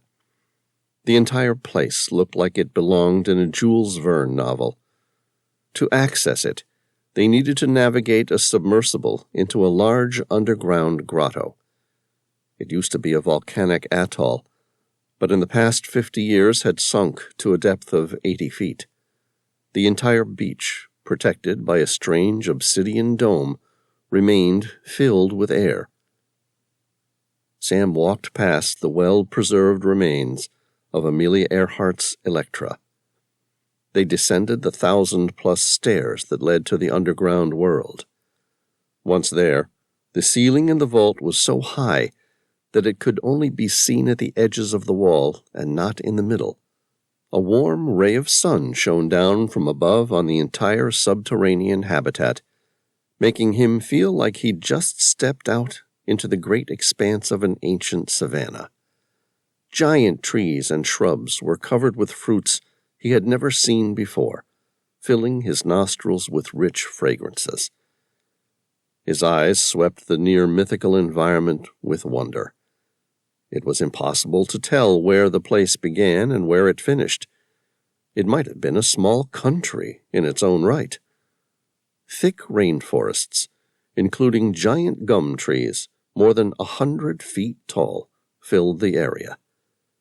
There were massive open plains of grass, a freshwater river that split the ancient world in two, with multiple smaller tributaries and streams that ran off from it. An 80-foot waterfall raged somewhere to the east, sending a fine mist down upon the valley. The sound of birds chirping echoed throughout. Ancient megafauna, oversized mammals, drank by the bank of the river. Sam and Tom headed into the jungle, toward a clearing near the river, some 3 miles away. The sun was setting, and they spotted a single light coming from a nearby cottage. It seemed rudimentary, more of the sort of place where Robinson Crusoe might have lived. A single-roomed log hut, with a water wheel fed by the nearby stream, and a garden of remarkable flowers. A woman was whistling a gentle tune inside. Sam glanced at Tom, who shrugged. He knocked on the door. A woman opened it. She was roughly 5 feet 8 inches, with a lanky build and proportionate features. Her blonde hair, which was cut short, blew in the light breeze. She wore an impish smile, revealing a nice set of even white teeth, with a distinctive gap in the middle of her upper front incisors. Sam took in a deep breath. Amelia Earhart? The woman laughed. It was the sort of laugh Sam could get used to hearing, full of joy and filled with life. No, she was my grandmother. The end. This has been The Phoenix Sanction, Sam Reilly, Book 14. Written by Christopher Cartwright. Narrated by David Gilmore. Copyright 2018 by Christopher Cartwright. Production copyright 2018 by Christopher Cartwright.